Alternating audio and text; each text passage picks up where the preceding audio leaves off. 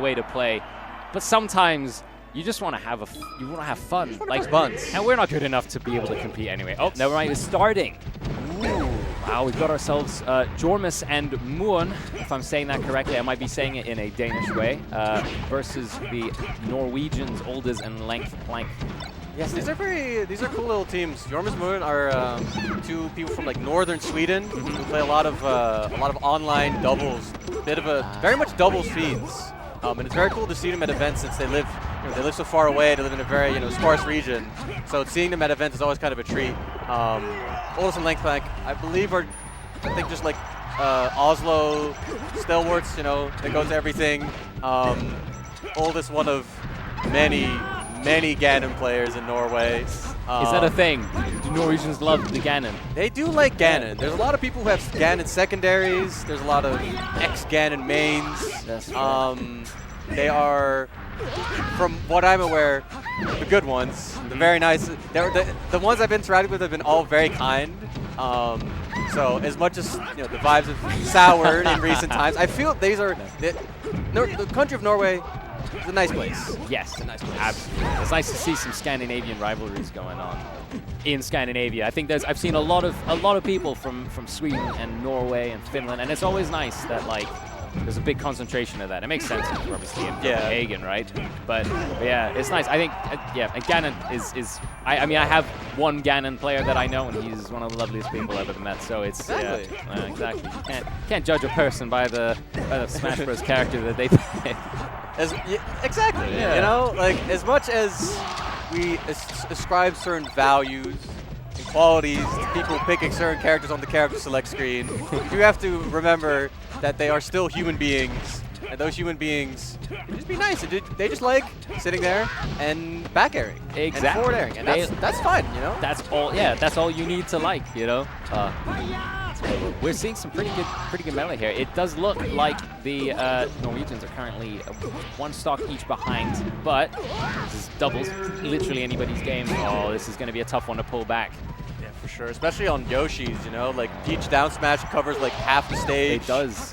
Ganon, any Ganon hit basically feels like it kills. Yes. So it's going to be very rough, even if you are a pretty cracked fox. That's true. This is going to be a tough one, I think. And they're patient, which is the one thing that you, as a Peach player, myself, if you're in a 2v1 situation, you want to be.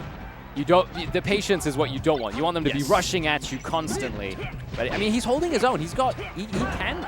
Oh, this is doable. This living does make it quite complicated, but they don't really nail the edge guard. That's true.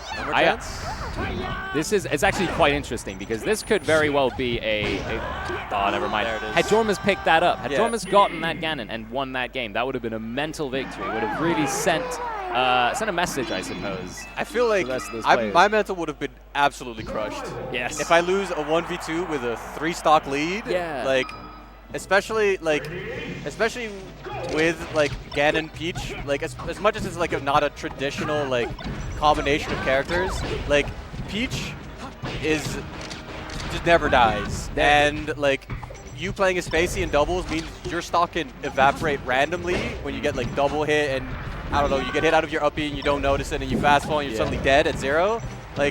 My stocks evaporate randomly anyway, and I play as Peach, so that's true. But with a character that's that easy to kill, and just making a wrong move for Fox. Yeah, it's difficult. You're very much right though. Peach and Ganon can be very scary actually. Yes. I can see that being a go-to team. Yeah, wow. Peach is just so strong in doubles. She lives forever. She can cover so much space. She can wall quite well. She can do because you can float. She has such easy ways to follow up on your teammate. It's just it's so obnoxious, especially because in doubles, you want to be approaching the entire time, and a Peach loves when people are walking in on her. Yeah, man, that's exactly it. Peach as well is you can float, right? You can just stay away from the others. Exactly. You have a lot more control over the space, I would say, which is surprising because in a regular game, Peach is not quite as easy to control the space of the stage. This is some really great melee though. I've got to say, it's so hard to commentate doubles because you have so much going on. There's definitely, but I feel like at least luckily we're playing. It's like a fast team and a relatively slower team. That's true. So like you can kind of 4 Foxes. Sometimes, yeah. 4 Foxes. You are talking in abstracts. Like, wow, that team combo was really good. They took that stock, and it sounds like you're not looking at the game, but it's like it's the only thing you can do. Otherwise, what you're saying is already irrelevant, right? Exactly. Like you can't be doing play-by-play. There's no, like it goes by too fast. That's so true. That's so true. But it does seem like the double Spacey team is kind of bringing it back. It is Pokemon Stadium, the classic Spacey counter pick. But as mentioned before, especially with Falco in doubles, your stocks could just disappear randomly. You can get hit off stage while you're trying to do a dare, and you could just die. But yeah, yeah, just like that. I know that feeling very well.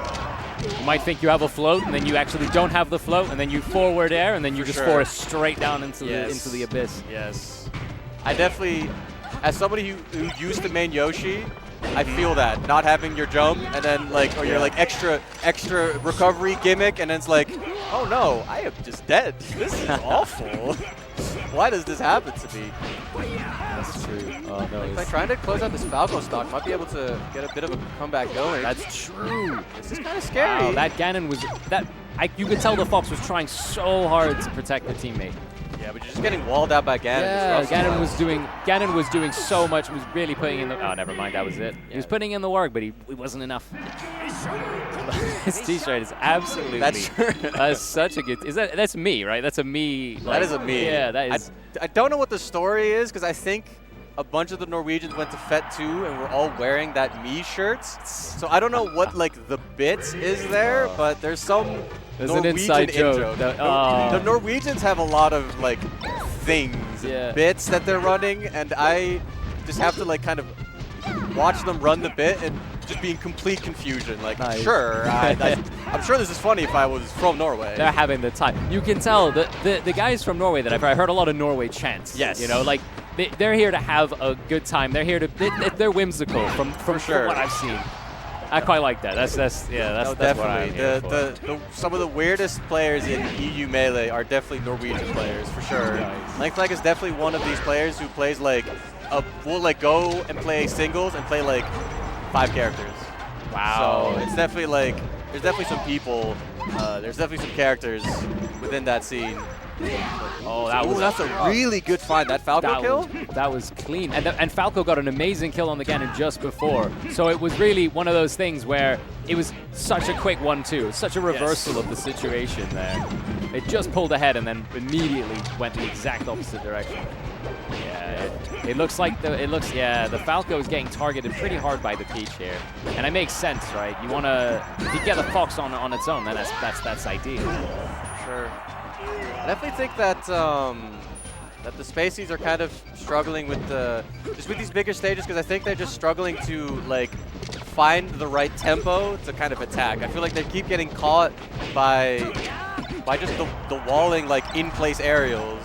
Yeah. They just kind of run into them and then it just kind of is over. Like Langflag is doing a good job of trying to keep Oldest alive because obviously Ganon has an awful recovery, and the only thing that Ganon can really do if he's getting like edge guard is hope that the Peach can come over and dare him, and that's all you really have. Ooh, does look like the Peach is down to 1 stock now. Can Ganon survive this?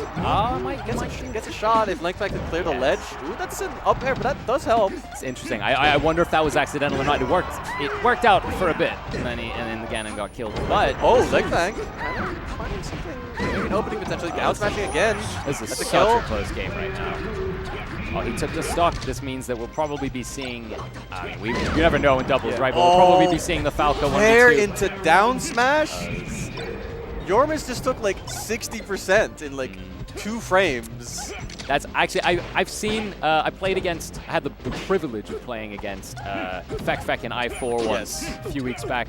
And that was one of Fek's favorite things to do was down air with Peach into down smash. Yeah. And like after like 3 or 4 times, I started getting used to it. But all she needed was those 3 or 4 times to make a huge dent in our, I mean, we were also like a fraction of the skill that they had. But you know, it's it's clearly something that works in this. Yes. But yeah, this Moon is trying his hard out right now to try and get this oh win. my Ooh, gets the Ganon kill that though. Was beautiful. This is definitely very. Ooh, Wow. yep. There's the bear. Like that gets caught. Gotta respect that. That was actually beautiful. I think he got 2 hits off basically, and both of those were spot on. Man, that's Yormis. I think Yormis is actually. I feel like Yormis is the Falco. I don't remember which character. I think Yormis is the Falco. I do think Yormis is actually the Falco because I did see Boonen play Fox earlier. I'm sure they can play both. No, Yormis is the Murin is the Falco according to the graphic. Yeah, I don't remember. And, you know, the important part is that Sweden, Northern Sweden, Norrland, I think is as it's called, clutched it out. Sorry, give me 1 second. There's a group picture being made. Yes, this commentate on my own. It's fine. It's all good. While the group picture's being made. Thank you so much. So it's still an early lead. I think Yormis and Murin I think they started to get into the rhythm of the game. Yes. I think that clutch at the end of Game 3 was really needed, but I think it also looks like they've just figured it out. Like over the course of Game 3, like what is the pace that I need to be playing at? When can I, how do I catch them off guard? And it seems like it's kind of working. It's still Dreamland, so like, you know, if they lose this, it's not the worst thing in the world because they still have their counter pick. But that's very true. They're definitely getting into this, and I think they're starting to understand the rhythm that they need to maintain to stop Oldest and Length Blank. Yeah, they can't just literally run over them. They have to actually like bait them. Yes. They know when they're going to like commit, and then once they commit, obviously it's game over. That's true. And I think both, especially Ganon, but both Ganon and Peach, they require, you need to be patient. You're reacting based off of what the opponent is doing. Yes. And I think once the opponent knows what you're going to react to, then they can abuse that. And I think it's about adapting. And I think Oldest and Length Blank currently they're not adapting fast enough. It is currently, you're seeing quite a lead here for Yormis. But I say that. Then again, it's doubles, and things can change in literally half a second. That's a good Falco kill. That was indeed. Both these players are really weak. That charge down smash is extremely unhinged, and it doesn't get punished, and instead a down smash hits, and they both get really good percent spaces. It's a high-risk, high-reward strategy right there. Had the Peach thrown him in there, that would have been something, you know? Oh, this is a difficult one to pull back, but again, this team is known for hitting hard. Yeah, so like that up air. Ooh, get up attack. Oh, does let him back on stage. Both players currently in edge guards. The Ganon Oldest does get the edge guard, but then Nightcrack not following suit, unfortunately. But it is Falco. That was a very that smart get up attack thing. almost just killed the Falco. It did kill the Falco. That's unfortunate.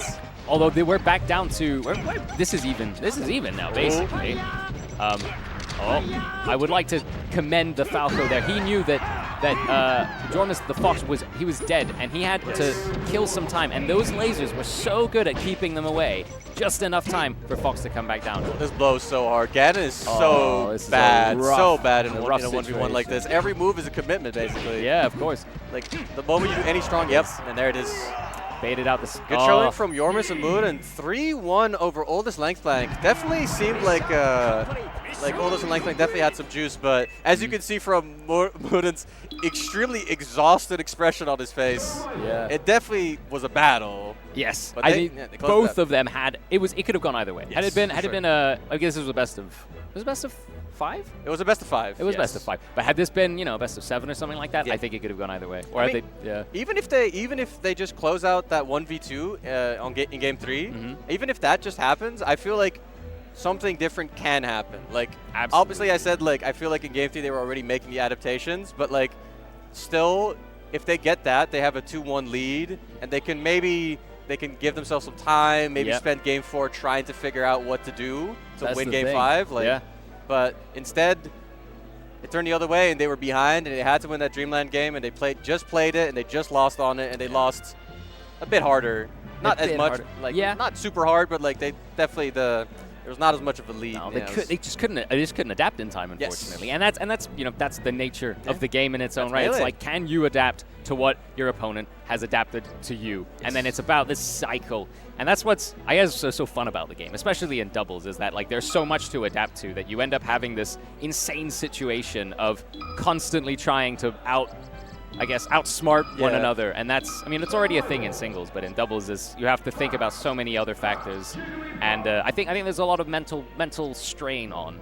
No, definitely. There's a lot of mental strain, like especially if you're playing with people who you don't have like so much experience with, that like the synergy is just like there, like you don't have to say anything. You just fully like know your tendencies. Like until you get to that point, you have to work so hard actively looking at what your teammates doing, what your opponents are doing, how good your opponents are at playing together. Like there's so many factors. There's so many. And factors. it could be the mental stack can be huge. Yes. But that's also what makes it so interesting, I find. Like, since I started playing more doubles, I've realized how much I've learned. Just like the capabilities that you need to play. Even it's transferable to melee, into singles as well. Because there's so much going on. Yeah. And like learning how to, be patient and make the moves. The only moves that you can make are the ones that, they count. If you make a single move that doesn't work, you spot dodge at the wrong time. In singles, they might not be close enough to punish you for it. In doubles, something bad will happen to you if you make the wrong move. And that's again, it's taxing, but it's, that's what makes it so exciting. And any person, it can go either way. I'm such a big doubles fan. Like I've always been a team sport like person as a kid. So like for me, doubles is like the ideal way of playing Melee. Like in my mind, like playing doubles is like the way you play the game. It just feels like I was playing. I don't know. I just love doubles. Doubles is like as much as I can get burnt out playing singles, I feel like I never get burnt out playing doubles. I feel like I've never ever like entered a double session and been like I don't ever want to play doubles again. Yes. I think it happens. It helps as well that you're playing with someone else that you can somewhat communicate with. But it's true. Like when I play doubles, I get bodied like 80% of the time because the people I'm playing is there. They're set teams, and I'm just there to have a good time. And I don't mind losing. Like you can get in unranked, you can get frustrated because you're like constantly encountering maybe salty or toxic people that are just like spam too good at the end on Slippy. But in this, it's like, you lose and you're like, oh well. Like some people probably do get frustrated, but I find it a lot less frustrating. I mean, I come from many years of playing Rocket League, and I never enjoyed the 1v1 Rocket League. I love 1v1 Melee, but once I was open to the world of doubles and realized how many parallels you could draw from other team sports and how spacing works and stuff like that, I was like, wow, this goes deep. Speaking of, let's see how these two teams can deal with their space. It's going to be Astar, Young Ulrich versus Raptori in solo battle. It's going to be, I believe it's Berlin versus Helsinki. I forget where Astar's from. He's from somewhere in the gray void of Germany where people don't often leave, and then when they go to a tournament, they do really well. But it's definitely Finland versus Germany, and I'm very excited to see solo battle Raptori actually, because I don't feel like there's I don't know if there's not a lot of doubles culture in Finland, but I feel like it's not a region I'm very familiar with when it comes to their doubles teams. I feel like whenever you see them at international tournaments, it's like one Finnish person, the two Finnish people at the tournament are like, I guess we're teaming now. Yes, okay. So I would very much like to see also how solo battles, extremely rest-happy playstyle extends to doubles where you can get even easier rests because your Fox teammate can just run up and grab. That's the thing. I mean, speaking of, he got a rest within like 4 seconds of the game started. It didn't quite result in the kill, although it probably did in the long run. But yes, well, yes, it's even still. I played against Raptori in singles. Played against Young Ulrich in Cruise last night, and I can tell you he's a powerhouse of a Peach player. But can he deal with solo battles in incessant forward airs? That I don't know. Yeah, that's kind of rough. Young Ulrich is definitely like one of the more old school players who are still active right now, and I mean, solo battle is like possibly like the best puff against, not the best puff against Peach, but in my mind, like I feel like when you He's up want to there. see Puff against Peach, you watch Solo Battle beat up Triff. Just like ruthlessly bully the Spanish man who's been playing for years. And then this random kid comes along, it's like, I'm just going to rest literally every single time you whiff anything.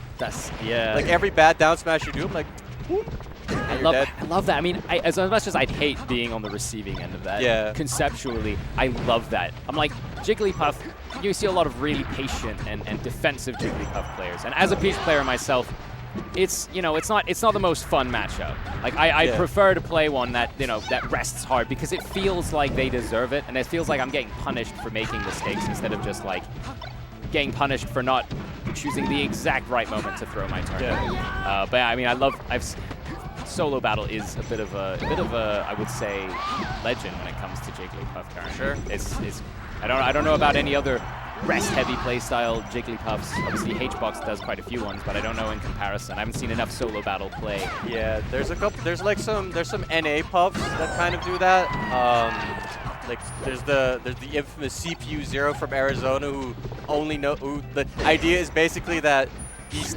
like once there's a knockdown he will rest everything. It's just more getting to that point and winning just neutral in general, which is more the issue. But Solo Battle's definitely like the rest puff, like because. I mean, I feel like this might be disrespectful to people from Arizona, but I do feel like Solo Battle's the one who's inventing the rests that all the other resty puffs are doing. Right, he's like pioneer. Yeah, like, listen, if they're talking about a rest setup that they just found, they're linking to a clip from Solo Battle's Twitter. That's what they're linking to. That is most definitely what is going on. They're not going to be like, oh, you know, there's this unknown Puff player from the Puff Discord. It's like, no, this is a Solo Battle Twitter clip. He posted this 2 hours ago, and it's the best thing I've ever seen. Oh, that's amazing. But yeah, definitely. I'll start closing out in the end. Yeah, he really did. I think it's kind of funny that we're seeing double, or like both teams are Fox plus floaty. Yes. Because it creates this funny thing that always happens when you have floaties and then a spacey is the funny like 10-second gap where the Fox is getting 1v2'd when the floaty teammate gets like hit off stage. Yes. And suddenly they're just like, oh, I'm 1v2ing for the next 10 minutes. Or 10 seconds. Yeah. This fucking sucks. It feels like 10 minutes. I'm having the worst time. Oh no, I teamed with a Samus. My standing double spotter is a Samus player. It's the worst. It is the worst experience of my life having to sit there and be like, I mean, I can't even blame him because he needs the 15 seconds to get back on stage, and I'm just gonna have to tank that L. Like you got to pick whether or not you're going to lose that stock and get back as quickly as possible, or just stall for as long as you can until the Samus comes back. And that's like genuinely quite a difficult decision to make. There's probably times when it's more beneficial for the Samus to just fast fall and then come back quickly. But obviously, that's a whole extra, inefficient, if you will. Luckily, Puff and Peach have actual options that they can do upon recovering, because Samus obviously has to basically up B or do like the most like high commitment like Nair or something. And at least with Puff and with Peach, you can just be like, I'm gonna do a float aerial and I'll just see what happens, or I'll just do a back air. And then I still have like 3 jumps, so it's fine. Yes. But definitely like, it's definitely still a struggle if you're like the spacey player, because you're still like, I mean, you're playing Fox, which is easily the best doubles character, but having still, it's like, and you like complement both these floats quite well.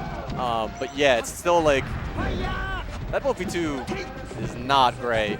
And if you played with any space, any floaty, you know you have to learn when you're allowed to just like, oh, I'm just gonna refresh on ledge. Yeah. You know, and when you can, like, when you have to run away or do really weird, gimmicky, like, stalling off the side of the stage things. Yeah. For now, I mean, All-Star and Young Oda are honestly kind of starting to run away with this. I'm seeing, and that's already amazing, but I'm seeing so many insane saves from Solo Battle here. Like, he is not playing a solo battle currently. He's playing a multi-battle, because he is not only dealing with 2 people, but every time Raptori has a difficult time coming back to ledge, Solo Battle will do like a really light hit that sends him just away from the other 2 players. Just cannot get punished for landing back on stage. And of course, Solo Battle is there to deal with a nice, you know, jumpy back air. You need the clean saves out of Puff. It's one of the, as much as the rest are really strong, just like with Peach, you need to have the saves. The saves are honestly one of the biggest reasons why the character is so good.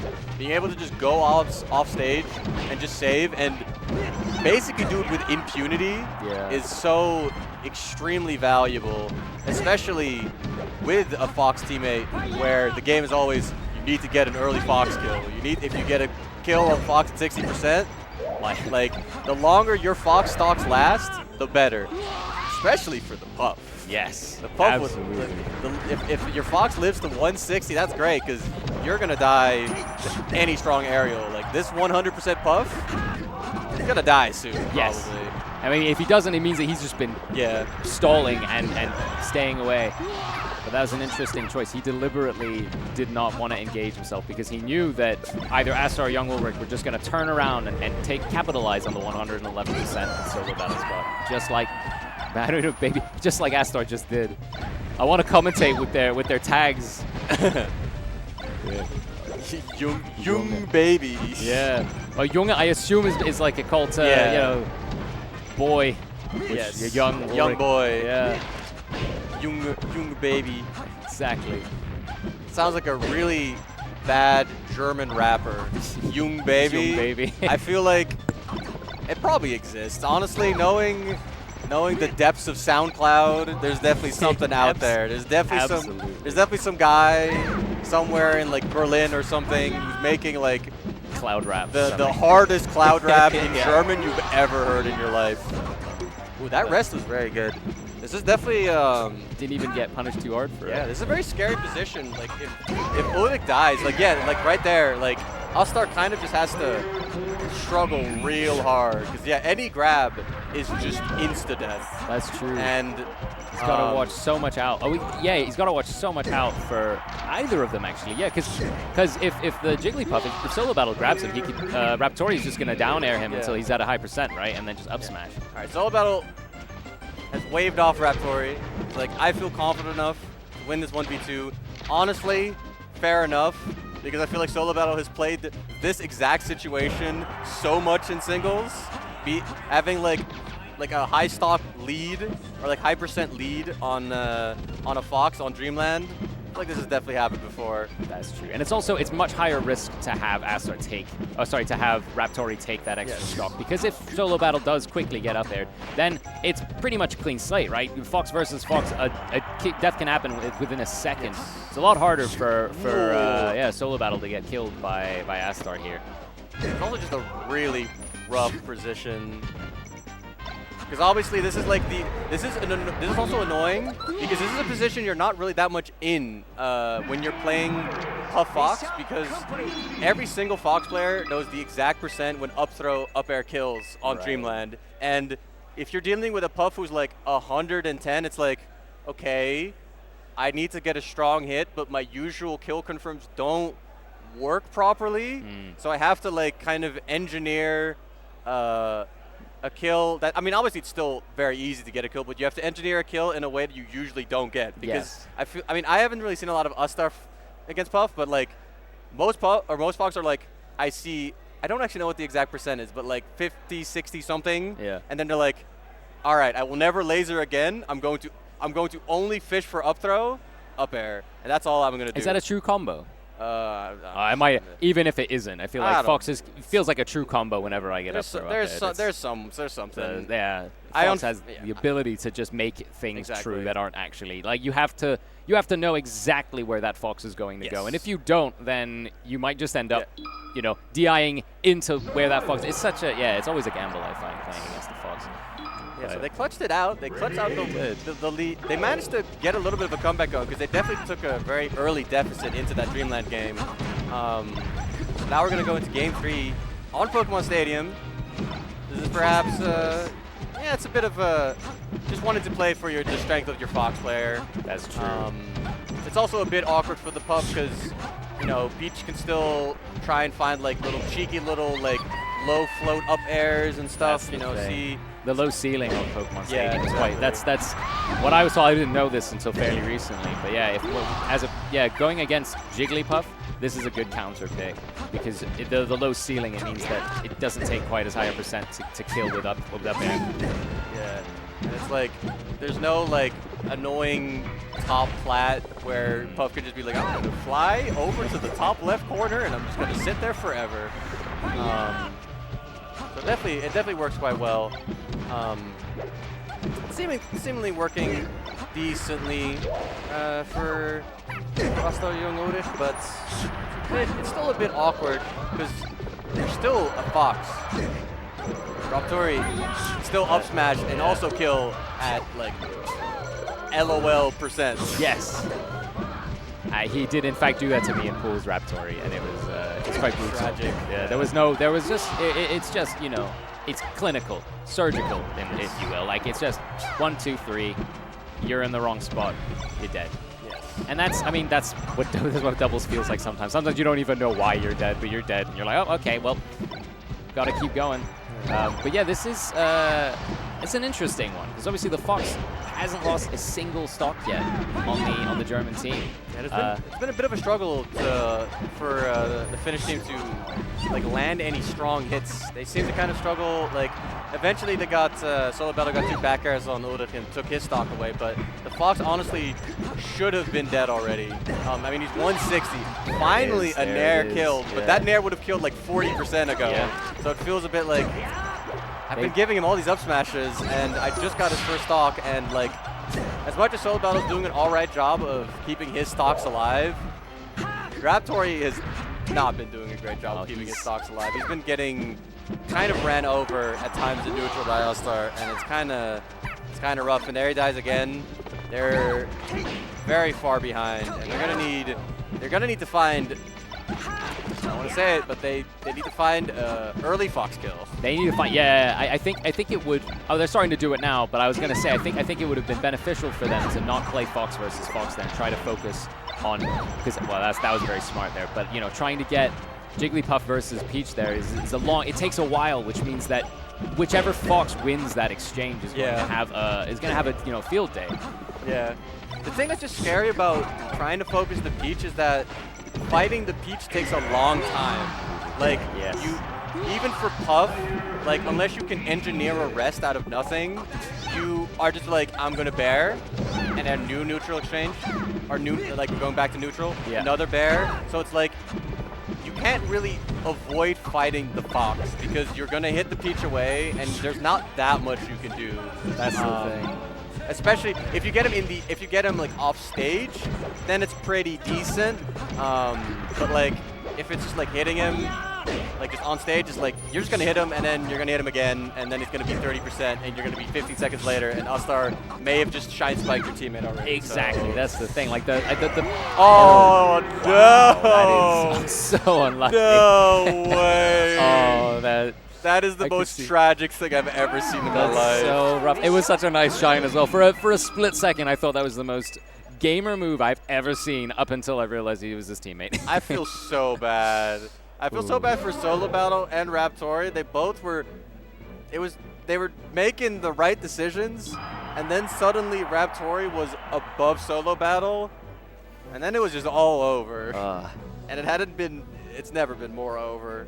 Oh, well, that's the thing. It's, unfortunately for Solo Battle and Raptori, they have one last chance to win. And if they win, then it goes to a Game 5. And that, I always love seeing Game 5s. I don't know about you, but I think there's nothing that is more hype in general than going to Game 5. Even when I'm playing it, it's awful because my heart rate is going through the roof. And, but at the same time, at the end of a Game 5, you feel like this is the reason I'm playing this game, you know? But maybe we'll just see Astar and Youngo like pull it out of the bag. We'll see. It was still quite like a pretty close game on Pokemon Stadium. Like the up throw rest just made it, I mean, it literally just instantly ended the game. It really did. So it's more like we didn't really get to see the actual conclusion of the game happen in like a normal way. There's an alternate universe out there where the rest hit the other teammate's Fox, and it's the game just kept going for Yeah, a while. there's definitely like, and then they can definitely like make a comeback on that. So Absolutely. we're gonna be going to Battlefield though. Wow, that was a very quick kill. Yeah, that's an early. Oh, no! That's Luckily, that's just an equalizer because that rest was so like ridiculously valuable That's the thing. that the missed rest basically just meant that we're back to even. God. This is basically what you're looking for. This is what you're looking for. You're looking for solo battle to find all these really early kills. Like, oh my. Okay, God. I mean, that is. You know what? Solo Battle turned to Raptori and said, "Look, I'm going to go absolutely hard. I'm going to be the most aggressive rester in the world. Just keep me alive, please." That's what he said. He couldn't keep him alive when he rested off stage, but I would say that's on him. But you know, this is that's a lead that they needed, and I actually think this is a really good. That's a very good mental like hit for them as well, getting 3 rests in such a short period of time. I definitely think that solo battle also just is trying to exploit like his strengths against Peach more. Like he's just kind of like, I think he's just at least partially being like, all right, I have faith in my teammate to deal with the Fox. Yeah. And that once I see the Peach off stage, I'm just going to immediately force like a winning interaction and try to just kill this Peach like as soon as possible. Because it's definitely like the more that I don't know, I feel like the more they try to 1v2 Ustar, it gets kind of awkward. It feels like. It feels messy. Yeah, but that was a really rough trade there because they both lost. They lost their 2 high % stocks without actually getting a kill for it. So now they're on the back foot. They're slight behind. The big thing that's nice about this is that once they get this kill, like they got this kill in Ustar, if Solo Battle can manufacture a rest, that can bait. Oh no, he misses his ledge dash. That is okay. That's sad. This is rough because honestly, Puff is not that great in 1v2s. I can see that. I can see that being a thing. It's, you know, slow moving as well. They have coverage on both. They have both slow and fast moving players that can really. Oh wow, that power shield is lovely. But yeah, it's one of those things where if Solo Battle really has to separate them and get a rest, I think that's like one of the best things that he can do in this moment. Yeah. But it's going to be tough. And the problem is what you would really want in this position is you would want to be able to hit the Peach off stage and then just kill the Peach off stage because the Fox can't really contest you there. True. So you can literally just force a 1v1. The problem is that the Peach is 17%. So you need like, you're going to need a lot of hits to get to that point, and that's going to be that. And Youngwood and All-Star over Solo Battle Raptori, honestly, a lot more comfortably than I expected it to be. I was not, I thought this was either going to be a really tough matchup for both of them, or I was actually thought that Solo Battle and Raptori might have been the favorites for this. Set. Same. That's my expectation. Yeah, but hey, you never know, especially in doubles, where the synergies of certain players is a whole new ballpark when it comes to playing. But hey, I'm loving what I'm seeing currently. Yeah, it was still very fun. It was a very there was a lot happening, and to see to see a more aggressive doubles Puff is very fun. Like I very much enjoy seeing a Puff that I feel like a lot of Puffs in doubles can be kind of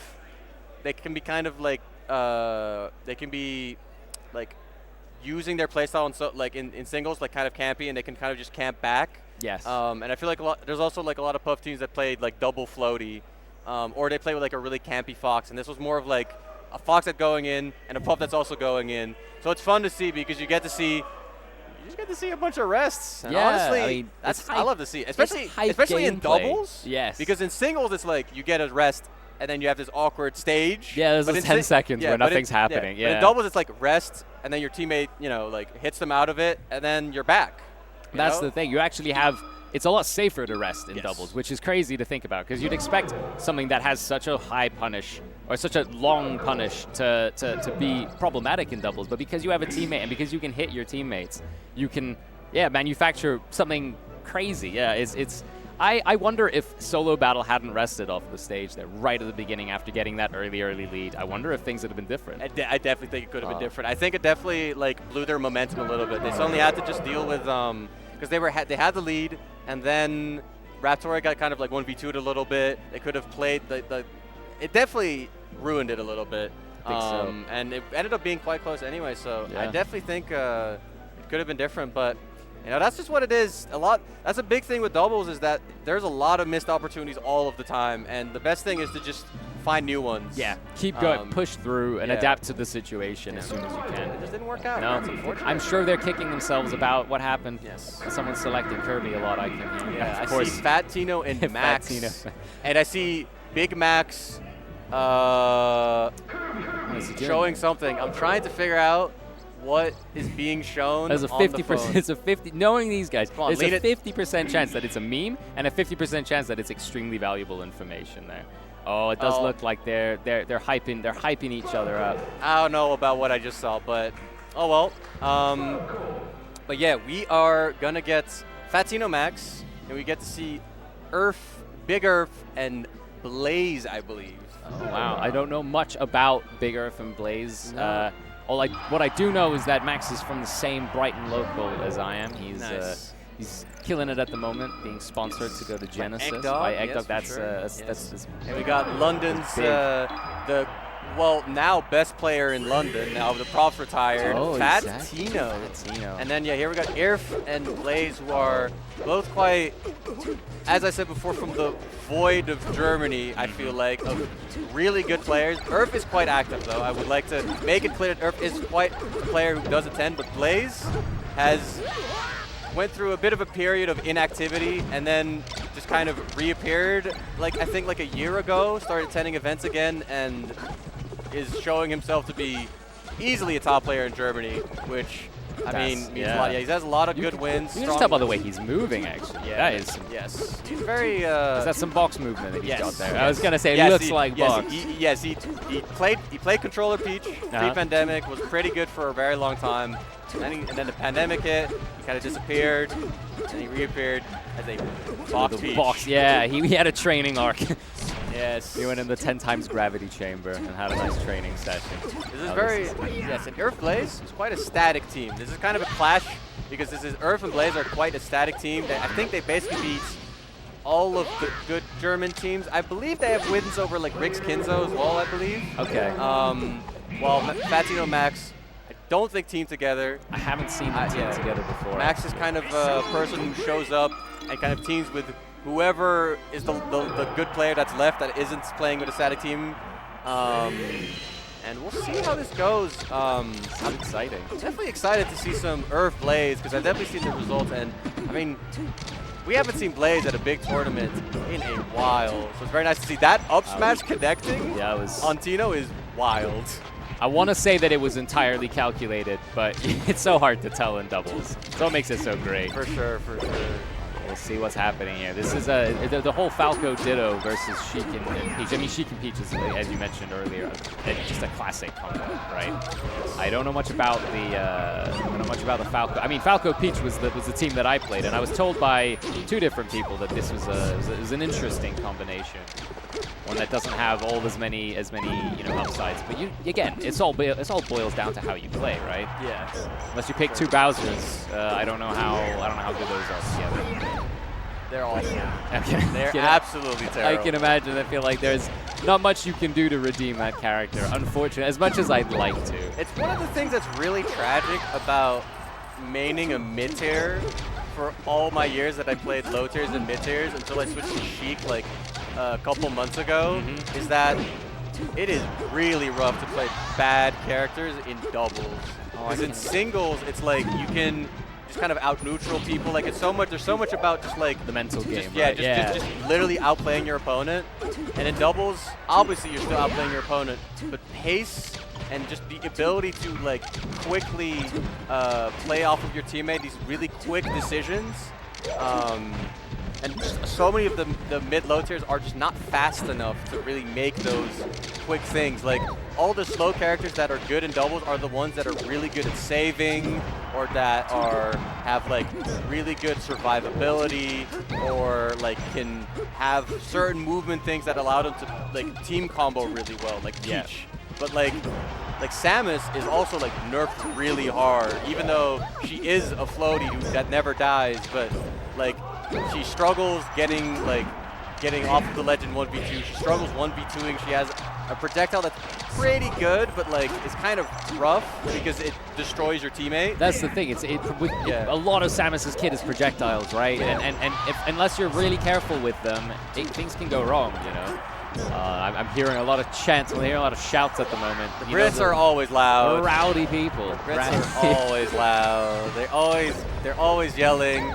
They're always doing their chants. Yes. I say that as if I'm not one of the people that's with them this time around. Yeah, you were literally on the Brighton B team. Right? I was on the Brighton B team. So it's like well, we played all right, but it fortunately wasn't enough.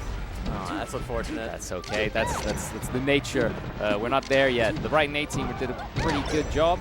Watched them commentated the one set that they did, which just felt very cheap, really, because I came on after I had finished my set, and Doorman was covering for me, and then I came right on just to be extremely biased towards the Brighton team with my other Brighton co-host. Honestly, I feel like the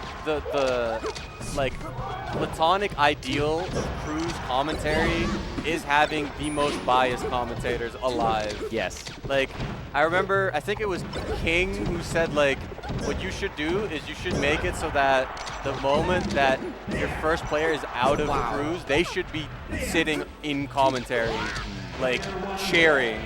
All right, so this is a 1v2. That was absolutely ridiculous. That combo that they did, it was a back and forth ping, and Falco's forward smash was so planned. That was so intentional. Yeah. I love watching good team combos. Maybe because I wish I could do them myself.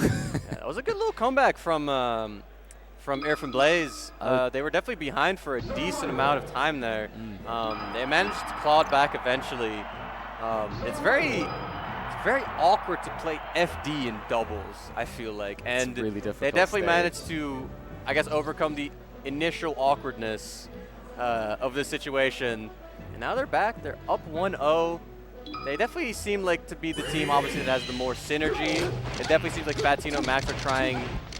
I definitely think that they both play doubles, but like they're definitely quite like. They need to at least Max in particular is definitely like a singles player who's playing doubles. Like what he's gonna do is he's trying to better player you. He will try to obviously play doubles and play with his teammate, but if he can just out-neutral his opponent, he's just gonna do that and win. Absolutely. And I mean, it literally boils down to whether or not Fatino and Max can get more synergy going in the next 2 games that they have, assuming that they lose this one now. Like that's you know, that's difficult for a team that's static versus a team that's not. It's a huge thing about whether or not they can adapt to one another as teammates. It feels so silly to watch Peach. Ooh, that's a great grab and great cleanup.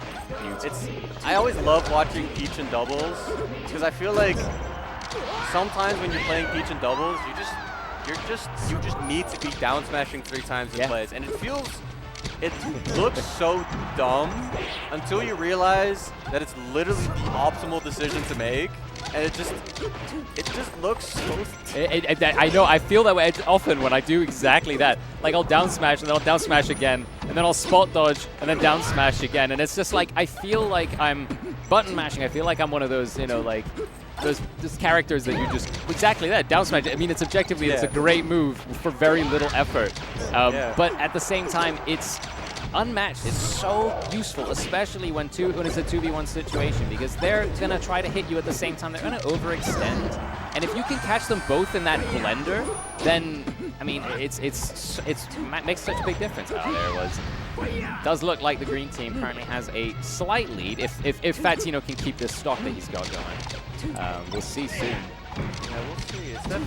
It's definitely quite a close game. It's not as much of a clear lead like green team had at the start of game 1. It's definitely just close. But yeah, the blue team needs to try and close out these stocks because Max also managed to stretch his stock to like 190%. Tino's at 130 as a Falco, which is just absurd. Wow, yeah. And Blaze is trying to find something, gets a little forward throw, little awkward interaction, and Tino lives for it. There's a down smash. Max on the ledge, equal stocks, but a little bit of a percent deficit. But the moment Max dies, can all turn around. That's very, very true. I feel like the British team currently, they have done a great job of adapting to each other's spacing. Like they're way more like in tune with each other's positioning. Before they were often like close to each other and hitting each other. Now they're extremely aware. Oh, that nair's kind of awkward, but what a reverse F smash! That was absolutely ridiculous. Blaze was cooking. Yeah, I would cooking on that one. Absolutely. I've never seen a man cook that hard then kill a Falco with a reverse F smash that was not even aimed at the Falco. Exactly. And you know, it's even perfect because he was quite literally attempting to cook. He had a frying pan there, and it was the only one of the 3 forward smash options that would have created that situation as well, which is great to see. When fate works out, RNG has your back. Basically everybody except for Blaze is basically killable at this point. There's an edge guard situation, back air. Ooh, Max can't recover. Can Fat Tino pull it through? I don't know about that. Oh wow. Well, makes it back, but this is still hard. Wow, this is looking like a done deal. Rolls a bit too early. You never know. There's the nair, and that is that 2-0. Earth and Blaze, they're definitely, as much as they're in the lead, I also feel like they're getting into the swing of things. You can feel it. Game 1 was there was definitely some growing pains in game 1, but they're definitely just in it. They are managing to, they're basically just able to grind their way to victory. Like, it's not like Tino and Max are getting rolled over. It's just that it feels like they're maintaining. Not to be slightly biased, but it feels like it's like they're imposing the inevitability that they're going to eventually win at the end of the game. It doesn't matter if it's by 5 stocks or by 1, but eventually they're going to win. Yes. And Fatino and Max are going to have to prove that they can actually close that out, or close a game out. That's very, very true. It kind of feels a lot like playing against someone that you know is slightly better than you, but you also know you could potentially win against. Yes. Where it's like you'll lose by like 1 stock every game, but it's still obviously not enough. You still get 3-0'd. It's still that. Yeah. This is clearly they've currently got the momentum on their side, and it's whether or not Fatino and Max can pull it back is entirely up to this game. Yeah. They need to make sure that at the end, they just need to close it out. That's the only thing. Just they need to get the closeout on one of these games, and then hope that they don't get owned too hard by the Peach-centric counter pick. Because this is definitely like this is such an annoying position to be in. It's an annoying position to be down 2-0 when you're playing competitively, because you feel like you should be 1-1 or maybe even leading 2-0, but instead you're down 2, and then you have to tank the counter pick twice. Yeah. So like it's already like I need to prove that I can win this game, and then I have to prove that I can win on the counter pick as well. And we'll see. Uphill battle for sure. And I mean, currently it does look like, I mean, it's obviously a close game here, but it feels like Irfan and Blaze have the momentum.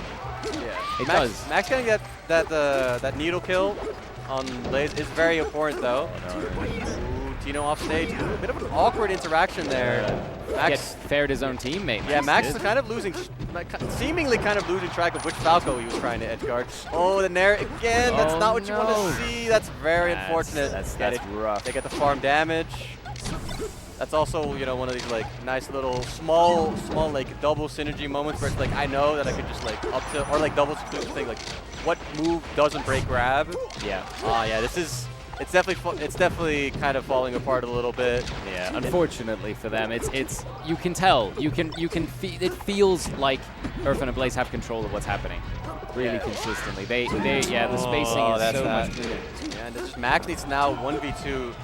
Yeah. Jig is definitely a decent 1v2 character, especially against these two characters. He definitely gets that first one, but I can hear that the Brits want a Max win, but unfortunately, that was a good find though. That's beautiful. Now you can just like, if you can find a weird Falco kill, then this is definitely like, this can definitely happen. But it's still like really awkward to deal with a 0% Peach as Sheik, and you get bared.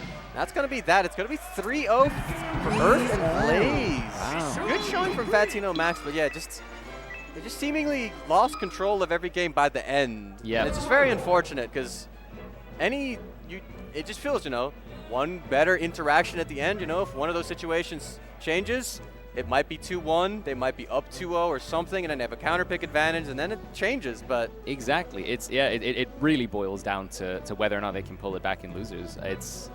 This is double elimination, Yes, right? this is Yeah, double I elimination, thought so. for sure. We're seeing some great doubles. I wonder who's going to be playing next. I wish we could see what teams we're going to be talking about.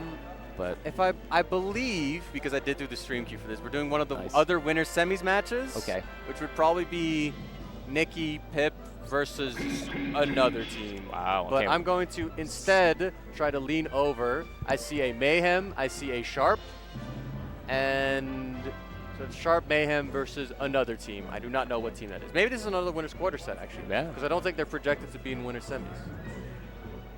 Well, we'll see. I think the one thing that we can say is we're about to see some great melee. Yes, don't break. I think we've seen some great melee pretty consistently. I feel like every time I'm on commentary, I'm just like, wow, this is some of the best melee I've ever seen. And I've seen a fair bit, but it's just always just like everyone has their own style and their own flair that they bring to the table when it comes to playing the game. And I think that's what makes it so unique, especially in doubles. Like you see these weird combinations that players will do, these weird like not just regular old combos where you hit each other back and forth, but just things that they know that they do the second they get the opportunity to, like set plays in football almost. It's so cool to see.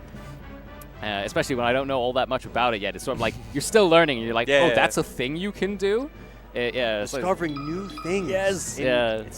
It's very exciting. That's what's so rewarding. I guess about anything really, right? So we have Sharp Mayhem versus Knuckles and Stein. Oh wow. This is going to be Finland, Sweden versus the Netherlands. The preeminent Dutch doubles team right now. I would say it's definitely they're seated quite high. They're definitely one of the better static teams at this event. There's a lot of the as somebody who was part of the seeding team, the big problem we had at this event was that a lot of the teams were new teams. Right. And Knuckles and Stein is one of the good static teams that are here.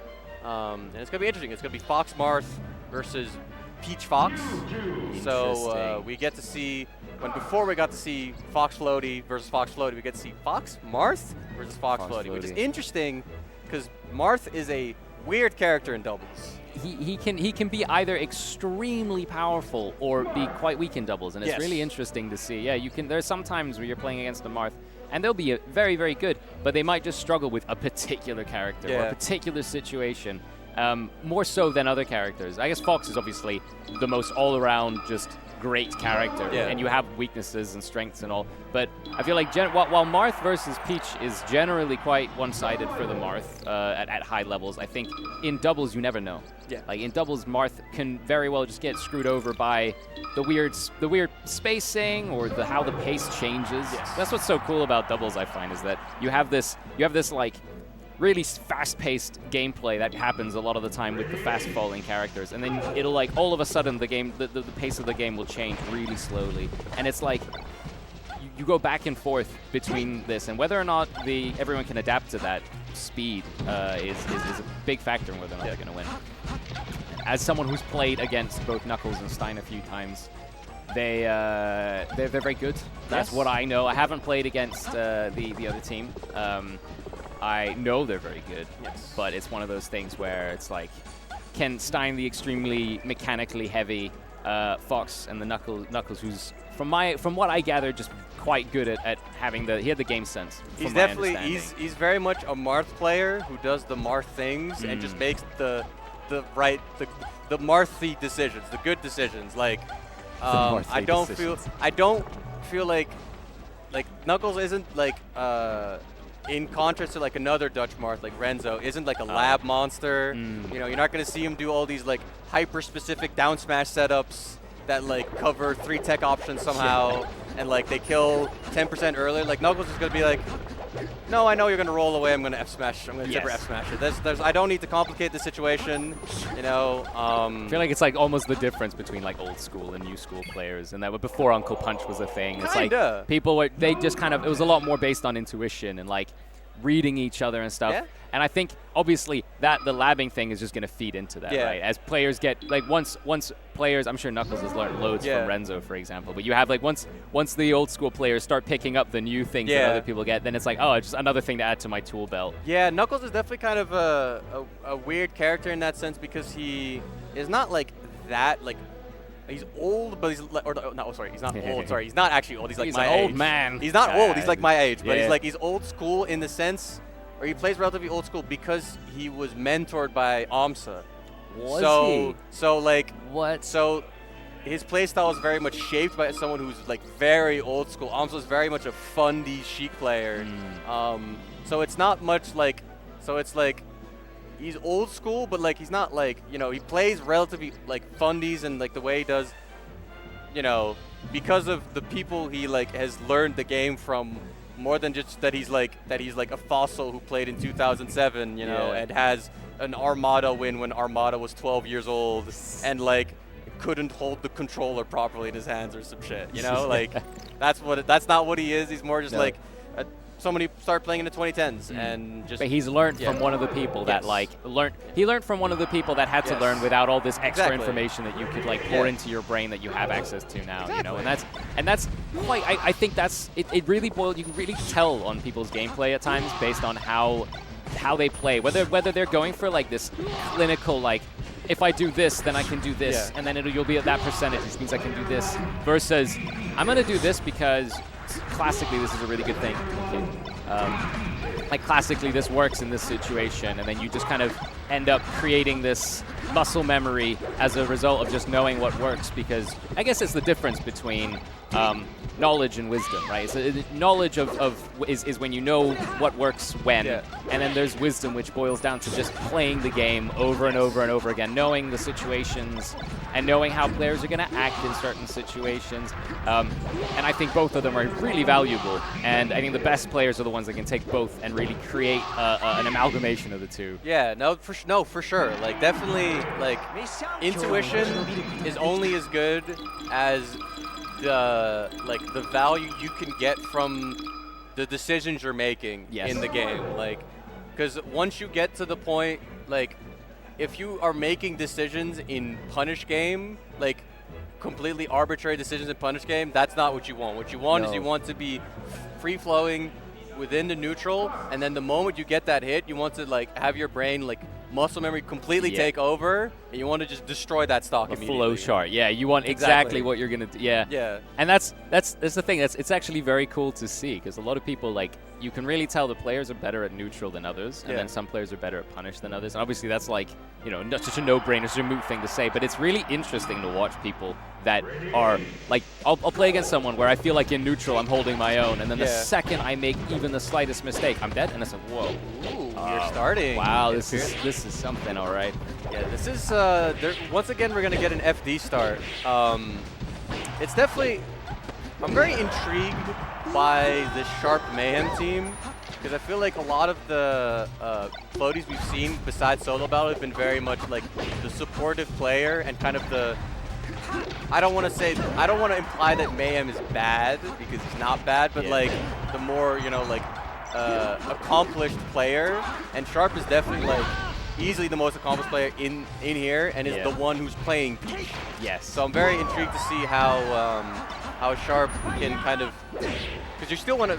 The Peach is probably still going to be the supporting player. So I would love to see how that dynamic will work against a team that's very much just like. We team together at every tournament, every time. We're from the Netherlands, a country that just loves playing doubles. We really do. We pride ourselves. Don't you? Yeah, no, the Netherlands prides itself on being good at doubles. That's so cool. So like, we'll see how a more impromptu team will be able to deal with one of the top seeds of this event. Two people who definitely are seated higher in doubles than they are in singles. Yes, okay. Yeah, I mean, this is... Sharp is I've seen quite a bit of Sharp gameplay, and they're just good. Like, it really boils down to how... They're so good. Yeah, it's great to... Wow, that was a very smart little, like... Just really took advantage of the position there. Yep. You see, no overcomplication. I'm gonna sit here. I'm gonna react to which recovery option you pick, and I'm gonna F smash if you side B. Yeah. That's what happened. And that's what got them the kill, and that's all you really need. Oh, that tipper, low percent tipper. Sharp is gonna take a second to get there. Ooh, the shine. Ooh, the attempt to save, but the down air did not connect. That's so rough. Yeah, I'm pretty sure that the up B from the Fox just happened to hit the Peach just in time to cancel it out. It's rough. Oh, and this downs. Yeah, oh, this lead is, wow, this, that was. Yeah, this lead is. This is an absurdly large lead. Like, I'm very surprised to see this actually. No, I'm gonna say like I. Besides the fact that I'm just biased because I'm Dutch, you can definitely say the Knuckles side are the favorites, but I'm gonna be real. They kind of got dumpstered in game 1. Like that was pretty depressing. If you are a sharp Mada enjoyer, that's kind of rough. I mean, you'll have to see. I mean, it could change, right? Like it's always about whether or not they can keep it going. You know that Sharp and Stein, or Knuckles and Stein, sorry, are you know that they have game plans for pretty much any situation as a team, and that's really probably what's making this work out so well for them. It's so beautiful to watch Marth in doubles because Knuckles just F-smash Stein and Mayhem, but the tipper hit Mayhem. Yes. So it was good. That's really good. Yeah, that's actually really cool. That's a good. I never thought about that. It looks so dumb. Like I'm sure, but that's the thing. It's the same with as down smashing his Peach. Like you might catch her. I can't believe he just ledge dash F smashed Mayhem. Tipper F smash and killed him at 50. I'm gonna be honest. That's an illegal option to choose. I don't know how to feel about what I saw. On their way after that. Oh, wow. This is. I mean, it's still anybody's game, but again, it feels like Knuckles and Stein have control of the situation differently. And maybe that's just me, but yeah, no. I mean, like, it definitely feels like they're playing more together. Yeah. And that Sharp and Mayhem are more just trying to. Get that singles brain on and just kind of don't lose neutral, convert these edge guards. Oh no, nice. That is such a big swing. Yeah, that is so tragic to fail the save and then get killed for failing the save. Oh, it's actually such a bad feeling because you want to be the good teammate and save your teammate, but in the end you just end up causing a much worse situation for the both of you. And it's hard to take part in. There's a slight little percent lead for the Nordic team if they can find this kill on the up, or if Stein just gives them the kill.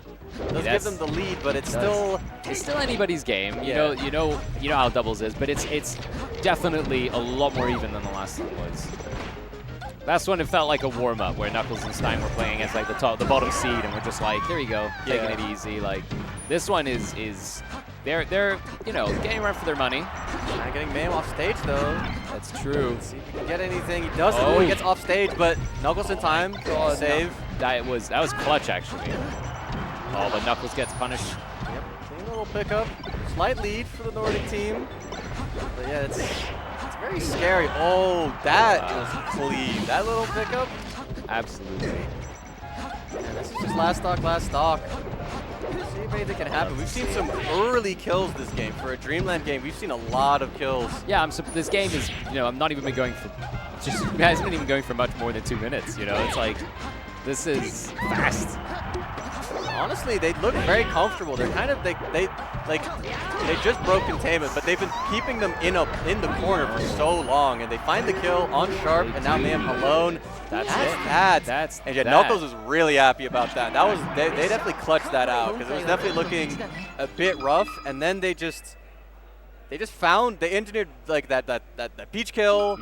They got the easy 1v2. They closed it out, and that's definitely the doubles experience. The synergy definitely coming to help them out in a big way. Absolutely. And we're kind of, I don't know. This is awkward because once again we're in a position where it doesn't feel like the losing team is playing that bad. It just feels like they're eventually getting out-clutched. In game 1 it happened surprisingly fast. But in game 2, it happened kind of at the end.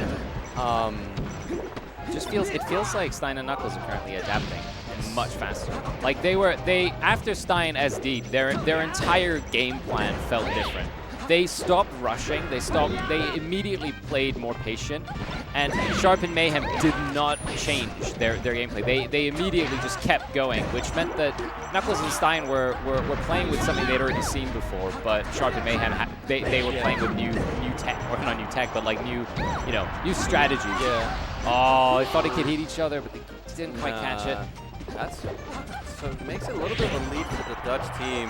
Obviously Stein, it's so high percent, but Knuckles in a precarious situation here. I would say that it's actually a lead for the that's very awkward. Ooh, good little up B kill. The rare Marth save. Love to see it. Any Marth save is the most high value thing in the world. Oh, the up smash. Okay. Luckily, really lucky that Stein got to do that second up smash, because otherwise this would have been quite rough. But this does stabilize the situation a little bit. Oh, there it is. There's still another chance for Stein, and Knuckles doing a really good job of clearing the ledge for him as well. Absolutely. And now it's an edge guard for the Dutch team. The speed at which the Dutch team manages to take something that seems like a bad situation for them and turns it into a bad situation for the other team. Yeah, recognizing, it happens so often. Recognizing together that you're in a bad disadvantage or advantage position really quickly is really important. Because you can, like, in those positions where you suddenly, like, you were getting edge guarded and suddenly you're both center stage, you immediately realize, oh, we're the ones edge guarding together now. Like, we need to pressure them now, because often people will, like, one of them will, like, oh, I'm gonna, like, let them give them some space just so we can stabilize for neutral, and then the other one's gonna go for ledge, and then, you know, one of them is hung out to dry because they're now fighting a 1v2 by the ledge. Yeah. But both realizing, like, okay, we are going to be edge guarding now is so important, because you can get so many, like, there's so many of these small situations where you can just 1v2 your opponent because you're edge guarding them. Like, first one comes in, that one you like F smash away, and then the next one comes, edge hog that one. Yep. And it's like, if you can close those situations out, you will just win these matches, even if your neutral's maybe a little bit worse, because you just win the, you know, in quotation marks, guaranteed situations. You know, you win them every time. Just take advantage of the fact that there aren't that many options. Yep. You know. Oh, that kill on Sharp is very good. Mayhem's gonna have to figure out a way to win against a 0% Fox and Marth. This is looking like a 3-0 for the Dutch team. I don't know. Oh, that up tilt. You can really tell though that it just boils down to the fact that Knuckles and Stein, the sum of their parts just happens to be a little bit stronger than what Sharp and Mayhem have. They just need to not over-engineer these edge guards. I feel like that's the classic problem in 1v2s, and Knuckles is seeing it as well. Like, sometimes you're trying to cook a bit too much on the edge guard. It's like, actually, I can just hold ledge and roll. Yeah, you may as well. There it is, there for the high up B, and that's going to be that. And that's going to be 3-0 for Knuckles and Stein. Quite a comfortable victory for Knuckles and Stein over Sharp Mayhem. Sharp Mayhem, no slouches, but Knuckles and Stein, they're gaming. They made it look like they were playing, again, like the whole time. Apart from game 2, I would say, they made it look like they were playing a team that was worse than them. And you know they're not. Like, you can tell just by the caliber of player they were playing against that there's, like, in terms of the individual players, there is not much difference in terms of skill level, but it's clear that Stein and Knuckles, they had the synergy. They knew what they were doing together, and every single time there was a situation, they changed what they were doing to match that. Exactly. The classic sum of the parts is just large, it's just higher. Yeah. That's what it is. And I think it was actually very cool to see a lot of what they were doing, because it felt like set plays. You know, it felt like they knew exactly what to do in which moments, and you love seeing that. It's beautiful to see teams, like, recognize situations perfectly, because in singles, like, seeing people play, you know, like, really solid neutral can feel kind of boring and kind of like, well, duh, you know, just people like hitting like, each, like the flow chart's so simple, and like you only have to deal with one player, but then when you see a team do it, it feels so much more satisfying to see two people be on the exact same page and know exactly what they need to be doing, and it's great. Because you have the addition of what is essentially a defender, right? Yeah. Your teammate is there to try to obviously kill the opposing team, but also to stop the opposing team from hitting your teammate. Yeah. And that adds this whole extra layer of like you have to outmaneuver one and hit the other, and yeah, there's so much more. It opens like an entire ballpark of crazy things. That, yeah, as we said, like the sum of the parts is so much bigger. I find in doubles. There's so much weird stuff you can do. Like the amount of times I've accidentally hit my teammate, and it's just ended up being like, that was so clutch. Yeah. You would have died from that up smash, but because I accidentally down aired you from above because I was trying to down air the opposing player, you're like, oh, saved you. You know, it's like that's what we call a gamer moment. Exactly, That's what we call a gamer moment. Yes, calculated. Big time gamer moment. Exactly. Let's see, what do we have? Yeah, what do we have? Oh, I can only see their hair. Oh, I think. Better hope they got recognizable hair. Okay, there's Nikki. There's Pipsqueak. I know those people. I'm going to stand up. That's Ustar and Young Luke. All right. Wow, okay. So we are... we get to see 3 Germans and a Swede. Wait, yeah, Astar and Young Luke, they won, right? So Yes. this is still winner's bracket. This is winner's side. They get to play... They get to have the very fun experience of, congratulations, you've won. You now get to play against the first seed of the tournament. I wish you good luck on that one. It's such a rough feeling as well, because like, you're probably so hyped about winning. You're like, that was so close. You're like, the adrenaline is still there. You're like shaking from how intense the game was. And then this like person sits down with a fucking mask on and a box and is like, I'm ready to play. You know? Yeah. And I mean, I haven't played against Nikki. I was I played against their crew, but they didn't even get that far. Actually, I'm pretty sure Young Ulrich and Nikki were part of the same crew. Oh, the little look from Young Ulrich to the camera, like I know what's happening right now. The problem with the situation is that you know that Pipsqueak and Nikki are going to goof off in the hand warmers in some dumb way that, like, I feel like feels like it's undercutting the seriousness, or not. Well, I don't know how serious Ustar and Ulrich are taking this, obviously, but like it feels like you're getting undercut from the start of the set. Yes. And then you play the set, and if you get stomped, it feels like I feel like I'm just getting bullied, and that's not fair. And I don't want my like, why is my life like this? Yes. And it's rough because you obviously have like there are things that you can do that might feel not necessarily like BM, but they might feel like it almost feels a bit not toxic when you act like a bit silly and stuff. But a lot of the time that's just for fun. For the other team. Like, I don't know, Mewtwo King, he's definitely talked about it in the past as playing Sheik, where if he was having a rough set, a rough game, he would sometimes just pull out the side B with Sheik, like the little whip, and would just have fun with it, because it would take him out of it. It would take him out of that, like, frustration that he had, and would make him have fun and be like, hey, this is a silly, remind him that this is a silly game from over 20 years ago. And it's like, I mean, I'm not like that. That's for sure what this is. Like, it's definitely not, like, it's not Nikki and Pip, like, BMing them. It's more just like it feels like what it is you're suddenly for a short period of time you're breaking from the facade of like high stake esports competition, and it's just like you're suddenly just in the whimsical world of I'm playing Melee, right? Party game.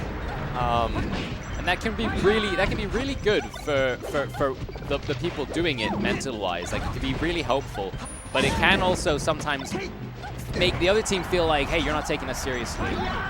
And, I'm sure these guys, they seem like they're all, I mean, I know that Young Ulrich, Master, and Nikki probably know each other quite well, so I'm sure that this is a lot, they're having fun, right? Yeah. But, it can be different. You never know. I absolutely love watching Young Ulrich, especially on fast followers. You can see a lot of his, his up airs, quick, like low float up airs. They just look so clean. They look real nice. A little team hit there. This is the first triple Fox one. We're gonna have Young Ulrich is gonna be sitting there in the corner, being like, I wish I could participate in all this fun stuff, but instead I'm just here kind of like as a wall because there's 2 Foxes on the enemy team, and if I do anything wrong, they will run at me and blip me to death. Yeah. Oh man, getting shined to death is one of the worst feelings in this game, I think. Like, there it is. the accidental team up smash. That's what happens when you have an up smash as powerful as Fox's up smash. You gotta watch out you don't hit your teammate. But hey, that's the nature of the game. Yeah. It's honestly, Ulster and Ulik are definitely doing a great job of keeping themselves in this. Outside of that snafu, I mean, they are up with a slight lead. They're definitely like keeping pace. The fact that they managed to do a team kill and still are in the lead is it speaks volumes. These guys are cooking today. For sure. There's definitely an angle where they win game one. And honestly, winning game one is definitely very good. So valuable, especially for something like this. I mean, obviously, it never means much, but it means that it means the other team's on the back foot, and that can also be a big mental block. Obviously, these guys are competitors, have been competitors for a long time, so I don't know how impactful game one loss is on the mind. But you never know. Some people really get. Oh wow, this is Some people get not tilted per se. They get thrown. Things happen at Melee tournaments. Sometimes people just get very unhappy with the state of the game that they're playing. And it's not great. Little ledge dash. That's true. It doesn't even matter. There are people that have been around for so long that still get angry. They still get frustrated, and that's just how it works. Because this is a high stress game, right? There's people in high stress environments. But I tend to feel like the ones that succeed are the ones that manage to keep cool. It's definitely, I mean, it's a competition, Yeah. It's just like, people put a lot of effort, put emotion into it, It's not even about that it actually is like that emotionally like traumatizing or something in the long term. It's more just like, it's just more you care, and therefore you're gonna, you're it's part of your identity. You value yourself based on the skill that you have in this game. And if someone's kicking your ass and making it look like you have no skill, then some people can feel a bit like, I guess self-conscious about it. But it's an interesting. You got to. That's why I love doubles as well, is because like it doesn't feel like people are getting as they don't feel as much like it's their own fault. It feels like it's more they got the sum of both parts, right?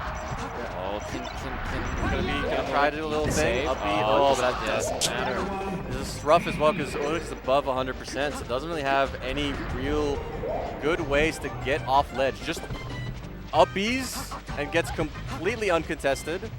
Somehow, I felt like they let him back. He goes up as stage. Oh, what was he bear? What was that bear? What was that for? What was he doing? Can he take advantage? Young Ulik just has to make. Oh, no, he can't. Wow, that was actually they could have thrown that game pretty easily. Had Young Ulik capitalized that would have been. I'm so confused with that bear. That bear was hitting nothing. The fact that they just let the Pete come back on stage. That was rough. I think letting him on stage was just more of like just kind of like overthinking the situation a little bit, or like being unsure who should be killing the Peach afterwards. Potentially. But I think that bear was just like a bit like an unfortunate misinput, because I don't think it seemed like Nikki was like fidgeting with his like control. Like, yeah, that wasn't. I clearly didn't want to. I was not intending to bear like 20 kilometers above the Peach where she can't get to. Yeah, exactly. Was definitely not the plan. It's quite clear that wasn't intentional. Yeah, but they managed to. They managed to keep it together. They barely won game one. Definitely, Ulster Young Ulik still like keeping pace. Yep. They just kind of lost the final little situation. Unfortunate. I think Ulster kind of just misplayed the situation. Kind of got himself trapped at the ledge, and then he just kind of got easy peasy edge guarded for it, and then Ulik just didn't manage to clutch it out. So. It's a very small edge to the blue team. We'll see which team will make the adjustments, maybe be able to get further in this bracket. Yeah, this is. I have a feeling that this is going to go further than just a 3-0. I think we're going to see some adaptations made. Although might be wrong. You never know. I want to see. I think Astar and Young Ulik, they have some style. There's something about there's some flair on their team, and I want to see them go. I want to see this become a little more. I want to see them give Pipsqueak and Nikki a run for their money. We'll see how it goes. There's definitely they definitely need to figure something out, because at the start of this game, they're definitely starting to get cooked a little bit. That's Definitely a bit of a, definitely a case of single skill shining through for that first minute. A lot of one-on-ones, and they just both won their one-on-ones. Yeah. Uda gets shined at 7. He's dead. That is absolutely rough. That is rough. That's the big thing about Dreamland, is that Peach lives forever. Unless you get shined at 7, and that is very unfortunate, because neither of these Foxes, like, they're finally gonna, I think, rob a stock perhaps, but like, it means that they're fighting. They have to make a big comeback to get back in this game. And honestly, this might be a game to forget. Yeah, this is a whitewash. Uda just got killed, I think, at basically the first percent where he dies to up smash from the top, and it's just that's so rough, because he survived the first up smash, right? And then he immediately made it back down and wasn't able to do anything else to hinder the other team before getting up smashed again, which meant that all that happened was it gave them a lot of time to hit Astar loads and take loads of percent off him. This is looking, I mean, they're starting to cook more, but they definitely too late. It's too little and too late. Oh, what is this? What? All right, we might be back. We might be back. We are no longer back. All right, well, Star, good luck. Yeah. Uda joking, implying that he's gonna take the stock. Yeah. Which would be absolutely garbage. Peach in this position would lose 999 times out of 1,000. Okay. I feel like the Fox has way more of a shot, which is like 0.2% more, but it's more of a shot. There's a chance. There is more of a chance for the Fox player. Wow, and the thing is, because they have an extra stock each, they can do exactly that. They can just throw their stock away to get the Nikki kill. getting get-up attacked into being in the perfect spot to bear a star. They did not need to cook. They did not have to cook that hard for that X guard. I wanna say that all of that was fully intentional as well. Just like, there's absolutely no world. I'm sorry. No, there is. I'm so sorry. I don't want to be the bearer of bad news, but these people are not thinking that far forward. These people have definitely not sat in trading mode, blabbing anything. They were like, how would we press some buttons and play doubles? I think that would be fun. Hey, we like this thing where you hit one player. How about we play this one where you can hit 3?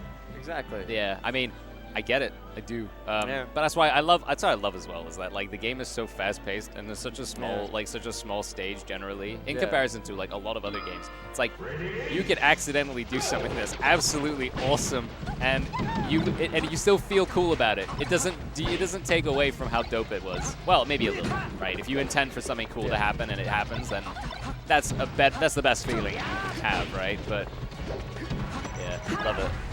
This is Battlefield now. They've counterpicked, which is something it's quite interesting. Uda dying so early again. Man, Can't be doing that. It's the singles skill shining through. That goddamn shine spikes from Fox are such one of the only things that can properly counter Peach's ability to live forever. These are so hard to come back on stage from something like that. Just getting knocked off stage by a really good Fox feels like a death sentence on its own, right? Ooh, nice shield from Uda there. Letting the team kill just happen. Lives. Yeah, this is very. The longer he lives and the more percent he can put on the opponents, the better. That's the thing. Like you can really tell how the game's going by. Oh, that dare, that like okay. He can't. He can't get the shine. Unfortunately, he was too busy. Was kept busy by the other Fox, but. Almost something. A lot of damage though. Is the Fox with the 3 dots the second Fox? Is that Nikki? I'm going to assume that the Fox with the tag. Yeah, I'm going to assume that the Fox with the tag is Nikki. That's what I'm thinking. Yes, I looked at the controller inputs and Pip was definitely recovering. Right. So yes, this is definitely that's definitely what is going on. I don't know if that's thematic. I don't know if that's his Nikki not trying to look too much like a Slippy kid using like the me tag or whatever it is. But this is definitely Odik. I mean, I think Odik is just having a bad time. It's rough, man. I think he's really kind of struggling. I think he's just getting. I don't even think he's not playing bad. He's just, you know, getting caught a couple times and then loses his stock. It's unfortunate. It's a difficult one because both of these players are very, very high caliber with a very good character that has a great counter against the one thing that makes Peach really valuable in doubles. That is that. 3-0, and it was progressively more and more one-sided. Yeah. Rough for them, but hey, you know, these guys are great players, but on both sides actually. But you know, if you're gonna lose to someone, you're gonna lose to the favorites of the tournament, right? Oh, well, it's a good showing. I would say so. I feel like I would love to see more of Young Odik and All-Star. They definitely seem like a good team that have they play together. They do seem like they get the doubles play style. It's just honestly just some unfortunate, like, I think genuinely Udik just getting caught a couple times in a row is just what it is. Like, you can't give up anything like that, like, that many times in a row, and that's what it is. It's unfortunate, but I do think that they're a solid team, and we'll see what they do in the losers. Maybe they can get something going. They could start cooking, because it really was it really boiled down to those stocks that were lost from Younger getting shine spiked, and again, that's the one thing that you're going to be worrying about as a Peach player against two Foxes. And two Foxes that good as well. Like, oh man, I can't even imagine. I can't begin to imagine how like difficult. I played doubles against was Turbo Fox once. And shout out to the Turbo Team's doubles Discord server, by the way. I'm sure he'd appreciate that. But yeah, he shine spiked our whole team 8 times in a row. He took 14%. And it was just like, you're sitting there. The game lasted like 25 seconds. And you're just sitting there like, next one, next one. Life's hard out here. R.I.P., you know. But that's, you gotta, this is good doubles. Yes. I'm happy this plays. I would like to give a shout out to VGBootCamp. For Oh, letting us have our humble Danish tournament on their stream. I actually, when I heard that we were on VGBootCamp, I was like, no way. What's like the fucking the Valhalla is gonna be cast on VGBootCamp? I mean, if it was me, I'd be paying $4.99 a month. As low as $4.99 a month, or free if you have Twitch Prime. Yeah, which is something that I Any do primers? I have Twitch Prime, and I fail to use it way too often, actually. So, that's maybe. You're kind of messing up, man. I know. And then as soon as I'm done here, get my phone out, giving VGBootCamp my money. Fair enough. Fair enough. Awesome. Well, looks like you like some. I signed in. How about you sign off? Well, I'm very much fine to sign off. So thank you for watching our block here at Melee Doubles. It was me, Nago, and my good friend Mr. Crumb. Yeah. We will be switching commentators, and you'll get to watch the rest of Doubles Top 6. Wow, that's very exciting. I hope you guys have a lovely time. Goodbye.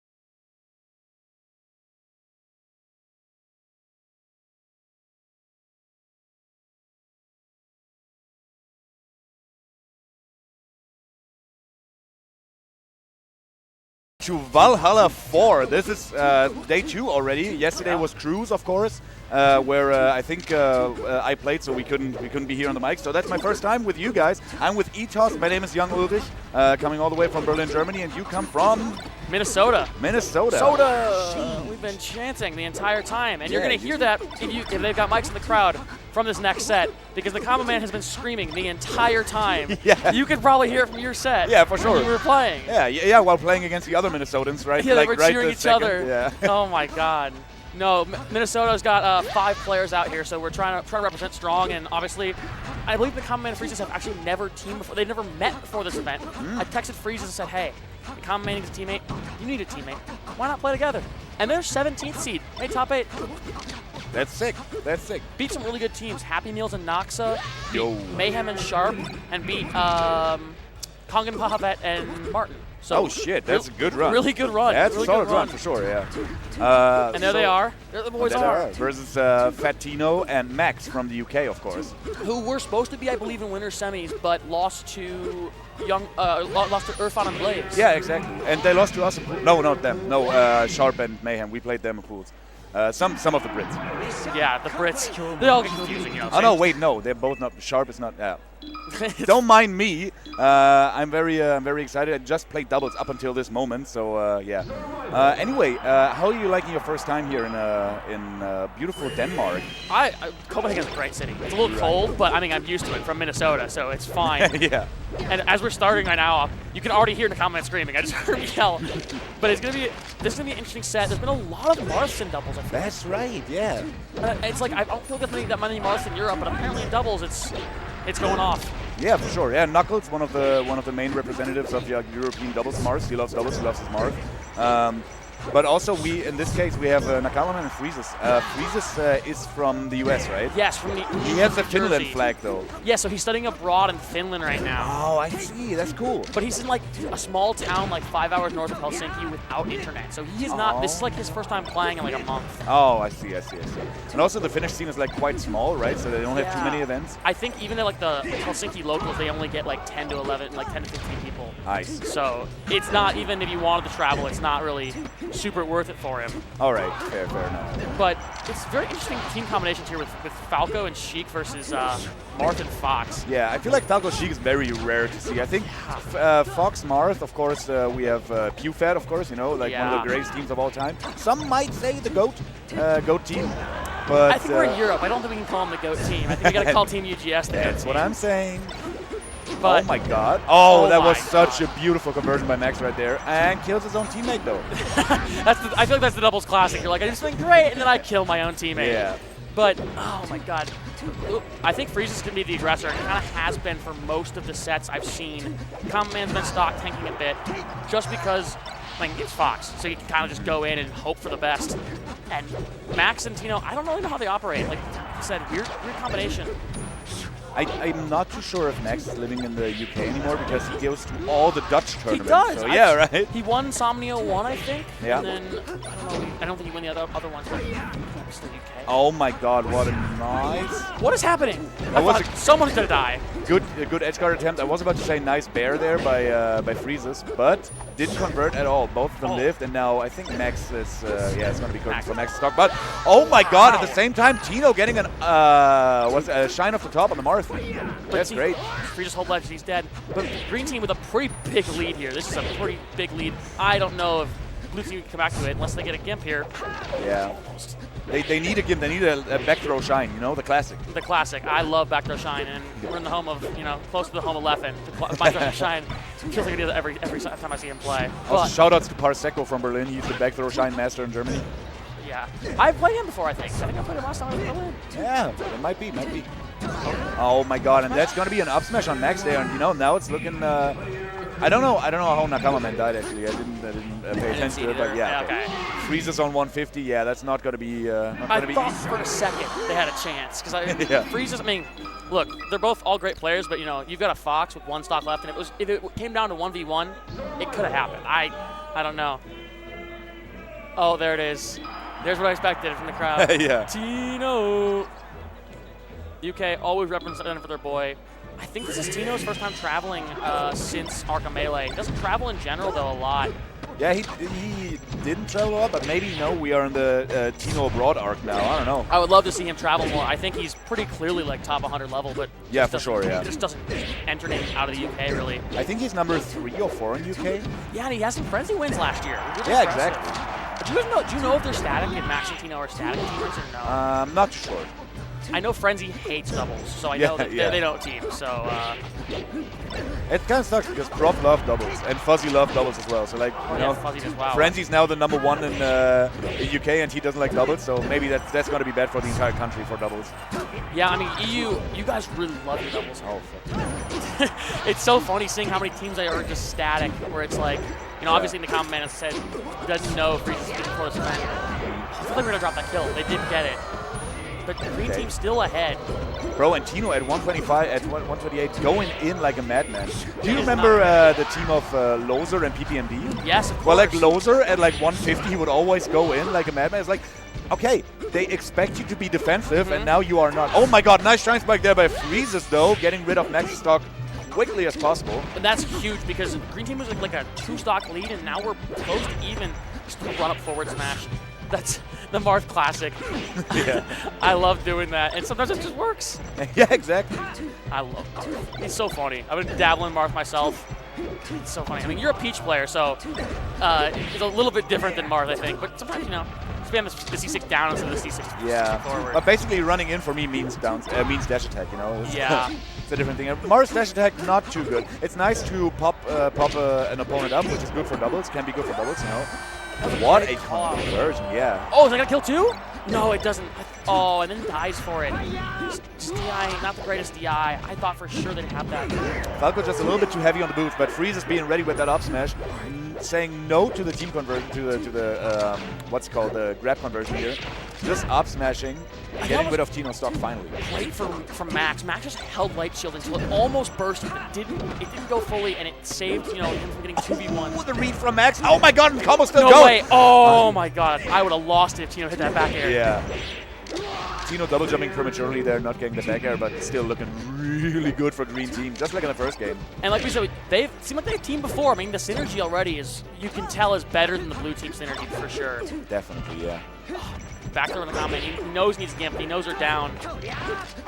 He was trying to get a conversion from Freezes off that throw. Is that gonna It's kill? going to be an up smash on Max, and Max lost all of his stocks, and Tino sitting on 81. Falco can die at any time, so, at some point this game could turn real bad for them. And now, oh my god, but such a good awareness there by Max, going for the F-tilt, not allowing for the edge guard on Tino, and Tino still living. Well, they try to focus on Max, put some damage on him, but he just light shielded again. 7 damage for his entire efforts here. I thought Freezes for sure would have had that, but went for the down tilt up smash. Oh my goodness, and the needles! He's alive. Yo, though? the British J-Mook. He's alive. Living. Good DI. Got a chance. Hey, goes Let's to the dash. edge. Again, just like in the last game, at 150 on his last stock, and it's just not going to be enough. It was just only ever so slightly closer than the first game, but we saw strives of greatness from the Minnesota team here. Yeah, Maybe they can bring it back, but bringing it back all the way, being down 2-0 is pretty rough. Pretty rough, especially when you've got the counter picks. But there's those moments in doubles there where it's like a butterfly effect. It's like Freezes went for a down tilt instead of an up smash when Tino recovered high side B. If he up smashes, they're up 2-1. Exactly. Yeah. And it's probably a 1-1 game. But instead, we're talking about a 2-0 deficit, and that's much harder to come back from. For sure. Oh man, just getting annihilated. Tino's combo game has been so good. That's right. And okay, but he's got it. Oh, barely misses the up smash. I thought for a second there. Could have been a huge combo. Ooh, the bear is sitting Nakamaman off stage. He still has his re-jump though, but Tino at 107 gets the slow ledge get up and is able to edge guard Nakamaman with just a simple edge hop. Oh, and Freezes misses an easy up smash, and Max lives for it. And Max still living, yeah. Freezes, oh my god, and no. Freezes dies for it? He does. My god. Jesus, okay, this game is going down the drain here for, oh my god, okay, and Max kills himself at 150, I think not too bad. No, and that's something also, it's not even just the loss of the stock, it's the momentum there, because you are so rattled, I think. Yeah. Okay, Max might be dying at 16 here. No, Max is back. Of course he does. The Nair out of shield, very strong, and that's going to be Nakamaman stock for sure. Yeah, oh my god. Yeah, now blue team is down 1 entire stock. Oh, the DI is not there from Max. Oh my god. Tino just hits both of them. Tino charges it. Okay. Oh my God, Max! Yeah, he says, if I die, take you with me. Oh my God. This game is so much more chaotic than the last one. What happened? What got into them between the games? Even on Stadium, I think Stadium is not the most chaotic stage. There's not too much No. stuff that oh my God, but Max with these offstage edge guards, and yeah, he dies for it as well. Still one entire stock lead for the green team here.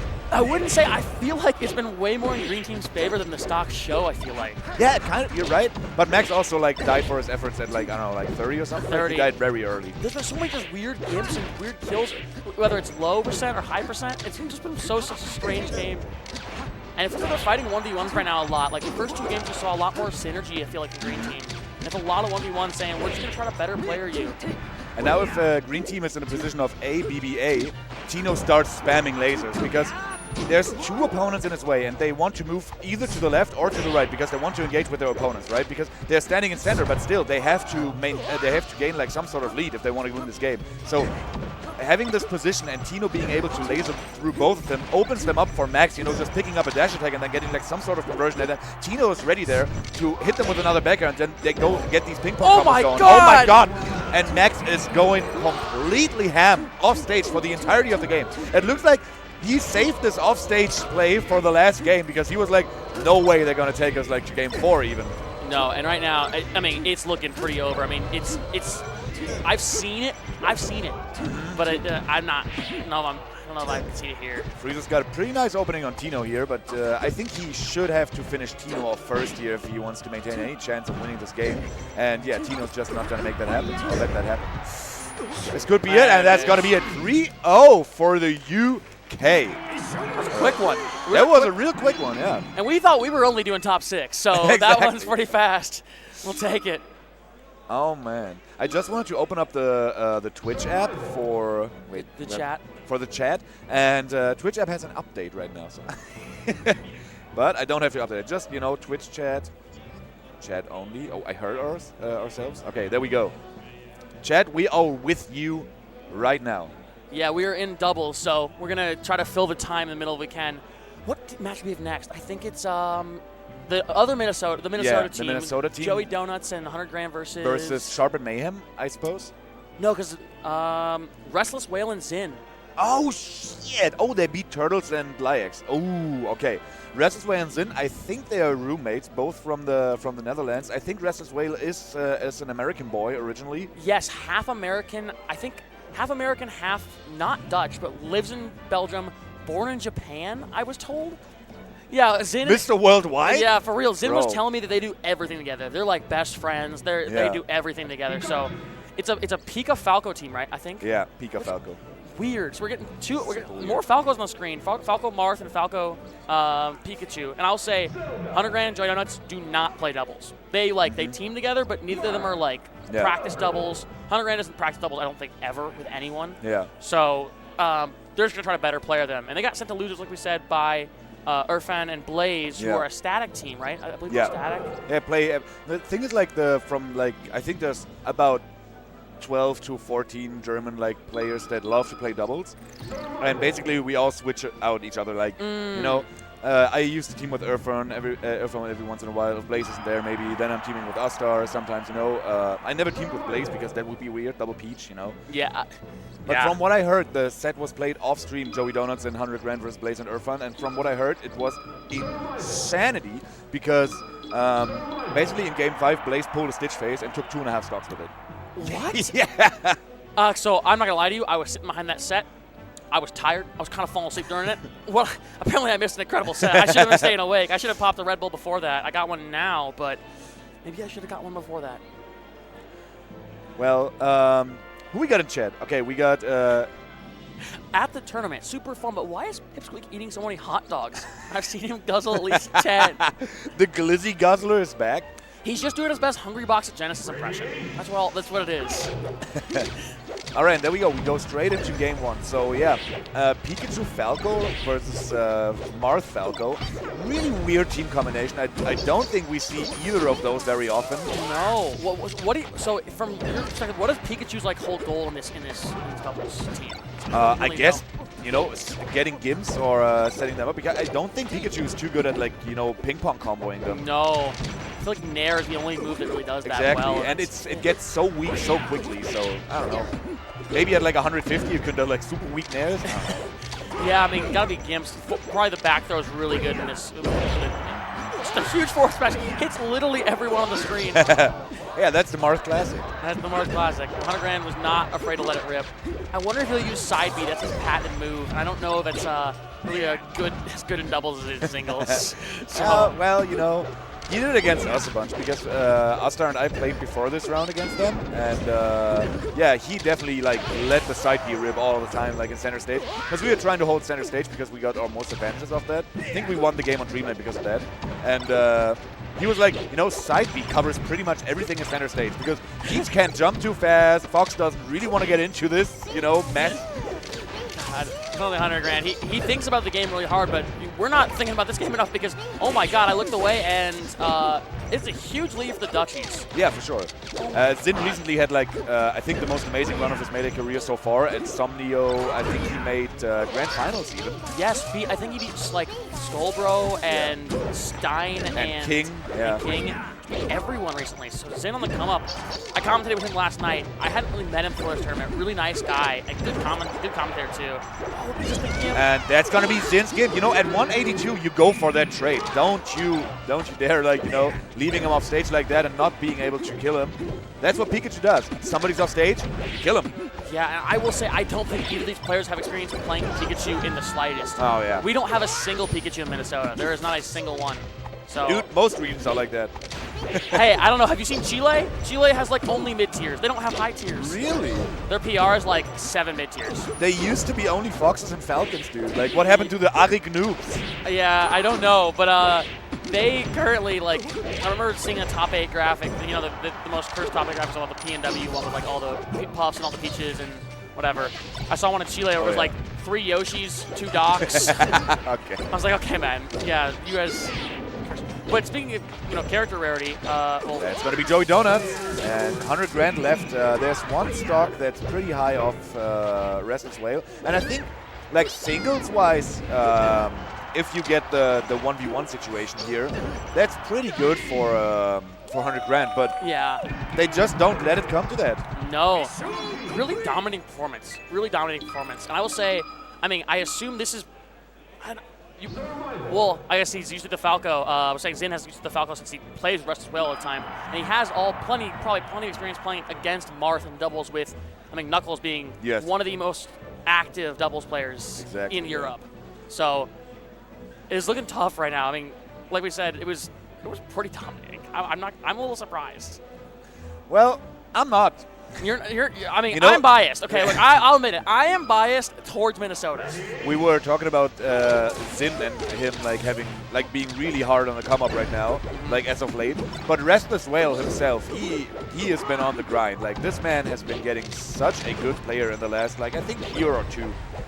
Seeing him climbing up the ranks, I think he's top 10 Netherlands now, if I'm not mistaken. So that's no slouch. No, and I don't think Netherlands ever been known for their Falcos really. I can't really think of a. Remen, I remember Remen. He made it to you remember the MLG 2014, the MLG circuit? Oh wow. Yeah, he won the European qualifier for that, so he made it. Yeah. I mean, that's when I started watching 2014, so I don't even remember that. That's crazy. And then there was Adam. He used to be a Sheik player and then switched to Falcon. Oh my God, Restless Whale with a very unfortunate SD here. But Zin still holding on to that first stock, and he's going to hold on to that for a long time. 94 is nothing for Pikachu. No, especially against characters who don't have, you know, strong upwards moves with the kills. If this was, you know, if they were playing Double Fox, it's a different story. Pikachu's going to die really early. But as Marth, you don't really want to throw out an up tilt in doubles because, you know, you're going to get punished for it either way. Yeah. Because it takes so long. Oh, just the forward smash. And Restless Whale is still living, though. 100 Grand. Oh my God, and Restless Whale with a quick double shine wave dash back to bait the grab of 100 Grand and, you know, kicking him off stage again. They just can't kill Blue Team. Exactly. They just can't kill Blue Team. Yeah, none of Blue Team has died by the hand of the opponent yet. No, it's. I think it's kind of the same way last game, too. We're seeing Green Team lose a lot of stocks. And the Dutchies are just staying alive, but as we say that, they both die, finally. But we had this entire thing on them not dying, and then both of them proceed to die, of course. Commentator's curse, as always. But the laser save on accident, but he's dead anyways. I think FD is actually not a very good stage against Pikachu and Falco because Falco can cover the ground and Pikachu's flying off like in his full jump motion, and then he can even double jump, while Restless Whale with the lasers tries to trap somebody down there and then, you know, setting him up for a Zin to come down on him. I'm shocked they went FD. I wonder what the thought process was behind this. And Joey Donuts dies early again. Yeah. The blue team is looking in complete control of this. Like, this is looking like it's not even getting close. Oh my The god. forward smash? Yeah, Zin killed his own teammate, but you know, he got a lot of damage on the other team for that, so I guess that's fair. I was about to say, I forgot there was his own teammate in a second. That's too many Falcons on the screen right now. Yeah, both of them. Both of them. And now that's too Restless many Whale doubles. kills his own teammate as well. So these guys keep killing each other. And you know what the thing is? They're still up. Yeah, exactly. And, you know, by a large margin. It looks like Joey Donuts is about to die here. Donuts. 100 grand looking into the barrel of the gun yet again, being up 2v1 against Pikachu and a Falco. Not the most favorable position. Oh, they wobble them! The wobbies! And it's so slow. The damage is building so slow. Holy shit. Dang. Restless Whale and Zin being up 2-0 against Joey Donuts 100 grand. That is not a surprise to be, of course, knowing the guys, but definitely looking dominant right now. And, you know, I would have thought that Joey Donuts and 100 grand could bring something to the table here, you know, to challenge them, but it really looks like they are not really challenged. They killed themselves twice in this game, and also Restless Whale did a 76% SD, and still they 3-stocked them. Look, I'm trying to be an optimist. Looking a little tough for me right now, for Minnesota. For sure. Not enjoying myself. You know, it's a little tough to. But you know, sit back and try to relax. You know? As you said, 100 grand Joey Donuts don't ever practice doubles, so maybe they won't be as mad about, you know, losing here. As opposed to, I think Restless Whale is in. They'd be like, we had a good run, but we could have done more if they lost here. But yeah, looking really good right now. These guys are. And that's going to be a stock for Restless Whale again. Yeah, he got shoved off stage in a really weird manner. Oh my god, and Joey Donuts finally being ready for the zip. Yeah, I mean, that's the first time I've seen them kill Pikachu early. Exactly. And by early, I mean before 100%. Yeah. Which it feels like shouldn't be. Maybe Pikachu's kind of a counter to this team in a sense, pretty hard, I think.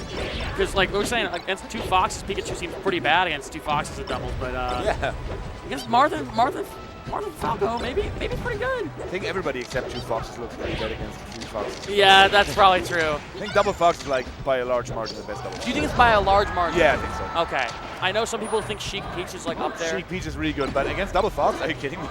Yeah, it's fair. Oh, holds ledge, slow get up. And again, I just keep seeing green team stocks get deleted. It feels like it really is a difference in survivability. Not even the combo game at this point. It's just, you know, like we're seeing, look, 142, 141. Yeah. They're still both living so long. And as we said, one of them dies. But Pikachu. Oh my god, and he goes for the Thunder conversion. And zippy zip. Oh, misses the grab. Tries to get it. It's Up till finally. That's why Battlefield is such a good stage, because if the opponents cannot recover onto the stage, onto the ledge, they will most likely opt between like on stage or on the platform, and Marth can cover that so well as Falco. He can do that. Yeah, and we're seeing. Oh my god! I just turned around. Hold up. Blue team was just up a lot, and now green team's up. And they finally saw the error in their ways. They didn't go back to FD. We should. I mean, it's obvious, but we should mention that too. Yeah. True. Oh my god! Did he edge cancel that down air? Yeah. Immediate down smash. That's crazy. That's a crazy option that worked. But Hey, stocks are even, but Zin is looking ripe for the picking here. yeah, but he's spamming Thunder Jolt out of the corner, hoping that he can just stay alive for a lot longer. We've been seeing him stay alive to 140, 160 consistently, so this could be, you know, that's the case. Oh my god, that's gonna be an up tilt, up air. But 100 grand survives the assault by the Pikachu. Now does Joey Donuts. Oh, my god, he wow. gets clipped. He save states that. So Joey Donuts loves Uncle Punch, has a bunch of save states set up. I guarantee you, somewhere in his Uncle Punch, there's a save state for that. I guarantee it. Dang. Oh, and we're last stock, both teams, really close game. Yeah, and that's gonna be the kill on Joey Donuts. Oh my god. And all of a sudden, blue team is up again.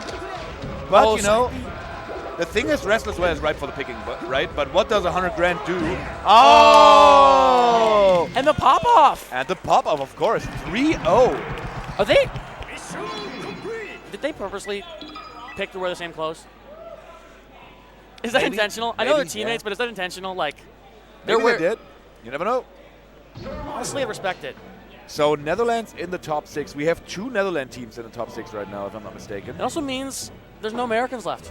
It's Exactly. all Europeans. Exactly. It's all Europeans. So in winner's side, we have Fountainelle, Skullbro, and Knuckles and Stein. And now on loser's side, we got Restless Way and Zin. So we have 3 Dutch teams. I mean, Dutch teams love their doubles. We've seen it already. I mean, That's right. I think almost all of them are projected to be there too. Like, this isn't a surprise. Yeah. Maybe Restless Whale and Zin, I don't think maybe weren't seeded to be there. Yeah, Knuckles and Stein, I think they upset Sharp and Mayhem, but they did so in a pretty dominant fashion. Wow, Sharp and Mayhem was... 3-0. Yeah, exactly, yeah. I think Sharp Mayhem also lost to someone in pools. if Yeah, I to remember. us. Oh, to to us you. there and I, Yeah. It was funny, we lost to the 4th seed, and we were like... And we lost so many games to the other teams as well. I think we dropped the game to everyone but the last seed. I was like... And we lost to the 4th seed, like, fuck, man. Then, like, we lost to some other... Like, to the 3rd seed, we lost another game. And I was like, if this is going down to a 3-way tie, I think we're out right here. That's not possible. And then we proceeded to beat the 1st seed. It's like, oh, can we still win this pool? But we didn't. We finished 2nd. But hey, you made a run. You got 9th. Was that? Did you outperform your seed? I think so. I think we were seeded 13th. That's a good run then. I feel like it's been a lot of upsets. I mean, I think the only team that hasn't been upset, I think the only team that's supposed to be here in winter semis is It's Nikki and Pip, yeah. That's right, yeah. who haven't dropped the game yet. Just to mention that. Yeah. We had them close on the first game, but other than that, they rocked us. Yeah, I mean, Icy's is so weird in doubles. Nah, I played double Fox. They play double Fox? Of course, Okay, yeah. okay, that makes more sense. Nick okay. Fox just a little bit too good, not to be played. Oh no, his Fox is so good, and I remember him tweeting out him saying that he felt like his Fox got better when he came back to it because of how much ICs he played. He's like, my neutral got better, and so I mean, I haven't seen his Fox tournament in a while. If you play Fox, you basically have like the most versatile character in the game, which is why he's considered like one of the best, if not the best characters in the game, right? So you play Fox, and then you play a character whose neutral is so limited. And then you come back to the Fox and be like, I'm starting enjoying life right here, right? I can do anything I want. What's happening? And Nikki's Fox, for those if you weren't watching before COVID, if you didn't know, like was clearly, I think was ranked in 2019 and is clearly like a top 100 player with his Fox. Sure, yeah. At least, I'm of the personal belief, like we were talking about this before with some people. Nikki's my pick to win the entire tournament. For me too, yeah, for sure. I mean, you're biased. If you're a little biased. I'm though. a little biased, but yeah. I'm a little biased too. I love Nikki, but I think he's just so good. Nice guy too, really sweet dude. I will say everyone here has been unbelievably nice to me. I'm the dirty American, so I didn't expect everyone to be nice, but everyone's been super great, and I've enjoyed my time a lot. I will say I've eaten so much shawarma and so much. Me too, Boy Shawarma. He provides us with all the food. It was really good. Hey, Boy Shawarma is pretty good, yeah. I've had 3 different shawarma places now, but I can't wait to go back to Berlin and get a doner. Oh yeah, we have. Which doner head did you have in Berlin? I had 2 different ones. I forgot one of them, but I went to Ruyam Gumusha Kebab. Oh, that's really good. Yeah, I've heard it's really like, good. The one at Eberswalder Straße. Okay. I don't know that one. No. There's I think 2 or 3 subsidiaries of that. So. Okay. All I know is that I love doner so much I went home and made it myself. Like I made a recipe or like followed 3 different recipes kind of to make the sauces and the meat and try to do everything as well as I could. And I tried it and I was like, this is really good, reminds me of Germany, but nothing is going to bring me back until I'm really back there. Yeah. And I've been telling Nikki for a while, I'm like, hey, if I see the prices are cheap, I'm going back. I want to go back to Berlin. It's a cheap city, so like for like your living expenses and everything, like you can stay in Berlin for a month and pay the money you would have paid in the US for like a week or something like that. If right? I did not have a really good job and a girlfriend, I would be like, find me a way to Berlin. I love Berlin as a city. I think it's an amazing city. Amazing city, though. Copenhagen. If you haven't been here, recommend it for sure. Great city. Great. Sure, yeah. Super bikeable. I've seen everyone on Yeah, bikes. for Oh my sure. God. Yeah, they have so many bicycle lanes. I mean, it's been crazy people are biking in this weather, though. It's like 40 and like 25 mile per hour winds. It has been windy as hell here. But I usually bike everywhere as well in Berlin. Oh, Berlin really? is pretty bikeable as well, but cars don't like bicycle riders in Berlin. I don't think it's like the drivers of the cars. I think it's just the cars themselves that just hate us. hey, you cannot go anywhere in the U.S. biking. Like, Minneapolis is the most bikeable city in the U.S., and it is still not even close to And anywhere. you got like negative 100 degrees like winters, right? Yeah, I think in December we got down to negative 30 Celsius. Yeah. Negative 30 Celsius wind chill. And then we were at like 15 Celsius the other day before I left. Dang. I don't know what happened. In January. Yeah, in January. Well, global warming, El Nino, everything. Yeah. Double imperial type of weather. I'm trying to use Celsius here. I know my conversions, Let's at least for the go. most part. I know the metric system is better. Don't worry. We had so sometimes I think we did this twice or something. We do like with a friend group. We do presentation night. Oh, I've seen those. Yeah, everybody like prepares like some like weird presentation. And we have Marley. I love Marley. You know Marley? Yeah, Oh, yeah. of course I know Marley. We went out when I was in Berlin last time. He's also from, I think, Wisconsin originally. From Colorado. Colorado is where I it is, think he yes. was born in Berlin, but they moved to Colorado. Yes, Yeah. yes. And he's been living in Portugal for a bit too, or like out in the Madeira, I think. or I whatever. think so, yeah. And he also lived in Sweden, and now they're moving to Denmark, if I'm not mistaken. Oh, nice. Yeah. Okay, but you were saying it's all right. Yeah, exactly. So Marley, he loves the metric system, but he thinks the way we gauge temperature is super dumb. He loves the Fahrenheit system for that. It's so much better. Like, I don't know why, but he held a presentation on that, right? And he is the guy, he has the funniest demeanor. He's standing there in front of like 20 people, like a friend group, we're all drunk, and he's standing there and he's like, so, you know, and he has a carrot in his hand. Why a For carrot? no reason, just a carrot, right? Looking like Bugs Bunny, I don't know. And he has a carrot in his hand, he's like, you know, I'm American, but I get you, empirical system, fucking dumb. And then he cracks the carrot, is like, let me tell you about the temperatures, though. And then he starts saying like, and like his argument was basically, if it's 100 degrees, I know I'm dead. You're not wrong. Okay, we're starting off on FD. This is an interesting. I wonder why they went FD. Any thoughts? Double Fox is amazing on FD, and I think Skullbro thinking, you know, getting some conversions off of throws might be really good against some Foxes, you know, like up throw forward air at some point, or maybe getting some chain throws if the Peach can keep the other Fox away. Against Double Fox. This Double Fox seems crazy though, right? Yeah. Maybe they just really like it. I mean, I've heard some. So we have a Dr. Mario back in Chicago, so near, you know, one of the closest scenes in Minnesota. And I will tell you, a lot of people I've heard have talked about how they're true believers in the fact that Fox Doc is harder on FD than Fox Marth is. Oh, really? Yes, they really believe that. And I don't know if you know, you're sure Peach mates, you don't deal with that much, but I know that a lot of Foxes hate Doc. Oh yeah, for sure. But we're up. Shine Bear is so fast. We had a sheep main in Germany. Shout out to Yomi. He was a sheep main, and every time a Fox took them to FD, he just switched to Dog and just chain whipped them. That's honestly crazy. Also, one of my roommate plays Falcon, but he has a Peach secondary for FD against Spaceys. And everyone's always so confused. They'll take him to FD and he goes, yeah, I'm going Peach. They're like, what? That's crazy. Yeah, that is insane. Honestly, okay, so we got red team up to an early lead, but it's not too big. I don't know which one is which. I'm trying to look at the controllers. Nikki is the one with the tag. The tag? Okay, Yeah. got it. RTC? Okay. Yeah. Oh, I'm gonna kill. And that's gonna be Doc because he lost his double jump. Oh, he's gonna kill. All right, and yeah, now both of them just better played the opponent for like 20 seconds straight, just steered to death them basically, and now it's looking really rough for the blue team.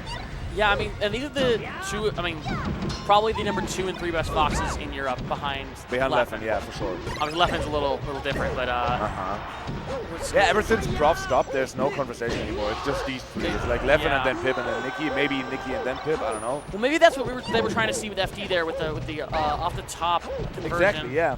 But Because one thing that I know about Doc, I don't know too much about Doc. I kind of know how to play against him with Peach, but in my very like weird niche way, right? But one thing I know is that Fair becomes spammable so quickly. Oh yeah, and I will say I've heard some people say that Peach Doc is even. I don't know if you agree with that.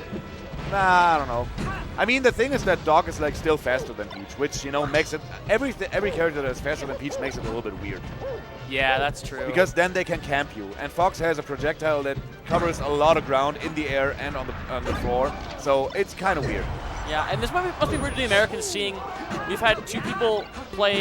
We've had someone play Pikachu from the Netherlands, and then Doc from the Netherlands. The exact next game. I believe Zin was telling me last night. Then the new Dutch PR with 20 people. They had 17 different characters. Oh yeah, That's the crazy. Dutchies are crazy. And a Sheik did it. I know. Yeah, it's Aaron. The Sheiks are back on top. Amsa used to be, like, for the longest time, the GOAT of the Dutch melee scene. Still the GOAT, I suppose. Yeah. Right? But I love Amsa, by the way. Come back. And but now another Sheik did it. It seems like the Netherlands just, they can't contain their Sheiks, man. No, they can't. And now Aaron fucking did it. Shout out to Aaron. He's in chat as well. There are Netherlands. Race for number 1, I believe, was super close. Like I remember hearing, it came down to like the last event, basically. Of Yeah, who was going to get number 1, and Aaron pulled it out and got number 1. Yeah. And also, he played really well. Yeah. By the way, are these two static teammates? Do you know? Stout and Alan Snowbro? Yeah. They are. Astar and I played them at Fade and Pools. Okay, got it. Bro, we were so underseeded. I think we're 3rd seed, and we won the pool without dropping a game. What the heck? Yeah.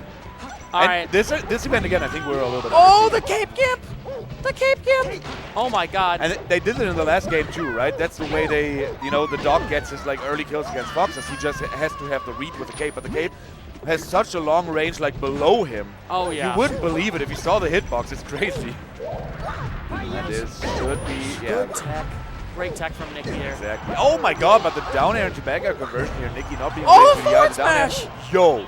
And now all of a sudden the Dutchies are up 1 entire stock. This Yoshi's pick is really working out because they're killing them early. Yeah. Especially with Fox, who doesn't struggle for kill power really on any stage here. But Doc of a forward smash can kill at 50 basically. Exactly. And Peach has a down smash that can put them to 50. Yeah. Down smash into forward smash, and they're dead. Exactly. It's 2 moves. Oh, but great edge guarding from Nicky. Skullbro struggling here to get off ledge. Does make it off ledge finally. Now Cloudinel opts to continue the conversion of Nicky and not trying to go for the edge guard 50-50 here with Pipsqueak, which is why Pipsqueak still survives from 119. And now he's going to die from down smash, of course. You're talking about how the down smash is. And that's going to be another cape, exactly. It hits so far below the ledge. It's crazy. That move is absurdly, and it's also mental damage. That's something it's not even just the actual kill. It is you are tilted when you get hit by Cape. You're like, I could have had a better angle. I should have recovered different. When I started playing in 06, the second best player in Germany and also the second best player in Berlin was a dog player. His name was Perfect Shadow. Shout out to that guy. Perfect Shadow, he would cape everybody and nobody was ready for this. There was like people outside of Berlin who didn't know about that, right? Because it was like 06 and before that. Like, I think he started in 04 or something. And, like, he was caping everybody, and people were like, man, he's caping in friendlies. That's so messed up. What are you talking about? He's playing the game in friendlies. It's not allowed. Exactly. Oh, good recovery from Nicky going high there. And that's huge because this game is looking really tough. Oh, and he didn't even land on Randall there. It looked like he did, but yeah, he messed up the recovery there, and Nicky got the shine spike off of him. And now all of a sudden it looks doable for Red Team again. Feldenel just, staying at the ledge a little bit, then hitting his teammate a little bit, and let's see how they can bring this back, hitting his teammate again. Feldenel already at 52. Fox team is walling back airs. Oh, get the version. Oh, what attack! Oh, what attack! And Pip dies. Oh, either way. And now can Nicky do the comeback? It's not impossible. Nicky is a really solid player. I think a better player than both of his opponents. But 2v1. Oh my God, that's going to be Fontanelle. Can Nicky pull it out against Skullbro here? Okay, they're playing solid neutral. Nobody does anything. Doc, of course, recovers. Oh my God, and Nicky with the perfect ledge get up here. Dodging not only the down B, but also the up B. Oh, the trap. Oh my God. No, wait, no. Oh, the Shy Guys. I think they kind of messed with the direction of the hitbox. Oh, and what? Skullbro makes it back. Does he do the comeback, though? Now all of a sudden it's a comeback for Skullbro, right? Early up B. Early up B. Okay, we've got it. Everything. And Nicky goes for the shine here. No conversion for Doc against Doc, though. Oh, but at this percentage, the up throw down air, forward air doesn't work anymore. Randall kind of being there for Skullbro to save him. This is looking so insane, and Nicky does it! Oh my Nicky God. pulls out the 2v1 comeback for Skullbro and Feldenel. No emotion from Nicky either. He just looked like another day in the office. Exactly. He's like, we're supposed to win those. Yeah, the classic, I guess, no emotion German. I saw Skullbro put his arms up like, what can you do? Oh. The thing is, like, Nicky sometimes has like this stone cold demeanor, right? But he's like a really silly guy. Oh, he's so silly. Yeah, exactly. You talk to him in person, you never know. I mean, his name for a long time was Leffen Fanboy. Yeah. Even though the fact I don't know if him and Leffen were even like he was even the Leffen Fanboy after a while. He was his own player, but he kept the name because he thought it was Exactly. funny. Oh my God, that's gonna be an SD by Nicky. If any of you in chat are wondering what Nicky's sponsorship is, you should ask what it is. Ask me in chat what Nicky's sponsorship is. Yeah, exactly. Ask us. Ask us. If you guys don't know. I'm waiting. Peeping chat. Yep, PogChamp. Oh! Yeah, give opportunity, but now that's going to be a Cape, and Cape was a little bit too early there. That's going to be killing Falconel here with an up smash. Another up smash by Pipsqueak gets rid of the first stock of Skullbro. So ever since Nicky losing that first stock and, you know, eating 27% after that, it's been all red team. Do we think red team's going to get to winner's final without dropping a single game? Could be possible. Skullbro, though, getting a conversion out of the up throw forward air here on Pipsqueak. So Pipsqueak losing his first stock, and now, you know, it's still not even, but it becomes more evenish, even though Nicky did SD here in the first stock pretty early at like 50-something. Let's go get someone asking. Yo, Shimanko, what's up, gamer? Is it what's up, gamer? What's up, gamer? Not much. How about you? Thanks for asking. Anyways, back to the match. Oh, Skullbro barely making it back. The forward air from Fountainelle saves him. Fountainelle struggling to get off ledge here. Skullbro's invincibility is going to make him. Oh my goodness. Oh my God. And you can tell just by the body language of the Dutch players. It's looking a little over here. Looking a little over. Yeah, they didn't like that too much, and they're like, okay, that's what happens against Nicky and Pip, I guess. The thing is that both of them can better play you at any point, but also it's double Fox, so they can also better team you. Yeah, and I think Pip teams Christian a lot of these. They're like, I don't know if they're static, but they're almost like pseudo-static, so he's used to the double Fox team as well. Prison didn't go to too many events ever since COVID, so yeah, he had to look for someone else. And Nicky and him always have been great friends. Yeah, and obviously very good players. It's going to be Skullbro's last stock. I think last stock in this winner's semifinal, in this winner's bracket, if I'm not mistaken here. If I'm not sadly mistaken in seeing the Skullbro 4-stock comeback against two of the best players of the continent, but yeah, this is Fountainelle comeback. But yeah, not looking too good for our Dutch hero here. No, it's...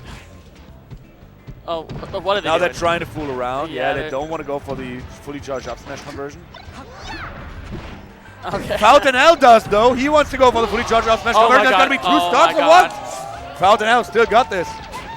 You think he can do it? No.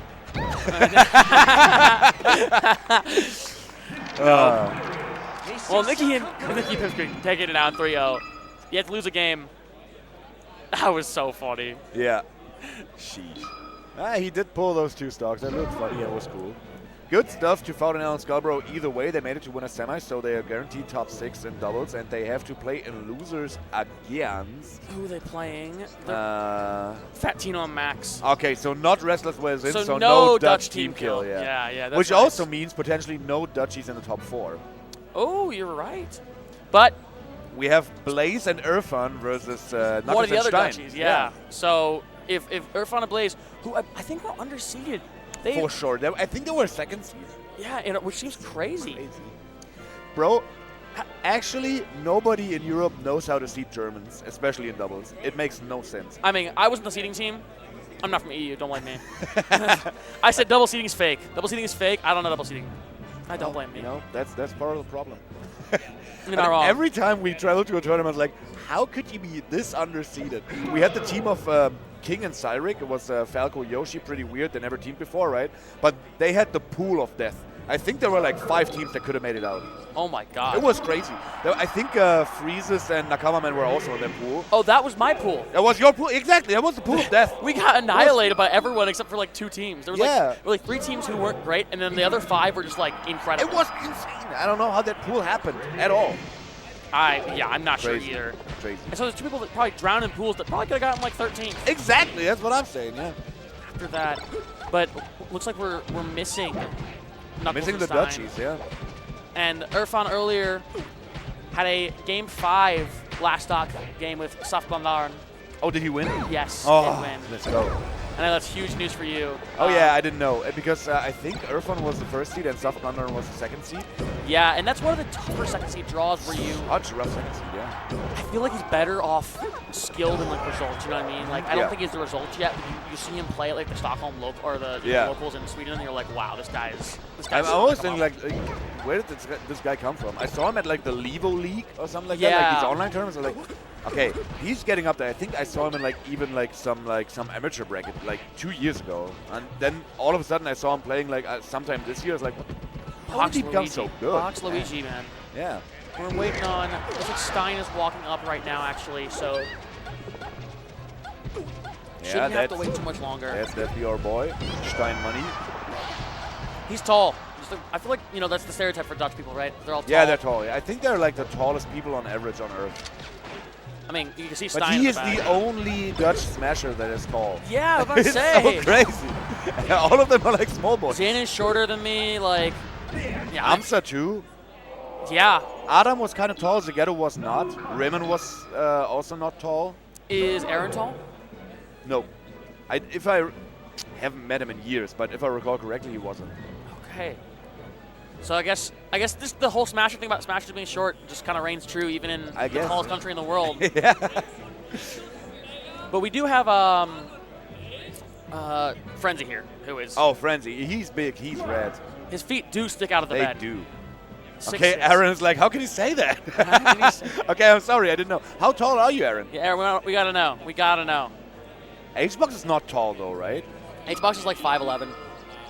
Yeah, So he's about like my height, yeah. He's above average in the U.S., but like Yeah. I think he's below Dutch average. Yeah, for sure. I think Dutch average is like some like, I think 6'1" or 6'4". yeah, kind of like that, like 185 or something. Yeah. 187 is Aaron, That's tall. okay. That's tall. Dude, I didn't know, I'm sorry. I think that's 6'3". Maybe I only ever saw you sit. I don't know, I'm sorry. Let me see if my conversion's right. If 6'3" is right, I'm so good at this. All right, let's go. We got the conversions on deck. That's 6'3". Let's go! Oh, no, 6'1". No, I was so Oh, close. Wait, nar. 6'1"? Yeah, 6'1". 6'1 and a half. Okay. I was so close. Aaron shambles. I was That's so right. close. That's right, Haida. Aaron shambles. I will say, using CM is way better because, I mean, also there's no, the stereotype in the U.S. is like 6 foot, 6 foot, 5'11", big gap. But I guess there's no, Yeah. that doesn't really exist in Europe, I guess. Yeah, no. Dang. Oh, we got Fact in chat. That was legend. Let's go to Pissa. Oh my. Shout out Fact. I don't speak German, but I think I can figure out what that one means. She's French, though. I know! Yeah. But that's exactly what you think it means, yeah. You know one thing about Knuckles? We played against them in Cruise yesterday twice, right? So Knuckles is like, he's the funniest like gamer face. He always tries to be like a little bit mean. but if you talk to him, he's not mean, No, right? he's I had a Discord call with him the other day about seeing. He was a super nice guy. So it's so funny. Like he tries to play like that. He tries to make you tilt and shit, right?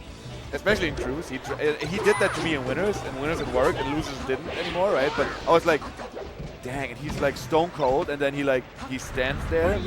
You walk up towards him, try to like bait him into something, he just pivot F smash. Just standing there, pivot F smash. He's like, this shouldn't work ever, and he's like, that's right. That's right. He's like, come on. But I think against players of the caliber of Blaze and Irfan, also very seasoned doubles team in Germany. They are static, right? Yeah, yes. As I said, like most of the German teams are semi-static, but I think the most static team we have is Kinzo Rix. They always play together. Who aren't here, sadly. Exactly, yeah. And I think Kinzo rarely plays doubles with anyone else besides Rix, but Rix, he plays with other people as well. Got it. And we're in game one on FD for the second set in a row. This one, I think, makes a little more sense with the Falco and Peach versus Fox Marth. Oh, for sure, yeah. Instead of the other one. The other says where they're going FD, and you're like, I don't know about that one. Peach going in the front, floating above the lasers is so good in this matchup when you have a Falco. Peach And the Falco is standing behind you lasering, and Peach is just floating there, waiting for the lasers to hit somebody and then convert something to that. Peach is so good in doubles. Yeah, Peach for is- sure. Oh my god. Oh my god, nice edge hook here by Irfan. Oh, yeah, we see Knuckles getting rid of Blaze's first stock here, but Knuckles also sitting on 148. Making it back though, and they get a little bit of a conversion on Blaze. Blaze already on 51, so not too good in the crouch cancel percentages here anymore.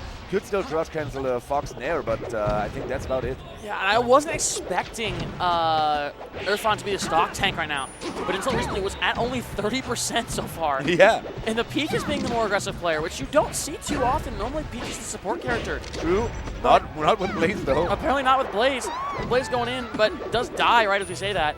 Irfan trying to get out of there, makes it out alive.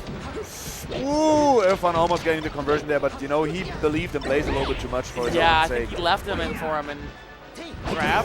Almost a grab by Knuckles. He was just ready for the up B to hit it. What is happening? Every team's getting hit so hard. Oh my god, and Stein dies.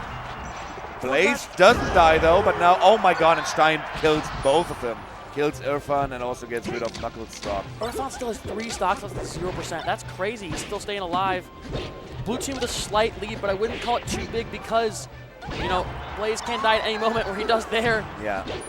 And still 1 full stock lead, and they get 90% off of Irfan, which is not that bad. Still 112, and Irfan still, he kept his jump though. Jump. Great awareness to keep your jump there. If he doesn't jump, he is very dead. Yeah. You don't really want to jump out of these doubles combos because you know they're gonna continue anyway, so you want to save your jump until you can get out safely. That's a good tip. I mean, I'm not a really doubles player, so that's good You to can know. become one, you know. become You like one. Europe, you can like doubles too. Yeah, is that a requirement for liking Europe? I gotta love doubles. Well, not everybody does, but most of us.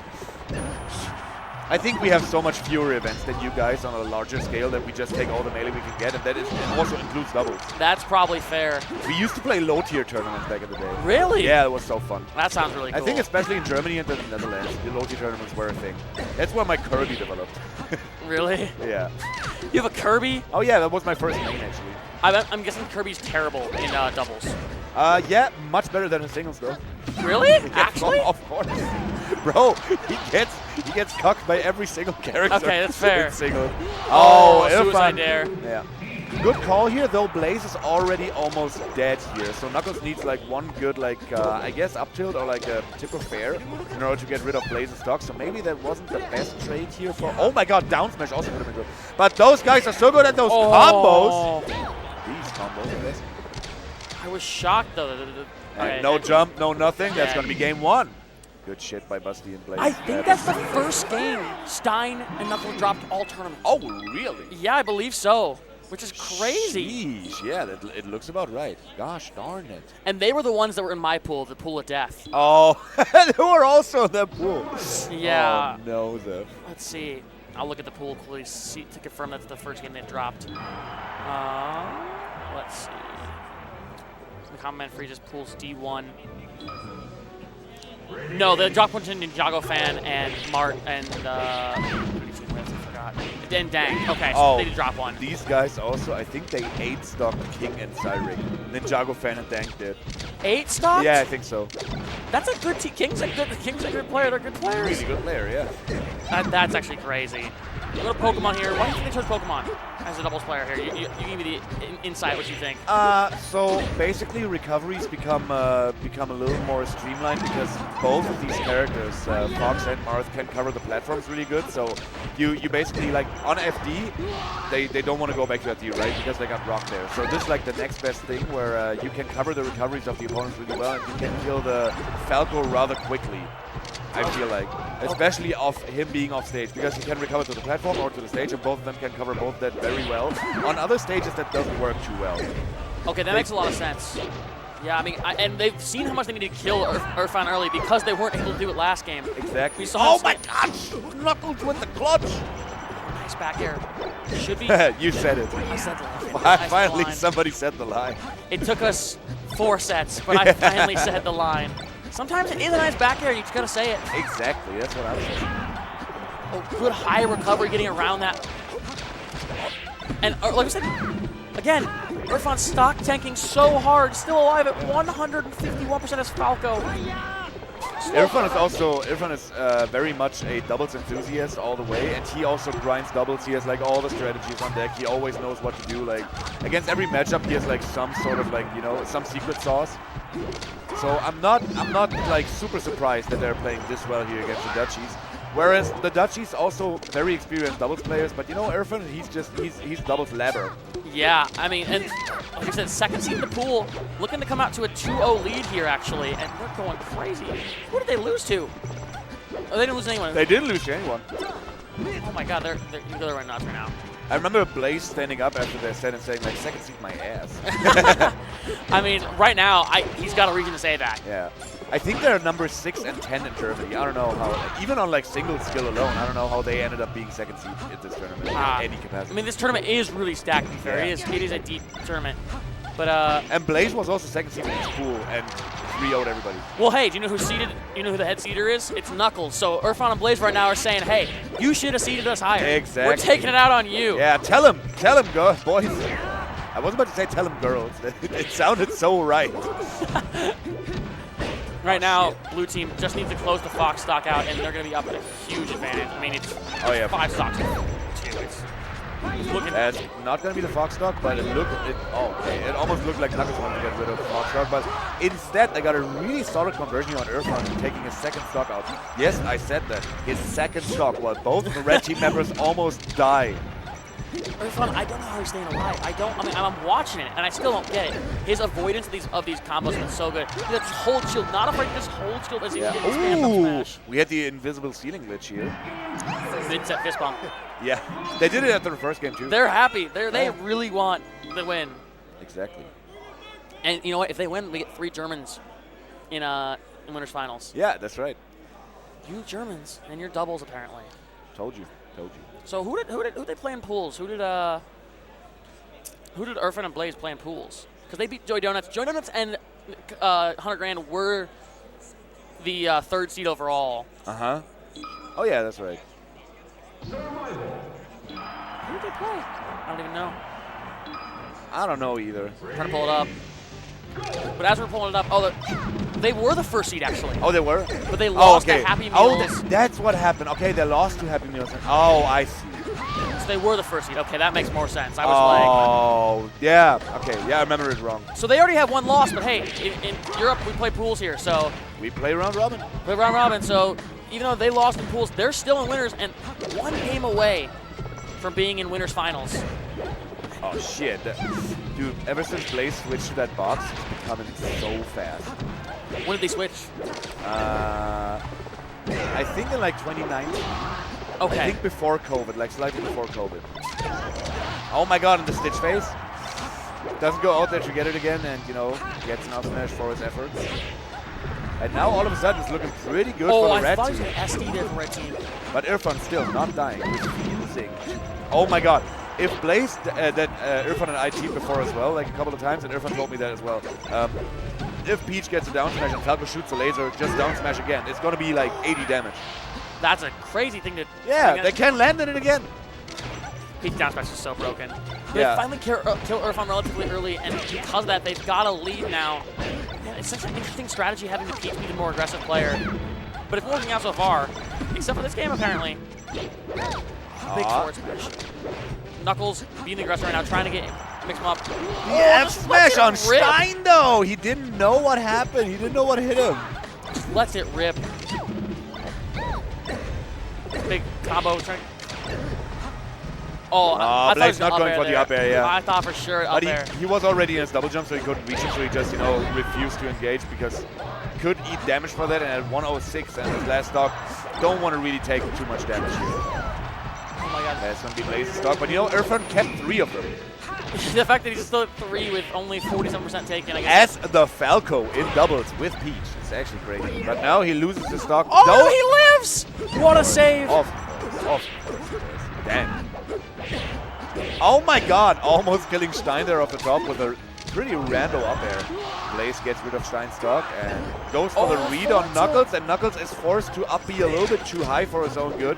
And yeah, eats the forward tilt. And now stocks are even. Oh, and down smash. And percentage almost even as well, while, you know, Blaze is putting on a lot of damage. Oh, Irfan sacrificing his second to last stock. And that's got to be a rough 2v1 comeback to do here against the doubles expert from the Netherlands. especially with Falco. I feel like Falco's not one of the characters you want when you want to have a giant comeback. Yeah, no. You want a Fox. You want a Fox or Sheik, maybe. Even maybe a Falcon. Oh! Shit. All right. And they docked him. That's a huge downer. And honestly, do you feel like ending a game with like a combo like that gives you momentum into the next game? You're like, wow, we hit that combo? Or are you just thinking, we got to go next, we got to win this when we're down? You know what I always do? I always speak to my teammate after each game. Speaking about what went wrong, what went right, trying to, okay, what do we do here? Like, what adjustments can we make? So that takes out any momentum. Yeah, that's fair. But I think teams is more about the strategy than about the momentum anyway. So, like, that's like my philosophy for doubles. Got it. And we're in Dreamland here. Obviously, the Peach is going to live forever. And that's been their problem, is that the last game was that, I think Blaze was down to 1 stock when everyone else was on 3 or yeah, exactly. 4. He was down to 1 stock after like 1.5 minutes or something. Looked ridiculous. So they're going to live a lot longer here, and Fox up smash going to kill later. I think this is the right pick. And right now we're seeing that already. Blue team with a pretty big lead. Oh, nice waits out the get-up attack. Oh my god, Blaze getting the kill on Knuckles. Looking a little bit scrappy here, but does it either way. And also one thing about Dreamland here, of course, not only do we have the high top platform that Falco can escape to whenever he feels that he's in trouble. Also, the Marth cannot reach with his F smash on the platforms. He only can reach with up tilt, and that takes a while. Yeah. And right now, Irfan is just so content to sit back there and shoot lasers. I swear he shot like 15 in a row. Yeah. Oh my god, what a conversion by Stein though. Dang. And yeah, they get another stock here on Blaze, of course, as well. I think I hit the little mark that turned you down accidentally.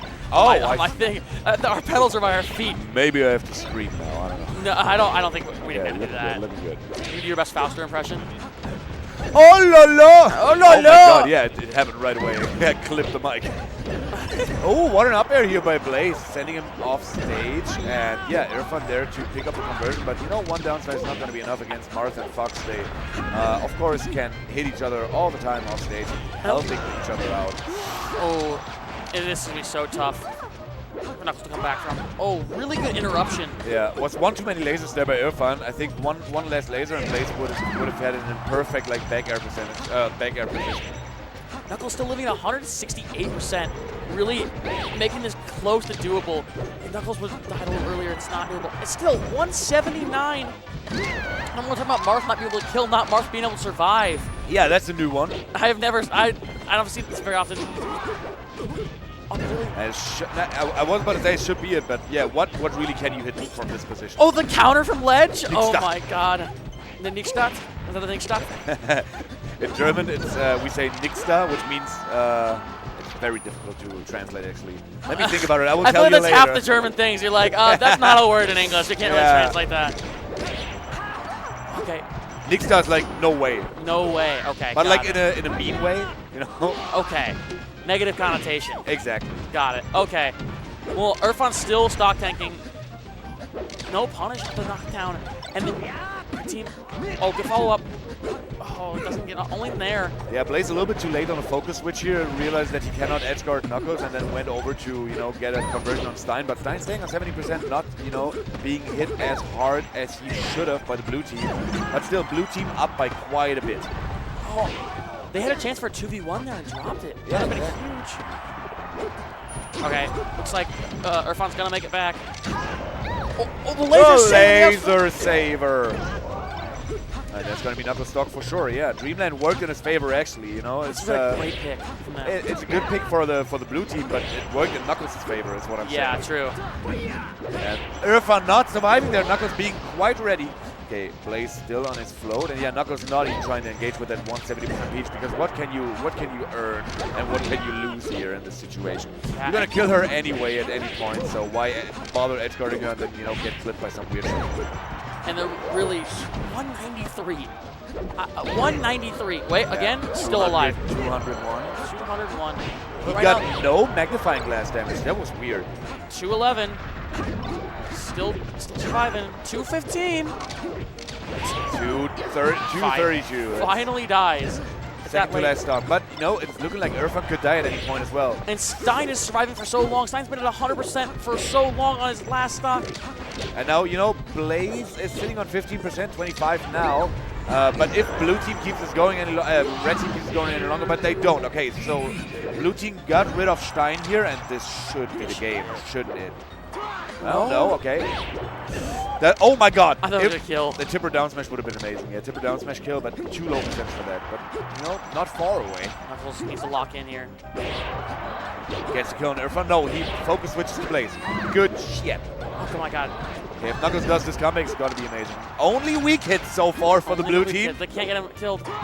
Oh my god, what a recovery by Knuckles! He's still in this! Another weak hit here with the bear. Still has his double jump, exactly. Oh my god, that Shine's gonna knock him up, but not 202%.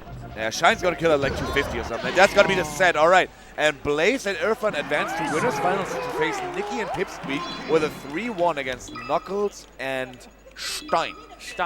Stein money and Knuckles, and losers now playing Restless Way and Zin, right? Yeah, and so we've got 3 Germans. Yeah. 3 Germans in winners finals. Yeah, and we still have 3 Dutch teams left in the tournament as well, right? Is it 3 Dutch teams? Yes. So we're guaranteed a Dutch team in top 4. Yeah, for sure, yeah. And then, but first we're gonna see Max and Fat Tino versus Skullbro and Fountain L, I believe. Yeah, I think that so as sounds well. right. Because they were... Yeah, for sure, for sure. Okay. Okay, so Fountain L, Skullbro, and Fatino Max. So what are we thinking about this? We have 4 different characters. None of them are Fox. This is weird. First of all... Especially being in Europe, how many Foxes do you guys have here? Yeah, exactly. I don't know what happens here, but we have a Peach, a Doc, a Sheik, and a Falco. So on paper, I'd say the UK team is definitely favored with the Falco Sheik, and they showed their powers early in the tournament when they played against, what was it, 100 Grand and... No, it wasn't 100 Grand and Joey Donuts. It was... Freeze and Nakama Man. Freeze and Nakama Man, yeah. And they were really dominant over that team. And now they play against like the wonky weird characters that won't die. Yeah. Now let me tell you, Sheik has got their number. Like matchup-wise, Sheik has so many good things against both these characters, against Dr. Mario and against Peach. Basically, whenever Sheik gets a grab, she doesn't need her teammate to convert. She can just, convert with an up air or a forward air, like at any point when they're, depending on stage, around like 100%. And the Peach is gonna have a rough time interrupting like flying needles and also flying lasers from everywhere because she gets, stuck in her place. So Peach wants to be high up and Doc wants to be on the ground because he moves fastest on the ground, right? So Doc gets interrupted on the ground. Peach gets interrupted in the air. What are they supposed to do? I really want to see like if there's any sort of strategy that these guys have against a team like this. Yeah, and I think also they, not just the strategy perspective, they also have, I think, just a better player perspective. I think. Yeah, for sure, yeah. I think Fat Tino and Max both seated above either of these players in Yeah. singles. Did Fat L even enter singles? He hasn't entered singles in a while. Doubles player only at this point. Yeah, I think he said something, like, we met at FED last time and we talked about it, and he said, like, he doesn't really feel singles because he gets like anxious and shit, and I think he talked about panic attacks maybe as well. So he's like, I hope he's okay. I hope everything's good. Yeah, it looks like he's okay, like for now. Like this tournament, he's been really enjoying himself, but yeah. It's good to see him around. I know I met him at Gommel last year, or 2023. So looks like we got Hbox in chat. Shout out Juan. Hbox, you don't have to practice double emoji shy. You know what that's from? No. There's a parody of Roxanne. Oh, nice. Oh, now I can hear you. Now I can hear it. Yeah. I believe that's what that's referencing from Fact. But yeah, Nice. singles is tomorrow. If you've got, even if you've got something else, you should tune in tonight for the rest of this block. But also for singles tomorrow, it is incredibly stacked. It is Yeah. a deep tournament too. I think there's 96 players in the bracket, right? Wow. I think so. Yeah. And even though there isn't like the J-Mook and the Cody like they had for Arkamele, I will say, like the 32nd seed here is so good compared to I think who is 32nd seed? Like Labmaster? Like there's some really good players. I think Irfan was close to that as well. Like Yeah. Irfan was 29th and 28th, and he's showing here that he's in grand finals or winners finals of doubles. Yeah, exactly. It's a really deep tournament, and honestly, hey, if you're in Denmark, come out. They've got spectator passes. I think it's only 10 euros for the weekend. Kind of like that, yeah. So it's a good time. So if you're right here, if you're in Denmark, come over. Like, I think does venue close tonight, or do we have friendlies? I think venue closes. Hey, well, I can check my badge right here, that actually. is right. Good work. Looks like it closes at, I'm guessing it closes at 11. I see. Okay, yeah. Okay. And we also got Guilty Gear Strive going on and Street Fighter 6 as well. If you're looking for something else to throw on your other monitors, if you're ADHD like me and you've got like 3 monitors and you want to throw some stuff on, we've also got Street Fighter 6 and Guilty Gear Strive going on right now. The announcement is not for us, I don't think. I think it's for Ultimate. Everything's running in doubles, right, for us? Yes, I think Anyway, so. first game, they go to FD. We've seen a lot of FD's first game, actually. I can see that. Yeah. I remember Kiwi and Timmy used to be like a top team from Austria. They said, both of them said that they think FD is like the battlefield of doubles. Really? Okay, what do you think it is or no? No. They just never played a double fox. Yeah, and well, they're not playing one here, so, I mean... But they played Fox Falco, so I guess, even against double fox, it seems kind of fair, but yeah. Oh, just a huge forward smash. That's going to get rid of Tino's stock. And yeah, the conversions that both these characters, Doc and Peach, get on Falco on this stage are amazing. Oh, they try to get the team combo, just misses. A little synergy mishap. Scoble make it back.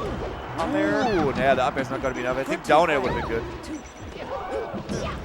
Oh, what a down smash. What an option. I was a down smash or up smash. I don't even know what that was. There was a crazy option to catch the down air.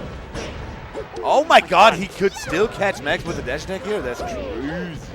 Out and L showing why he's a doubles player right now, like apparently a doubles only player. He's going crazy. Oh, Max is trying to get back on stage, makes it back, living on 148%. And getting the sweet 17, the needle percentage on his teammate as well, while Falconel was just full jumping there. And Tino's taking a lot of damage already. I know he's the more aggressive player of the team, but 127% already. Yeah, he's looking like the Irfan of this team. Yeah. What was I saying? I mean the Blaze, because Blaze was surrounded. Or no, Blaze going in. Yeah. Yeah, exactly. Okay, Skullbro getting a huge forward smash. But there's no way, like, there's a Fox team right there. You spam up smash and get Sheik kill early, but again, this is a Fox team. We can start talking about Fox. I gotta stop talking about Fox. I'm like, but you're playing Fox. Fox is so omnipresent in this game, man. Okay. Yeah. Falconel goes over to edgeguard Max, not getting anything. Oh my god, the up tilt though. I thought that was gonna work actually. Yeah, I think he wanted to go for a dash attack, but got interrupted or something. Up smash kills. Oh, the down tilt! Yeah. Wow, looking like Falcon there, catching with the down tilt. So I was talking about this earlier, right? Before the set started, that in theory, like they can cover like all the neutral options so well from the red team, like the green team can, with their projectiles, and then also having really good defensive back airs, both of them. But it's looking like the red team, they just play the defensive a little bit better. They just don't engage in those shenanigans. No, and Tino's already at 40% on his last stock, while Falconel just lost his third. Yeah, his second. Second. Sorry, it's a weird mistake to make. I did this all the time, and then somebody said to me, bro, think about it. It's in seconds. I was like, okay, it makes perfect sense. And you get an excuse, because English is not even your first language, so you get an excuse. Us filthy Americans can only speak English, and that's it. But I mean, I do my master's in English and history, so I should be. Oh, really? I didn't know that. That's awesome. I love our history. Maybe university in Berlin? Yeah, the Humboldt University, yeah. The most prestigious university. All right, I had to flex on us. I get it. I just waited a long time because I had really bad A-level grades, so I had to wait a while in order to get in. But yeah. Okay, that makes sense. Did an apprenticeship as a real estate agent before that, so I'm a real estate agent and becoming a teacher. Oh wow. Those are pretty different careers, I feel like. Yeah, real estate agent just sucks. All right, they're about to close this game out. Red team. Oh my god, good recovery by Max, but yeah, that's Nair's gonna get him off stage, but barely off stage. But I don't see Max making this comeback, right? No, I mean, in theory, this character should be able to 2v1 both these characters, and also the player is a better player than both of them, supposedly, but yeah. The little solids, I don't know if you saw that, just the tiny, just like the super soft fist bump. Yeah. They're like, yeah, we got it. Staying calm. I wonder, so what do you think they're going to do to switch it up? Because that was a pretty dominant game one from the red team. I was kind of surprised. Yeah, I think they basically tanked stocks. Both of them tanked stocks and knew when to pull back and kind of baited the green team into engaging a little bit too much, more than they should, because they are the faster characters. Why would they engage? They can always like pull back and then, you know, play the defensive like a little bit better. Yeah, and I feel like they need to kill Skullbar earlier. Like, Doc's recovery is so, I feel like, predictable, but in doubles it's harder, I feel like. Exactly. The thing is, it's exploitable, right? But the other thing is, it being exploitable only works if you play 1v1. If there's another character on screen that will, you know, potentially hurt you for trying to edgeguard your opponent, then you have to really think about like what to focus on right now. So I think if Doc is off stage, best thing for green team would be to try to come up with a Peach. Yeah. Max getting back, going high. Valhalla, trying to get back. 69% on Fatoni, we love to see that. Fatino. Fatoni. Sounds like an American like pizza restaurant. It's a Simpsons character. Oh. It's the mafiosi of the Simpsons. I did not know that. I'm not a huge Simpsons guy. Big down smash. I guess you're too young for the Simpsons. I don't know. No. I'm not too young. I mean, actually, how old do you think I am? I have no idea how old. What are you? 25? 23. 23? Okay, you were way too young for Simpsons. Simpsons went bad 10 years before you started watching Simpsons. Okay. I'm 32, and I love Simpsons from my childhood. You don't look 32, I'll tell you that. I would guess 26, 27. Yeah, because I shave. Because I have the weirdest beard, so I have to shave.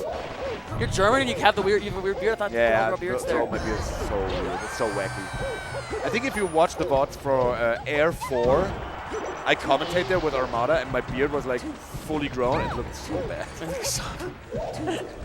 Hey, but I was just too lazy to shave before the tournament. So I was like, yeah, screw it. Something's like that. Well, green team, the Battlefield pick's working out because they're up 6 stocks to 4. I think on Battlefield maybe it's a little bit easier to be evasive against two characters that don't have like the fastest jump squats, and especially Peach, who, you know, her double jump like dips her down a little bit as well. You can be a little more evasive. You can go to the platforms. Max was throwing a lot of needles from the platforms, just, you know, screw them up a little bit in neutral, trying to, you know, put them into awkward positions. Oh my god, such a good back air by Max there. Good realization. Tino kind of dying unnecessarily there, but... And we've seen Max's willingness to just sit on ledge or sit on top platform and camp until he needs to attack, which is really important to just be able to stall it out. That's what I'm saying. That's what they should do with those, like, supposedly better characters. And Sheik struggles on FD hard with her movement, and here she can finally show off the wave dashes, wavelands. Oh, that's going to be Cardinal, and yeah, Skullbro jumping right behind him. Okay, that was a dominant game too. Fatino and Max on the board. Agdog Max, by the way. Shoutouts to Agdog Esports. Big shout out. They were in chat earlier. They were in chat, yeah, I saw that. Really nice guys. We were cheering together for Cody at Big House. Super nice guys. Love what they're doing for the Melee scene. Did you see the top 100 like survey they did? No, I didn't. So they released their Patreon. They did a top 100 survey that's done like anonymous, and they voted who the like campiest players are, who the most overrated players are in the top 100. I'll say Xbox got 3rd on campiest. I don't think he's a top 3 campiest Puff. Yeah, right? Yeah, no. He's one of the more aggressive Puffs, I feel like. And he's got like he's grinding some like labbing some weird setups and stuff too. Like I saw his stream. It's like I think he was doing like coin box. Before that he was like playing Melee. And while playing unranked, I was watching him and I was like, oh my god, he's got weird new setups. Like he's always trying to like come up with something new. He didn't used to for the longest time, but now I think, oh my god, catches it. We talk about how you need the reads a lot of times to kill early in doubles with Doc. Yeah. And gets it right there. I don't even know what percent was that. I think low. Yeah, kind of low, yeah. Mid-ish. Mid-ish. All right, that was super weird with the laser and the needle reflection on the Doc. Finding out dying. And we're, honestly, right now, I want to see big combo. Max just, I said earlier, really content to just sit on the ledge and wait. He's just sitting in the corner. He's okay with this, though. They've got the lead, in his mind at least. Maybe not actually, but it's just survivability, really good. They're trying to target switch on the Tino. He's surviving. Tino's just double jumping around. What had just happened? Great tech from Max. Is he still living? Oh, finally dead. Tino dies for it, too. Red team up a decent amount. And my co-commentator has gone to the bathroom. So I am left on my own, commentating doubles, doing my best. Scopo trying to get back, makes it back. Give him Max? Oh, no punish. Max makes it back. Oh, I thought that Try not to kill at the top. They really need to kill Fountain L here if they want a chance. I feel like this is a pretty big lead for oh my god, I got my foot Okay, how's it back. going? This is an amazing set right now. 1-1. Super close. Super close. Huge forward smash! Oh, it's so close Did right Max now. just save? Oh! Amazing cape. Oh my god. What do you think of Dokkan teams? I think he's actually really, really strong, but it's so hard to play him. Like, Yeah. his edge guard is his biggest strength, and also the fact that he's so hard to kill. He's so hard to kill. And teams, we were just talking about how it's, you know, it's a lot more savable. His recovery's a lot less linear in teams. When you have a teammate there, the hitbox, like multi-hit, you can't really do a lot against it. And you can also spam forward smash sometimes it works. It Yeah. kills you at 30, like 45%. And you can't whiff punish it as well, right? Because the teammate is there to defend every No, time. exactly. And All then- right. And then the pills as well. Ooh, but with that said, amazing shine off the top. That's exactly what they needed. And you can hear the crowd chant, Chino from the crowd. They know that, oh, good short and 2 to survive. Yup.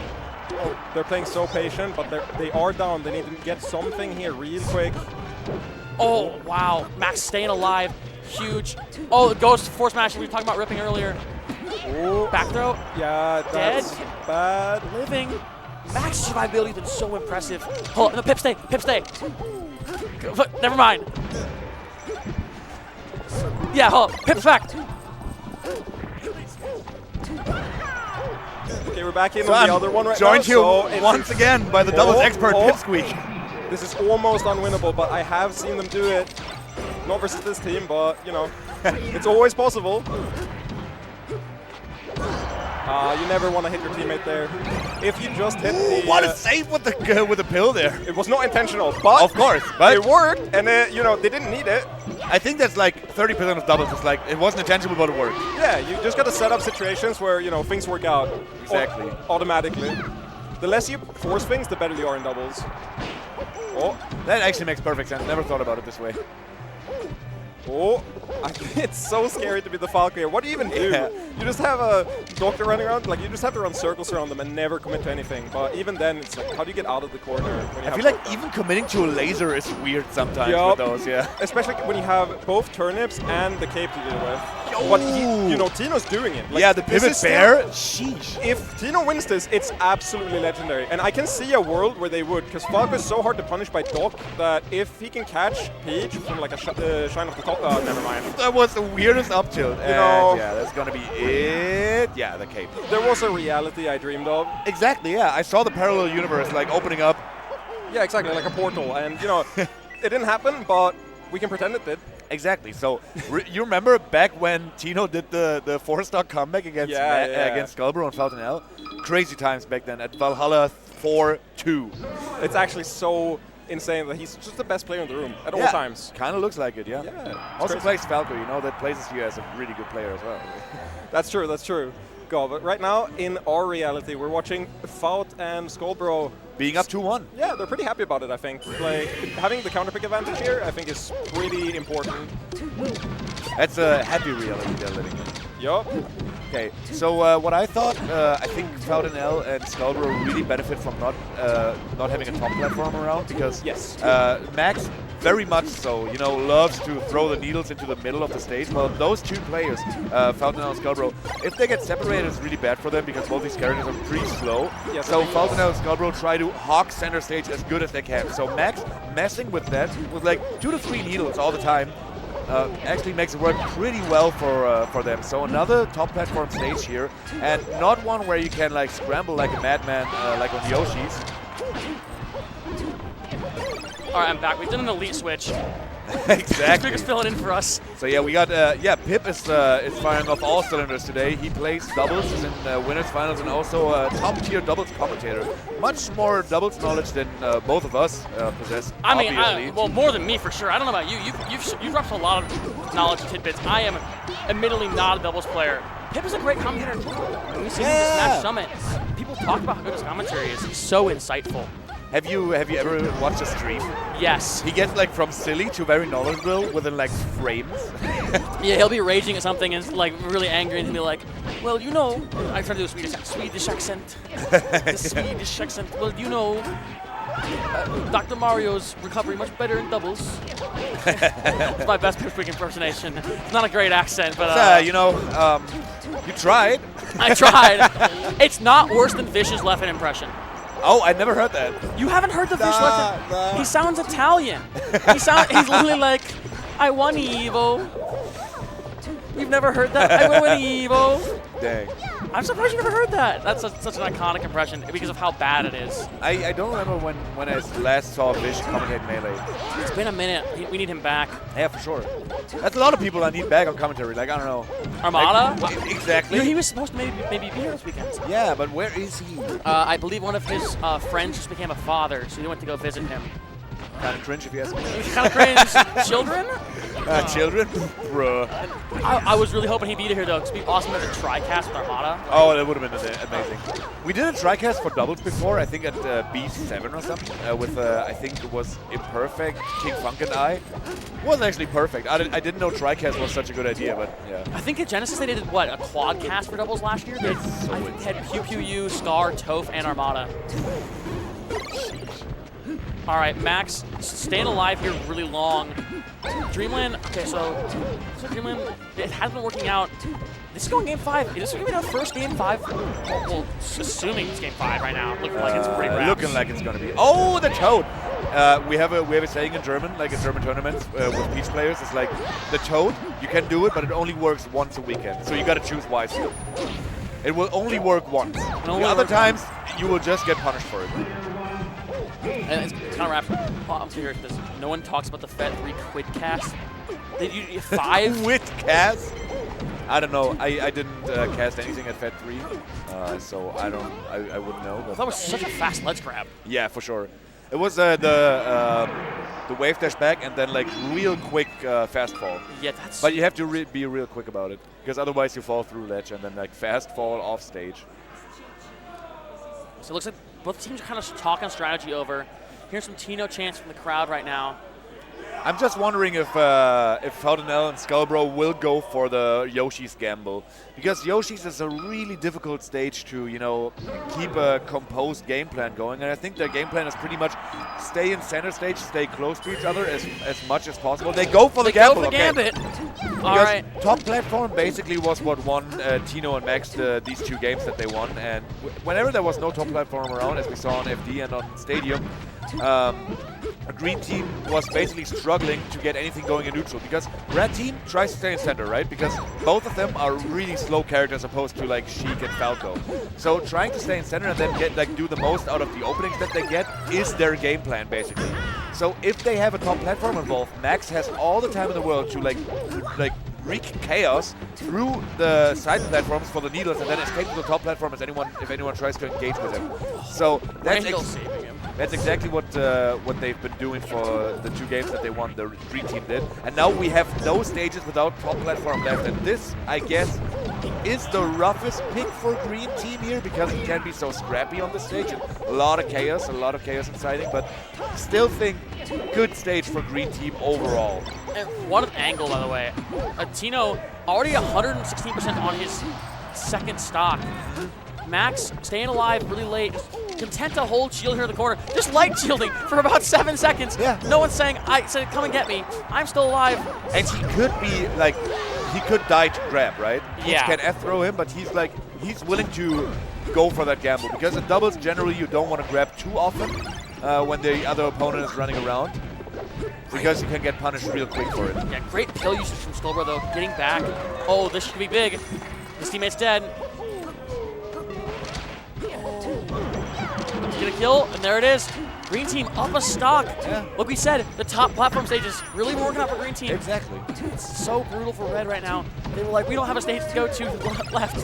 And right now, green team not running away with it though. Getting a lot of damage from red team right now. They're trying to control center. Oh, Skullbro with the huge F smash miss. One of those F smashes is gonna hit, and the game's even. Like it is, Yeah, it is for a sure. huge up smash. Could be a double kill even. Maybe that's what they're thinking too on Yoshi's. If he gets a F smash, it kills it what? Like probably 60% of center state. Yeah, You're not expecting it. It's dumb. Oh, and Fountainelle with a really quick ledge grab there. All If right. you only have to tap on a button to do a fast fall, I guess it's easier to not mess it up. Yeah. But it looks Cheating. so impressive. He's cheating. No? I didn't want to say that. No, no, no. I love my boxies.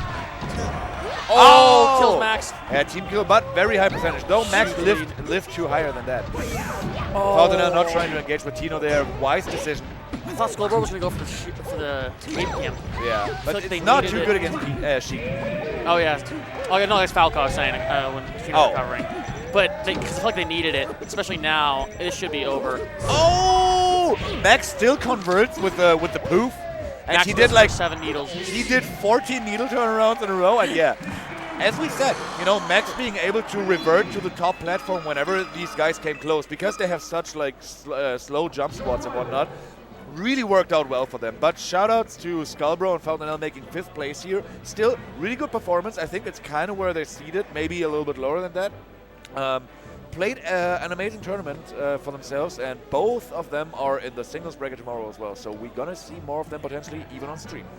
Yeah, both of them are great players. So don't be afraid if, or don't be surprised if someone gets upset. I think Skullbro's bracket path is a little different than it was projected to be. I believe it's supposed to be Nakama Man, but Nakama Man did lose to Verdant, the Puff from Ireland. Oh yeah, Verdant's really good. Verdant's really good. It doesn't travel. So Yeah. Skullbro versus Verdant, Doc Puff. We've seen Mango do it. We've seen Mango do it against HBox. At least in one game. True, yeah. Not the greatest, but the UK popped off. UK For popped sure, off. for sure. They're always so loud for their boys when they're playing on stream. And Max and Tino also I think Tino is like a normie type likable guy, right? Yeah, He's like the most likable. He's like funny, a little bit quiet, but always like cool when he says something. And Max is like super memey. Like you remember the tournament when he sits there with with sunglasses. The glasses he wears are crazy sometimes. Yeah, so funny. So yeah, both these guys like very likable players. UK of course pops off for them, but I think they got a lot of fans all over Europe. Oh yeah, and especially said Max with the Egg Duck sponsorship, so we're gonna see him even more going forward. Bro, where is he going? Is he going to Collision? I don't know, but I assume a lot of European players are probably going to Collision because it's a cheap flight, right? I think it's like $400 round trip. Look at Pip. There he is walking by.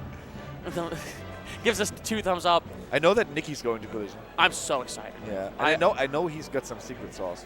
Ooh. Yeah, he's got some. Okay, you're laughing. You're laughing. You can't spoil it. Yeah. I'm not going to spoil it, but I've been told he's got some secret sauce for this tournament. I will say, I think Nicky's top 30 right now. I think he's top 30 in the world right now. I can definitely see a world where that happens, but I think he would have to prove himself more often than going to one tournament in the US.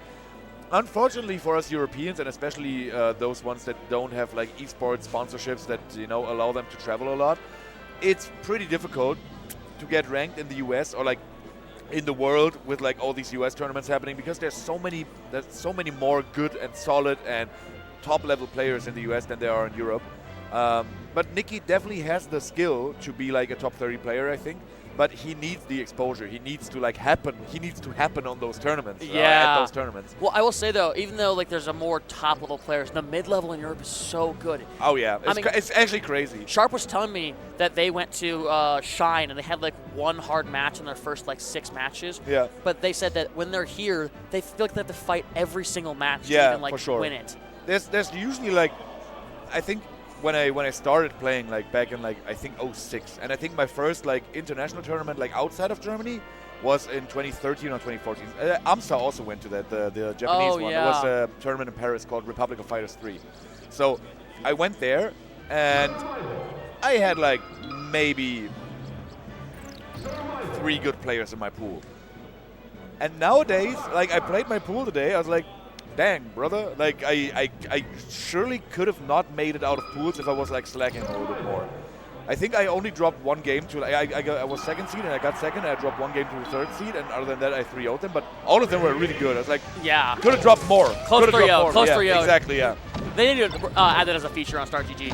3-0, it's just as close though. Yeah. 3-0 but close though. I love that. You could do that on Challenge actually. Really? Yeah, Challenge allows you to put in words into the... Oh, I didn't know that. Yeah. That's funny. Nobody uses it anymore, but Challenge actually had some really nice functionalities. Grab release into the pump smash? So we got the Dutch team kill here, so 1 Dutch team at least in the top 4. Facing Max and Tino next round, the winner of this set is. Restlessway and Zin, I think as we established earlier, also roommates and best friends, and they basically do everything together. both of them been on the come up. Zin a little more than Restless Whale, but Restless Whale definitely no slouch either. And they rolled over Nakama Man and Freezes earlier today. Up to a huge lead for Knuckles and Stein right now. Oh my god. Oh. Okay. Knuckles dying to the Falco Was that up the offense DI? side. That was crazy. This is an interesting stage because Oh, what a kill! On the height of the top platform, Zin hit a reverse tail spike and killed Stein. Like, he just dropped down to the blast zone. oh, the down air kills. Sheesh. Okay. Oh my god! We were talking about how big of a lead this was for red team, and then what a comeback this is for blue team right now. oh, I thought he was gonna get the gimp on Marth there. But we've seen from singles how volatile Marth can be against Pikachu. We know Pikachu can just kill Marth at basically what seems like 0. Yeah. And also, no punishy on Restless Whale while Zin was recovering. He was recovering for a while, and I think they got a grab set up, and then Restless Whale wiggled out of it, so they didn't get like the charged up smash on him. And Restless Whale was able to do some damage after that, so yeah, definitely worth for the blue team. This exchange was. Yeah, we saw Stein had Zin in a grab, but Marth couldn't really punish it without also killing Stein. So it's a little tough when he's in a grab. When Marth grab, with how big Marth's grab range is, that's a bonus to this team. Marth can huge grab, and then Fox can just run up an up smash and kill super early. But the other way around, not so much. Zin getting the trick off the gimp. Oh, almost gets gimped himself, but the lose. And that's going to be stuck. Oh my god, how did that? What? Oh, that was so fucking weird. Oh my goodness. What is happening? And everybody's still alive, but Restless Whale not looking too healthy right here. Okay. But Knuckles is like one solid hit away. Like, oh my god, and Zin messes up, air dodges off stage, and that's going to be a very low percentage. They could have made the comeback here for the second time in a row in one game. Could have made the comeback, but now it's looking rough for, oh boy, Restless Whale. Sitting here solo on as a Falco. As we said earlier, not the best 2v1 character either. No, not at all. Falco needs to establish like some really good neutral with his lasers, and I don't think that just works against 2 players, especially if there's platforms involved. Yeah, 2 players especially as good as Stein and Knuckles. For sure, yeah. And I know they are static. I know they're for factor stack, and they're so good at that. Yeah. Knuckles was telling me, he's like, we play every day, basically. Oh, shit, nice. So he's a huge doubles enthusiast. I think Dana earlier, Danubi, shout out Danubi, she's also here from the Netherlands. I think she earlier today told me that they also like Knuckles and Stein, they also like watch anime together and shit. Like, they watch anime. So we've got 2 teams who are like best friends. Exactly, yeah, and everything. Kinda. Wow. So this is truly, whose friendship is more powerful? Yeah, exactly. It's all about the friendships here. In Europe, we're more about the friendship. But we're into game 2, going Battlefield. But that's right. Actually, all the teams that are left remaining are like close friends. I don't know too much about Max and Tino, but I suppose they like each other at the very least. Yeah, but everyone else is like pretty close friends actually. Yeah. Like Nicky Pip and Irfan Blaze, and then these 2 teams. Tino's just spamming down air, and it's working. Sometimes, some people I've heard say Falco's the best down air's the best move in the game. I don't know if I agree with that, but I've heard that take before. Pretty good move for sure. Ooh, and that's going to be a kill for sure. Yeah, Restless Whale dying at 6-7. You don't want to do that. Especially if you think about it earlier today when they played against Joey Donuts 100 Grand. Restless Whale survived for such a long time, right? I said Tino earlier. I meant to say Restless Whale. Yeah. I just got confused. 2 Falcons on the screen right back to back, but we could call him Whale for it being easier to go off the tongue. But then again, Restless Whale takes such a punch as a name. It's a great tag. Right? How does a Restless Whale look? What does it look like? It's such a crazy thought. Well, do whales, I assume whales sleep while floating, right? That's how it works, I assume. So if you're restless, you're just swimming? Is your whale swimming? Okay. I'm thinking about it. That actually makes a lot of sense. I'm thinking about it. And now we have the Restless Whale we knew from earlier in bracket when he survives for such a long time. 137 getting a nice tag there, but yeah, that as they do say, nice bear gets rid of Restless Whale stock. And Zin really just stalling here, hoping no punish on Zin, but Zin really just stalling, trying to stay alive. Zipping and zapping, and that's going to be the stock of Knuckles. Wow. We talked about this earlier in the crowd when Knuckles and Stein were playing. We were like, I think Blaze said that. He's like, the longer I look at Knuckles' name, the more likely I am to misspell the word knuckles. Nothing about this makes sense. It's so bad. I mean, did you see the oh, nice downer. The meme that went viral from the Dutch guy, the guy that apparently one of their far right politicians said we have a serious problem, but in Dutch, and it's like we have ein serious Problem. And all the English people were like, this is a joke of a language. You guys are just saying English, but it's different. And Zin actually came up with me and said that. I think on commentary yesterday was saying the exact same thing. But you know, the thing is, for Germans, it's even funnier because their language is so close to ours, but it sounds like silly German. And everything sounds so silly, but you can kind of guess what they're saying. Yeah, not gonna lie to you, Dutch sounds like an alien language to me. Yeah, it sounds like the way they like the consonants and the vowels, how they sound is crazy. To me, that's Finnish. Finnish is the most alien language I can imagine. Finnish does sound like alien. It sounds like. I love that. We played against Raptori and Solo Battle earlier today and on stream, and they were like constantly talking, but in Finnish, and I was like, I need to sit further away from them because I'm cracking up all the time. Yeah, here it is. We have ein serious Problem. It literally looks like English. It's like, okay, I can understand what that is, but it is not. But anyway, Restless Way and Zin back in the driver's seat. That's what they looked like in the first set. They played on stream versus Joey Donuts 100 grand. Now, Knuckles got the notes out. He's got the notes. He's got the notes out, of course. No, I think he's got the music out. Okay. Let's say he's got the notes. He got like. He's like, the what should I listen to? Should I listen to like some Eminem right now? Okay, what do you think he's listening to? Dude, Knuckles, obviously Mozart. Like Mozart. You know, J-Mook's second most listened to artist last year was Frederick Chopin. Okay. Maybe that's what we were doing wrong. For me, it was Taylor Swift, so I guess me that's too. why I'm wrong. Yeah, let's go! I'm not joking. That's actually, let's go. I think my first was Fall Out Boy because I went to a concert and listened back to back to all their albums like for a couple of days. Mine was sadly Drake. I won't lie to you. I'm a Drake lover. I think Drake is quite alright. Like I think Drake's got a lot of bad songs and a lot of good songs. Exactly, kind of like Taylor Swift. Yes. Like 50-50, yeah. Well, hey, don't tell my girlfriend that. Taylor Swift's never made a bad song according to her in her life.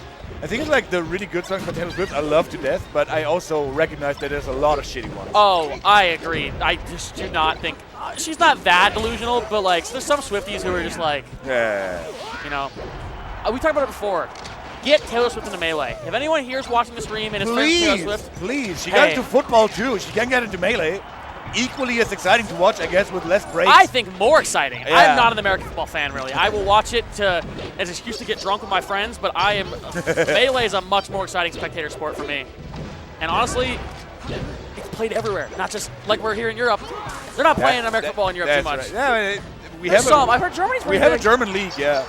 I've seen some of the pictures of like the supporters groups for like the Super Bowl stuff. I went to a game. I went to a German football league game. It's right around the corner. The stadium is from where I live, and I don't know, like 200 people showed up to watch. Like, oh my God, the tech! Bro, he's got the zippy zappies into tech at 190. Bro, Zin's still on 4 stocks. Zin has as many stocks as the opposing team combined. Has anyone ever made the joke that his name is like you know, like Snus from like Sweden, like the thing. Yeah, Snus, yeah. So there's something called Zin, which is like the. How do they survive? Zin, Z-Y-N in America, which is like the same thing. Just like tobacco pouches you put in your mouth. Okay. It's super huge. Bro, how is he alive? Also, they comboed Thunder Jolt into Down Air. What is happening? Bro, and Restless Way lost all of his stocks before Zin lost a single one. And they're laughing. They know. They're like, all right, sure. What just happened? This is the weirdest doubles game I've seen today. This is so strange. R23 saying in chat, Zin is playing the Melee of his life right now. Why are we talking about snooze? Because you're right. You know what? You're not wrong. You're not. Zin looks like on the come up before this tournament, and he's showing why he's on the come up. Exactly. He survived forever. In the Discord server, after the seeding got released, oh my God, Restless Way losing his last stock again.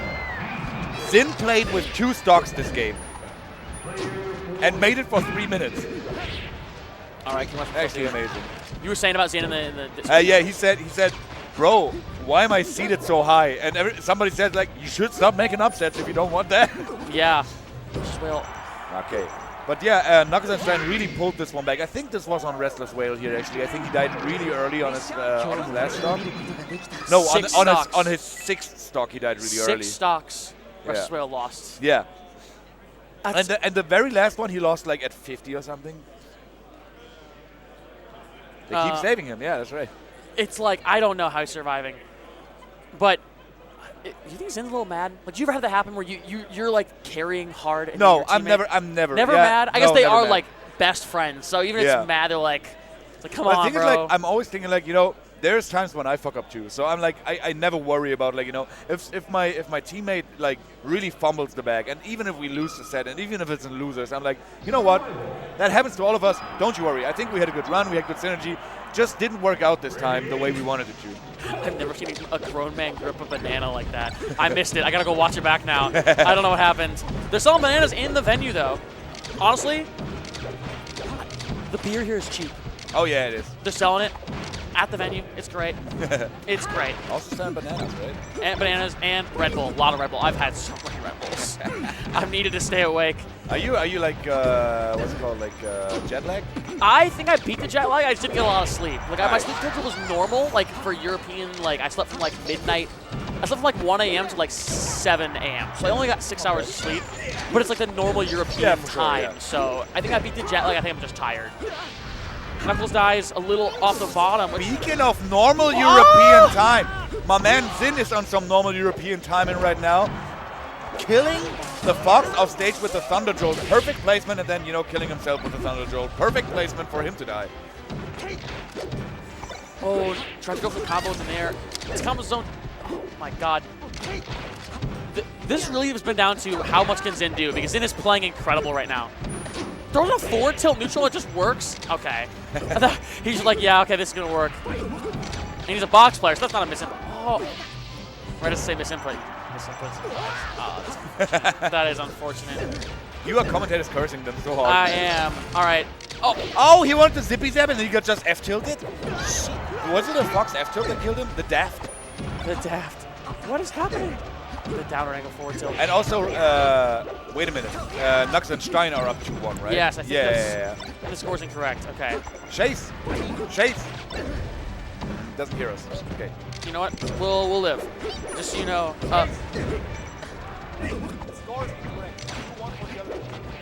Yes. Thank you, my co-commentator, letting the production know the score's incorrect. Bro, I've had this with Liver so many times. You remember Liver? Shout out to that guy. I do not. Who's that? He was the premier European streamer in the post-COVID era, pre-COVID era. Got it. Okay. I need a little lore, but Knuckles and Stein, I think one match away from, or one stock away from taking it down. Zin just trying to do whatever he can, but this is so tough, especially like we said with Pikachu. Bro, like Pikachu jumps there with like a Thunder Jolt. It's like 900 frames lag. Like, I don't know what's happening here. The up tilt, up smash hits above platform. Yeah. It's just, I don't know what you do here. The thing is, like, I know, yeah, exactly. I thought, like, I know you're in losers and this is like your tournament life, but why bother? Yeah. Sometimes you're like, why bother? Like, why even ledge camp? That's the worst spot you can be in? Well, I don't know. I think Knuckles and Stein are trying to stay on stage, but I don't think they're playing. I think it's winners finals first. Oh, yeah, I think so. Someone needs to tell them it's not them. But they're staying on Irfan stream. and Blaze versus Nikki and Pippi. Yeah. That was a quick transition. Yeah, wow. We really got back to us. By the way, now that we have a little bit of time going us. on, yeah, Nikki and Pip walking up to the stage. I want to give shout-outs to the island of Fuerteventura, where I went on vacation and I needed to bring something. And I know I have friends that I went on vacation with watching, so I want to shout them out. And I learned surfing. You went surfing? Yeah, I learned that over the course of like the holiday that I went That's to. awesome. Bro, actually, easiest shit I've ever done. Really? Yeah, I don't know why. Everything felt so fucking natural.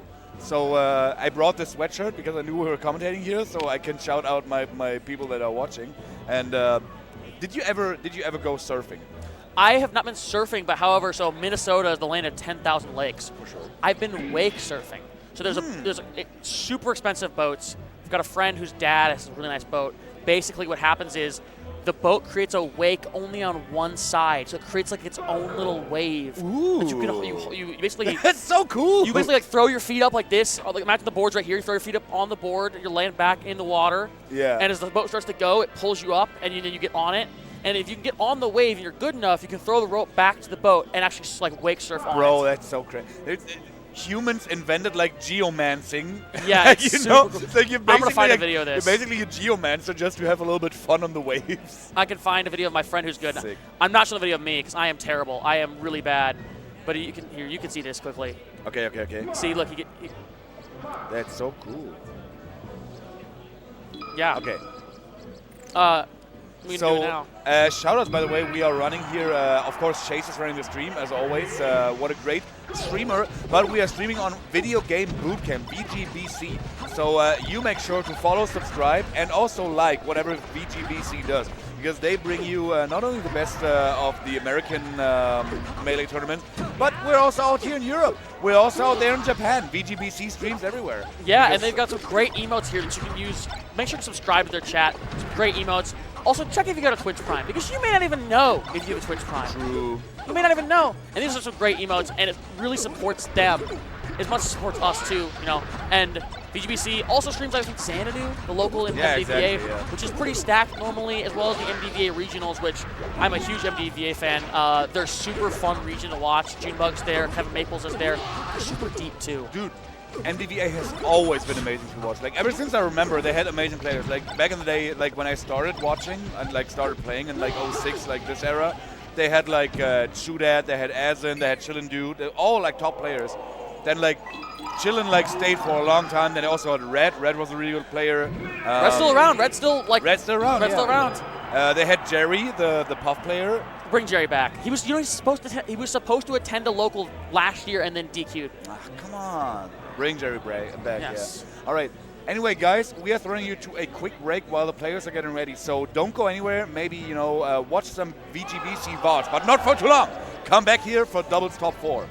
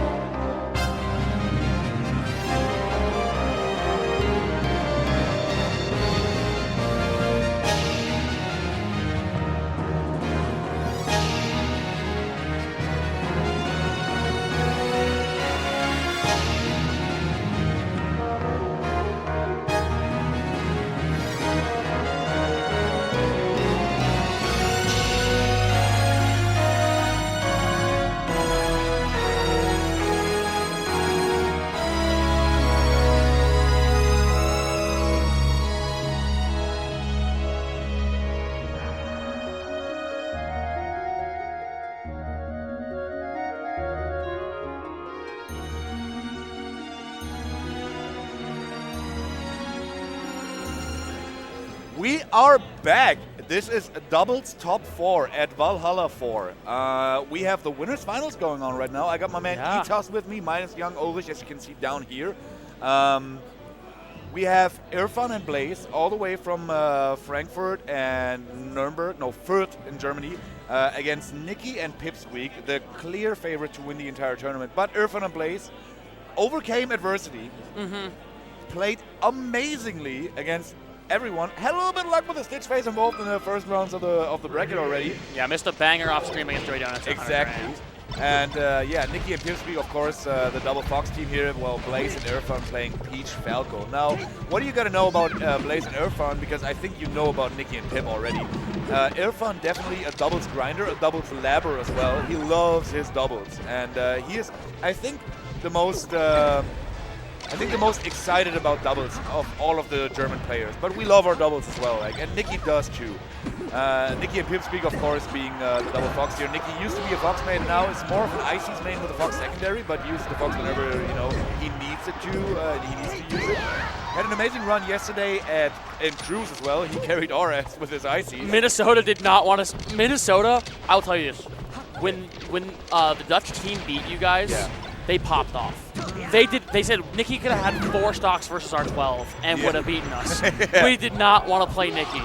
And right with the way he's playing right now in doubles, no one wants to play him either. They have not dropped a single game in the tournament so far. Yeah, it's crazy actually. Going to winners finals, and they're poised. I mean, it's early, but they're up right now in this one. I think this is like the 4th straight set we've seen FD as a starter. Yeah, exactly. That's what I'm saying. Kiwi and Timmy were right when Maybe they were right. Yeah, they were right. This is the battlefield of doubles. But again, I'm surprised just because Double Fox is so good here. I mean, Blaze dropping all the way down there to get Pipsqueak to stock, but Pipsqueak not budging, not dying early at 66 here. Blaze on 101% already, while both the Foxes not ripe for picking just yet. Yeah, and this is a switch up from what we saw last time with Irfan and Blaze, because we were seeing Irfan stock tank. True. But this time we were seeing Blaze stock tank at 111%. Big back air. Doesn't close at the edge guard though. Someone called it a nice bear. A nice bear. A nice bear. The reverse forward air too. And finally, that's going to get rid of both of their stocks. Yes, Blaze opting for the ledge while Irfan was charging a forward smash. Now, Blaze and Irfan are both ripe for the picking here, so I don't know if I would call this a lead, but theoretically they have a stock lead, and that's going to be Blaze's stock, and Irfan's stock might follow soon. Oh my god, gets a double bear. That's so much damage. And it was so interesting too, instead of just Shine out of shielding, actually went for the wave dash back into Shine to go to target switch, and they weren't expecting it. Maybe that was the right play. Just a very interesting one. It's my god, the double F smash! And now Blaze on ledge. Irfan going for the F smash, getting rid of Pipsqueak's 3rd stock. Just letting it rip sometimes works out. Okay, Irfan dies here, but Blaze sitting on 56, 70 now. It's getting like weirdly close to kill percentage here for the Peach, but oh my god, are they gonna finally lose a game? Are they finally gonna lose a game? Well, if they have anything to say about it, maybe not. Okay, so they don't get the 2v1 opening on Irfan because Irfan knows how to hold shield here in doubles. In doubles, you rarely want to throw out a grab. Oh, this could be Irfan's stock. Oh my god, and Blaze missed him with a down air. Great attempt at saving him, but yeah, see, in the long run, a great attempt is not a success. No, and this is a 2v1 that's getting really tough. 2 Foxes, but Peach does have the down smash, and can just actually just do 100% to both of them. Get them both in. Not gonna kill, good DI. Surviving. And should be an up smash. Okay, there we go with the up smash. Yeah. All right. And the Nikki taunt. taunts them. As we said, Nikki's a silly dude. I expected on Pip to be not Nikki, honestly. I feel like Pip would taunt. Nikki with the taunt. For the first time today, we saw that both of them had like different ending screen taunts. Oh. They usually both have the swinging the gun and then, well. So this will. I was thinking of this in the bathroom. Bathroom talk, not shower talk. There's no time for a shower, even though I probably need one at some point. I did take a shower this morning. Don't worry, I'm not smelling. I promise. I wear deodorant and stuff. I can promise you guys, Etos is not smelling bad right now. Thank you. Thank you for using the vote of confidence there. Yeah, keeping it real. But will be the first set we've seen a German team lose. A German lose in general. Oh, that's true. All the Germans since they've gotten on stream have won every set. Oh no, we lost to Nikki and. But you weren't on stream. No, Nikki. In top 8 though. Astar and I play. Yeah, not in top 8. We're on top 8. Oh, the double up smash, getting rid of the Falco stock, but not the Peach stock just yet. Great DI. target switching. Let's Peach get back. Okay, yeah, Peach gets back, and Irfan gets a little bit of an opening against Pipsqueak here, but nothing too much coming out of it. Oh my god. Blue team is going crazy. That was like 5-7 hits in a row. Oh my god, Blaze going for the, what's it called, float through forward air, catching Nikki off guard. Pipsqueak losing the stock, Nikki losing the stock as well. And so yeah, big lead here. Well, not that big of a lead, but somewhat of a lead here for the blue team. Blaze Blue not team said dying. we're running it back, and we're going back to FD, and this time it's working much better. And there's no conversion. That just feels a little sloppy there. They had 2v1 there, got the grab, and Kinda, yeah. Irfan's still living. And Blaze also still alive. Yeah, comes down with a fast fall down air. That's a really good coming down option for Peach. Pipsqueak wisely DIing upwards here from the F throw in order not to hit Nikki, so Nikki could have his shot in opening here. Oh my god! The recovering Baron to up air, short up air on stage by Pip and Nikki. Not intentional, but definitely made it look like it was intentional, and this is what makes a great doubles player. You know, Pip said this earlier when you had a bathroom break and Pip was commentating with me for like 30 seconds. He said, you gotta, you know, put yourself into situations where like whatever weird shit happens looks good, or like, you know, happens to work out. Yeah. That's gonna be Irfan's stock, and you know, Red Team did a real big comeback here, real quick. Yeah, I mean, and that's how it is double Fox too. You expect that. Irfan not quite killing Nikki here, but Nikki still tanking 3 stocks. This is going to be it. No, it's not going to be it. And Blaze opting for the edge guard, and this is finally going to be it. And they have a 2v1. Up to not quite hitting, but F-Smash is, and Pip is surviving. I think a down air would have been a better call here. And Irfan not going for down air either here. Oh, but against the edge hog on Pip, and now it's, yeah, 3 stocks to 2 for the blue team. This game has been so swingy. And this could be it, and Blaze gets the kill on Nikki. Nikki tanked 3 stocks for a whole bunch of this game, but, you know, he got his stocks erased here. First game the red team loses here. First game the double Fox loses. I don't know. Might be. Back air? Back air, and that's, oh, no, going down for the down air? Now he's going to go for the down air, but Pip makes it back while Irfan is not. Oh, he is. All right. Okay, let's say. Oh my goodness. And yeah, the Shadow of Shield really hitting Irfan off guard here, but dash attack by Peach always comes through, and this should be it. Finally closes that. Oh I got a little God. worried. We talked about how good Fox is in the 2v1 comeback, and Yeah, we know how yeah. good a little player Pipsqueak is. It's a little scary, but Irfan and Blaze are the first team to take a game off of Pipsqueak and Nikki. And that was a crazy game. They said, we're running it back. This is our turf. We said, FD, even though we struck here, we want to take it back. Exactly. And they're 1-1. Where do you think they're going to go? I think Stadium is an obvious choice. I think Stadium, that makes sense. That makes Yeah. a lot of sense. Well, they're talking, though. They're talking a lot. Look, they're strategizing. I think they're talking about like what went wrong this game and how they can, you know, how they can adjust. I also You can lip read German. What's he saying? He's speaking English. Never mind. He's speaking German at Pipsqueak. Exactly. No, they speak Swedish. Dude, Nikki looks a little bit Swedish too. He does, actually. Yeah. I could believe it. He told me he's Swedish. I see it. But also, like, Irfan is like half Turkish, half Bavarian, so No, I can see that. I can see that. he's not the stereotypical German. Blaze right? looks so German. He Blaze is looks so yeah. German. Yeah, but he has like somewhat of a French surname, so. Yeah, is he from like Alsace-Lorraine or what? No. He's from Frankfurt, Okay, got it. the most German-sounding city imaginable. Yeah, for real. not the German, the French German province. I was thinking. All right. And they went to Stadium, as we said. Yeah. Maybe they were talking about what went wrong because it seemed like, you know, or maybe they were. Stage was the obvious choice, yeah. Yeah. But then again, I'm thinking a top platform stage could be pretty. Oh, if I'm messing up the stall, but still getting the kill there, this time on Pipsqueak. Weird. Did he like miss the?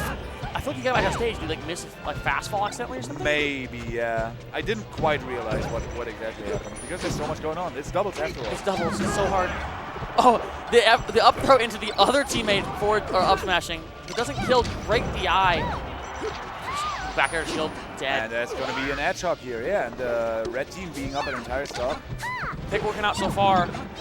Oh, Blake's getting the double down smash. 68 on Pip already. And they're really just like playing 1v1s here. There's a lot of individual plays. And it's weird when you're playing 1v1s as blue team because both the opposing players are like ranked so high above y'all. What is happening? Oh my god, and Red Nikki team losing dies. the stock.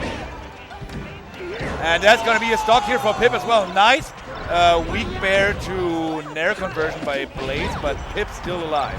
barely alive. I'm shocked he survived, but just the DI from both teams have been incredible this game so far. Surviving way farther than they should have so many times. The red team does have the lead on a stage we expect them to be favored in. Just Pips be content to hold the shield for like 10 seconds and get the up smash. The DI out. Gets back though.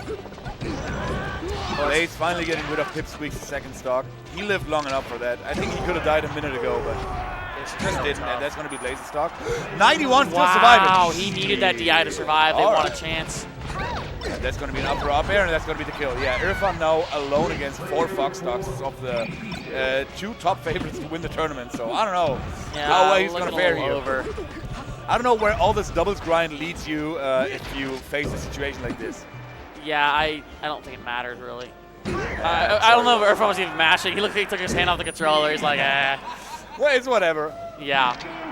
I hope they don't think we took a game that's enough. I hope they think we could take another. Yeah, I mean, I'd love to see a game 5, but Pippin, like he said, hey, we locked in after that game. We won on FD. We took it back to FD. So do you go somewhere like Yoshi's where it's smaller, or are you going for somewhere like... I think Yoshi's, yeah, they're going Yoshi's, yeah. That was my thought there. Fox, not the immediate up smash threat where you got the side plat, Peach down smash. I've seen Peach down smash kill so early here, especially against 2 Foxes. Peach down smash is really good on the stage because if you occupy center and the opponents try to go to center as well in order to open you up, down smash is going to be basically everywhere. Problem though is that Peach is really bad at full jumping and double jumping, especially because she has such a slow jump squad and also such a slow double jump, which is why this stage actually makes it really good for Fox to evade Peach. She can full jump, reach the top platform with like a nair or whatever, but it's not too easy. It's not too hard for the Fox to react to that as well. Yeah, I guess you are the Peach here, so you're going to know exactly what Blaze is thinking here. I think it's like Yoshi's always a gamble for the Peach. Yeah, that makes sense. And also a really good gamble for like the worst team, quote unquote. Because it's so chaotic. Yeah, did Irfan just die like really early, or did he actually get high percent? I thought he died early. I think he died really early, yeah. It's so unfortunate for blue team, especially with their counter pick. Hey, but... Blaze was out of double jump, yeah. Oh, the Shy Guys almost made the combo happen. And Blaze, he was prematurely throwing out the back air in order to, get rid of the stock. He should have waited a little bit. Now, 154 is actually quite a long time for Peach on the stage, but still. Only 16%. Down 3 stocks, down 4 stocks. All right. Oh. Down 2 stocks. Okay, well, that's down 3, down 4, down 1. We're doing a little math here. Quick math. Oh, I was hoping you go low. Oh, Blaze could go for this. We also had a player named Blade, by the way. He was Luigi. Also from the same region. Oh my god, what a trade by Blade! That is a huge for the game. They needed that bad. The Shy Guy again. Oh my god, and they got the edge and they suddenly have a chance! I thought this was over! Yeah, me too. Oh my god. But then again, Blaze dies from any and the crowd comes alive. Oh, great short. Good short by Irfan, but yeah, again, he's looking down the barrel here, and that's it. We got hyped for nothing. We got hyped. We were like, oh, they can do it. It's not nothing. They played really well, but yeah, 3-1.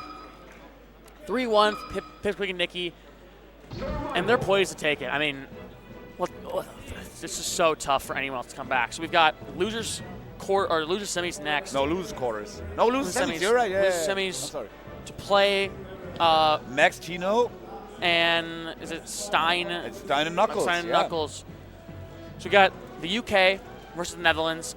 We've also seen either, and that was also the first match we haven't seen an American or a Dutch team lose in. True, yeah. The Dutch teams have lost every single match we've seen a Dutch team. They've lost. Can they keep the streak going? I'm going to sing the Dutchies at home. Hopefully they're not. But who else is at home? All the Dutchies are here, man. They had 3 teams in top 8. They did. They have so many people here. They really traveled well. Almost half top 8 was Dutch. I think they said they have more PR players than non-PR players here. Oh yeah, that makes sense, yeah. Which is crazy. I mean, they travel really well, so I love seeing it out there. But the Dutch got their own great season of their own. Somnio has been a great tournament to follow so far every year. Yeah, shout out to Knuckles for organizing those as well. Knuckles head TO of the Netherlands entirely. I think TO. And also shout out to Flurk. He brought like 70 Wiis. Setups. He brought like 70 Wiis of them. actually incredible, really impressive. I mean, there's so many setups for so many, like, I think they said there's 58 setups for like 180 people or something like that. Yeah. And not everyone's playing. Like, you can find friendlies, I feel like, pretty easily. Yeah, There's for a sure. lot of setups. And also we have ladder going on. I'm a little bit ladder anxious right now because I really want to play ladder. I didn't have any time today. Oh, no. I played, I think, 6 or 7 sets yesterday, and I didn't find any time today to play ladder. Like, unfortunate. I could have played in the morning, like at 10. Early? No, like no, that. God, I'm don't like, do no, that I to want yourself. sleep. Don't do it to yourself. Yeah. Yeah, exactly. I showed up at 10 today thinking my pool was at 10. It wasn't until 11:30. I made a mistake. I should have showed up at 11:30. Yeah, okay. I needed that sleep, and I'm tired. Oh, yeah. I think Minnesotans already actually heading back, so I'll be the last Minnesotan back to the Airbnb. If I don't wake them up. Bro, I saw like a picture once of one Evo with like 1,000 entrants or something, and they had 16 setups for Melee. 16? I think 16, yeah. It looked abysmal. Like, I saw a picture of the entire Melee area. It's like, how do you run a tournament like this? I don't know. Crazy. But I mean, hey, Evo game announcement. I've heard some people speculating. Maybe Melee. Maybe. Really? Yeah. I mean, I don't believe it, but Doesn't like the FGC just hate us straight up? kinda. But you know, Like, I mean, Mr. Wizard isn't running anymore. that's right as well. Yeah, that's true. Pokimane, my queen, save us. Does she run Evo? Her like company like runs Evo, I think now. Or whatever. Really? Yeah. Shit. So hey, maybe Ludwig's been there like, hey, Pokey, like, say my name, like, you know. We lose money every time, but you know, it's still fun. It's still fun. We'll show up in numbers. I mean, I love an excuse to go back to Vegas. Have you been to Vegas before? No, never. I've never been like outside Europe ever in my life. Really? Not even to the U.S. at all? Like, I mean, ever? no, not the U.S. I've been to, I think the furthest I've ever gone from home is Fuerteventura, like the holiday I just did. It's like, it's still Spanish, but I think it's a couple of kilometers from the coast of Morocco. So it's technically like around Africa. We gotta get you to the U.S. sometime, man. Bro, nobody ever wants to get me to the U.S. That's what I'm saying, man. All right, we'll see. We'll see. Hey, It's the like US I is would fun. I would love to go there. I would love to, like, you know, for commentary or whatever. But it's like I get it. You have like 50 good commentators there. Like, why bother flying in a European for like €1,000, like, or $1,000? I will say, look for flights to the Midwest. I know, like, I've seen round trip flights from the Midwest to from Europe for like $400 round trip one stop. Okay. Not bad. Anyway, loser semis. Knuckles Stein representing the Netherlands. The last Netherlands representative here against Fat Tino and Max, courtesy of Agdog at the moment. And we got Knuckles escorting his teammate Stein here. And by the way, I was kind of shocked. Fat Tino, not fat at all, actually jacked. True, Huge, Jack ripped. Tino. You yeah. can see his veins on his arms. And I'd be intimidated. If I was playing him, I'd be intimidated. I played him in pools today. He played really good. We have this another UK player. His name is 10 Quid Shoes. Yes, what a tag. Also, very fancy shoes. Really? I think he got the tag. So they're not 10 quid. Exactly. Yeah, I think he got the tag when he was broke, and then he became a good player, recognized as a player, and also got a new job. And everything changed. Like, So he's 100 quid shoes now. exactly. Okay. I think 100 quid is not too much money for shoes, but 400 quid shoes? 300? 400 quid shoes, let's go. All right, maybe he is. The Yeezys. Maybe if he teams with 100 grand, he'd be a Bro. 100 grand quid shoes. Bro, that's sick. 100 grand quid shoes, then What are they, diamond studded, like, at least, yeah. for real? But even game so far, pretty even. Kills his teammate. Oh, we and got Stein killing his teammate. He returns the favor, really, because, Yeah. you know, Knuckles edge-hooked him earlier today, so... Maybe in it's a Dutch this thing. game, I don't know. But Tino, being the aggressor here, Max sitting back. We've seen Max so far in all the matches they've had just really content to either sit on top platform or sit in the corner saying, I'm going to stay alive and I'll take the combos when I can get them, but I'm not going to be the aggressor. I actually talked about this with Stein earlier today. When we had the break before top 4, we were talking about the upcoming set, and I was like, you know, they only won on the triplet stages versus the other team, and then, oh my god, the Doraki jump F4 there, nice. Yeah, they only run on triplat stages, you're saying, like last time. Yeah, earlier today. So I told Stein, he's like, so what are we supposed to do? I was like, I think they can do the same thing versus you because Knuckles doesn't reach top plat too fast. So you should just read Max going to the top plat. And he did that before in this game, so maybe it's actually working out. Maybe it's And see, he tried to go get him with a back air. Max made it to the top platform, and then he just went out up there with an up air. So it's looking like adjusting to the strategy, like learning from earlier today when the UK team played against who was it? Jody Donuts. Oh no, it was Falconel Skullbro. Oh, those ones. Okay. We've now- seen too many sets so far. Yeah, exactly. But Max, huge forward air. Knuckles on his last stock. Yeah, Should Knuckles be will dead. die here. Yeah. And Stein will not. Yeah, oh, the get up attack! It's the best move in the game. Little blunder from the British team, allowing Knuckles to take the stock and Stein to live. This is so great for the Dutchies. And this is going to be Tino's stock. And now it's still pretty rough for Stein here to be in the position of sitting at 150. Definitely doable for Max though. Yeah, for sure.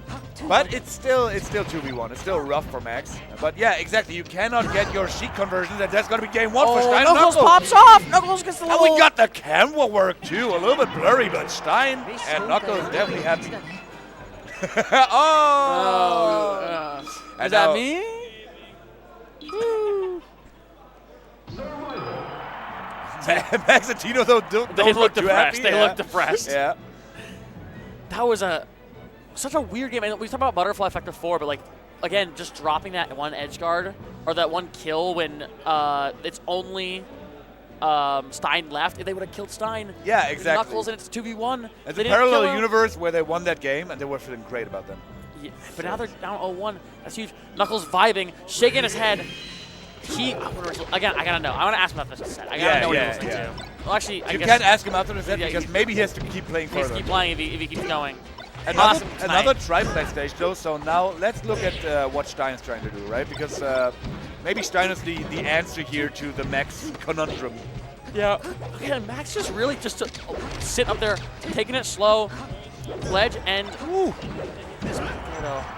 Stein is trying to help out Knuckles and getting a kill on Fat Tino in the process while Knuckles survives.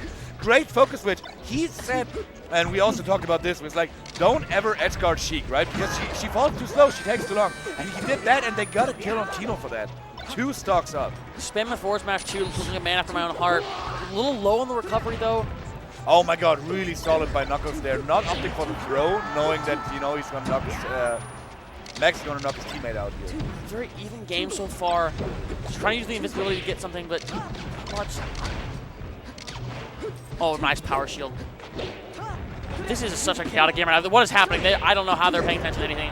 Okay, Max getting a dash attack forward air conversion on Stein, but, did barely send him off stage. Barely sent him off stage. Oh my god! How was on teammate? Yeah. Hey, sometimes the doubles you're like, this looks like a good combo. And then it's your own teammate. Exactly. And you're like, man, shouldn't mix doubles and singles too much. Oh my god, nice conversion on Knuckles, but Knuckles kept his double jump. And great Wisely SDI so. from Max to get out of the up there up air. Uh-huh. Huge. Charges the needles fully. Gets out of the nair to the SDI. I think with Peach, the SDI in the up air by Fox is easy. I don't know how Sheiks do it.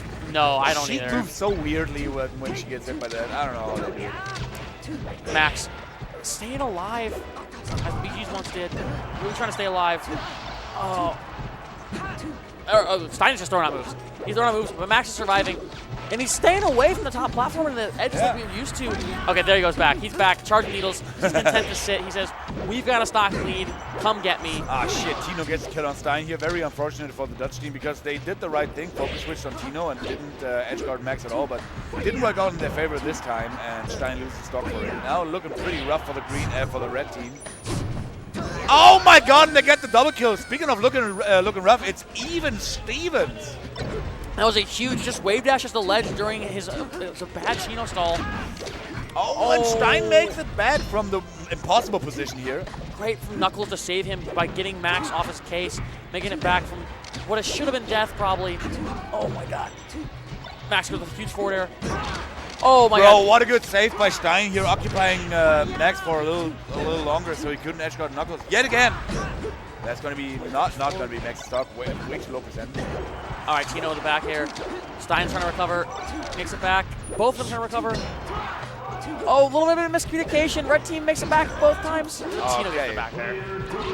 Oh, and now Knuckles dies after Stein took the stock. So, yeah, Stein, Fox, better 2v1 character, so good choice either way, but looking rough. Oh my god, up smashes both Max his and I teammate hit and both the my opponent. teammate. Yeah. Oh! Yo, what the hell? And Max just forfeits the stock. Salvation Army. They should be fine, right? Yeah, they should be, but then again, Max just as deep. Maybe he feels the pressure, I don't know. Oh my god, Stein don't do it. So it's going to be a bear. Ooh! Oh, Yeah. wow, it was so nice. Down tilt reaction tech chase fair. Good stuff. Max, I want to point out, did take off the jacket between games. That's right. Which means he's business. He's full business right now. It's 1-1. So we've seen the Dutch team lose every time they're on screen, so Stein and Knuckles really trying to break that streak. No, I think, didn't they beat Restless and Sin? Yeah, but the Restless It was and also Sin are also Dutch. Yeah, that's right, yeah. Every time we've seen a Dutch team on stream, at least one Dutch team has lost. Game Pokemon. I guess that makes sense. Yeah, the Fox and the Marth on Pokemon are both so good with the platform edge for Marth. For sure. And it's just low ceiling for Fox as well. Max recovering a little bit tricky, only eats an up tilt for it. Fox didn't quite punish too much. Tino getting the Fox off stage with an F smash, but, you know, eats another F smash of the Marth for his efforts. And that's going to be a bear by Tino. Stein still living? No, finally Tino gets the kill on Stein. Knuckles, though, with the up out of shield, doesn't go to for the edge guard for Mars. I think they talked about this earlier because this looked like very unintuitive. Oh, good laser from Tino to get him out of the wave shine up smash. Max recovering tricky and getting the double poof. Wow, living. F smash, not quite a tipper though, so Tino's still living, and Stein, oh, Stein threatening the bear, so Tino was a little bit scared to get hit by the bear and then got edge hooked by Knuckles in the process. Those needles! Yeah, I think they prevented like 3 more damage from charging that up smash. All right, trying to get a team combo. Oh, nice back air. And Stein could get the stock, and yeah, he does. Tino is dead. All right, this is huge. And look what we're talking about. The top platform has been so huge for the British team. Exactly. Every time they've had a top platform, they've won the set, basically won the game, except for the first game in this set. And since they, I guess, Knuckles and Stein have both the FD counter pick and this. So it could be huge. Great save with the dash attack from Knuckles to make it back. And that's going to be the bear that seals the deal for Stein's second stock. Oh, what is happening? Now the Spaceys both on 2 stocks left, while the semi-floaty still sitting on 3 stocks. That's how it's supposed to look like. That's what we call doubles. Yeah, and it was really runaway game for Red, but then Green Team just killed Knuckles. They had 99% out of nowhere. Went from like 0 to 99 in like 1 second. And now Green Team with the lead. We're talking about how good no top platform was for Red Team, and they're suddenly down. Tino sitting on 69 for the longest time. Oh, Stein could make it back if Knuckles saves him. Yeah, nice bear there. And that was a nice bear. That was a nice bear. That is one of the best bears I've seen today. Not even just a nice bear. Ooh, amazing bear. Triple bear here by the green team, though. Knuckles sitting on 82 already. Looking rough for him, but Tino doesn't get the conversion into the down air because he was drifting backwards. And Stein runs away because I think he thinks Max is dead. But Max survives. Max survivability has been so important to them the entire game. I'm pretty sure they just don't want to edge guard Sheik because it takes too long. This could be Tino's stock, and it should be, and that's going to be it. Tino's last stock, and now it's 2 stocks v3, but Knuckles ripe for the picking. This game has been so back and forth the entire time. Right? That's what I'm saying. Max is trying to charge needles in the corner. He's back to that strategy. Knuckles on 140%. Stein going for both players right now. Going crazy. Tino shot a shield. Isn't getting off it. Knuckles still living. How is Knuckles still alive? This is so important. That Knuckles is still alive is so important because all the time that Knuckles is still alive, Stein could do like damage that cannot get returned. It's so good. Oh my god. Oh, Stein trying to catch Max off guard there. Now, Stein and Max were both off stage. Yeah, Tino. Oh my god, and Tino gets sucked into the vortex of the neutral air, and this is going to be game 3. Knuckles and Stein really pulled it together. Knuckles surviving there was key because they were focusing so hard on Knuckles that they forgot about Stein running around, providing valuable damage that all of a sudden led to Tino being off stage twice in a row, while you know, Knuckles was there on the ledge ready. He goes to the ledge because, you know, he feels safe there. He cannot be hit there. It's good. Mars do that, even on doubles. And it netted him such a big advantage that they won the game 3-stock while they looked like they could lose it. Back and forth, really fast. But we've been seeing, like we were just saying, British team struggling with that top platform. Even at the last stock, Max reverting back to his instincts to go to the corner and just charge the needles. Yeah.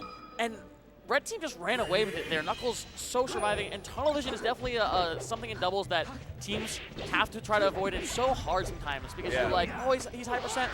And Tino, by the way, speaking of not high percent, but low percent, Tino dies really early. Yeah. Oh my god. And this is a huge, like, I mean, I know it's Yoshi's, but you don't die at 30% without a Gimp.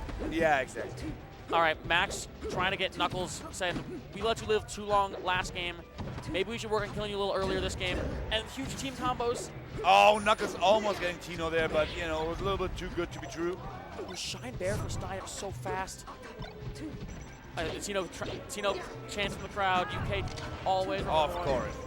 Tino. I never heard any Max chants. What's happening there? Root for your boy. No, I've heard there's only one Max, which is a funny chant because there's Tony Bomboni's name is also Max. Yeah, and also Big Max. And also Big Max. There's like 3 Maxes.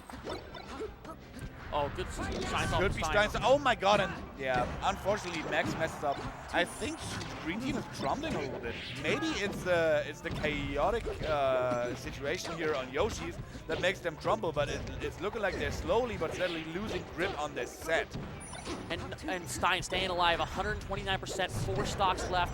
Oh my god! Good And dive. Knuckles gets a good kill there on Max. While still surviving, the side B was so important. Oh my god! The edge cancel down air in order to save Knuckles.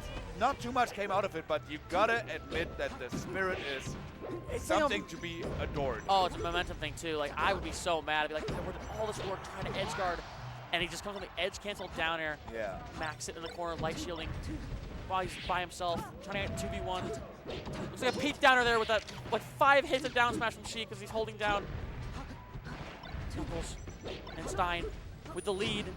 Stein is so good about surviving. Tino makes it back barely. I don't know how he made it back.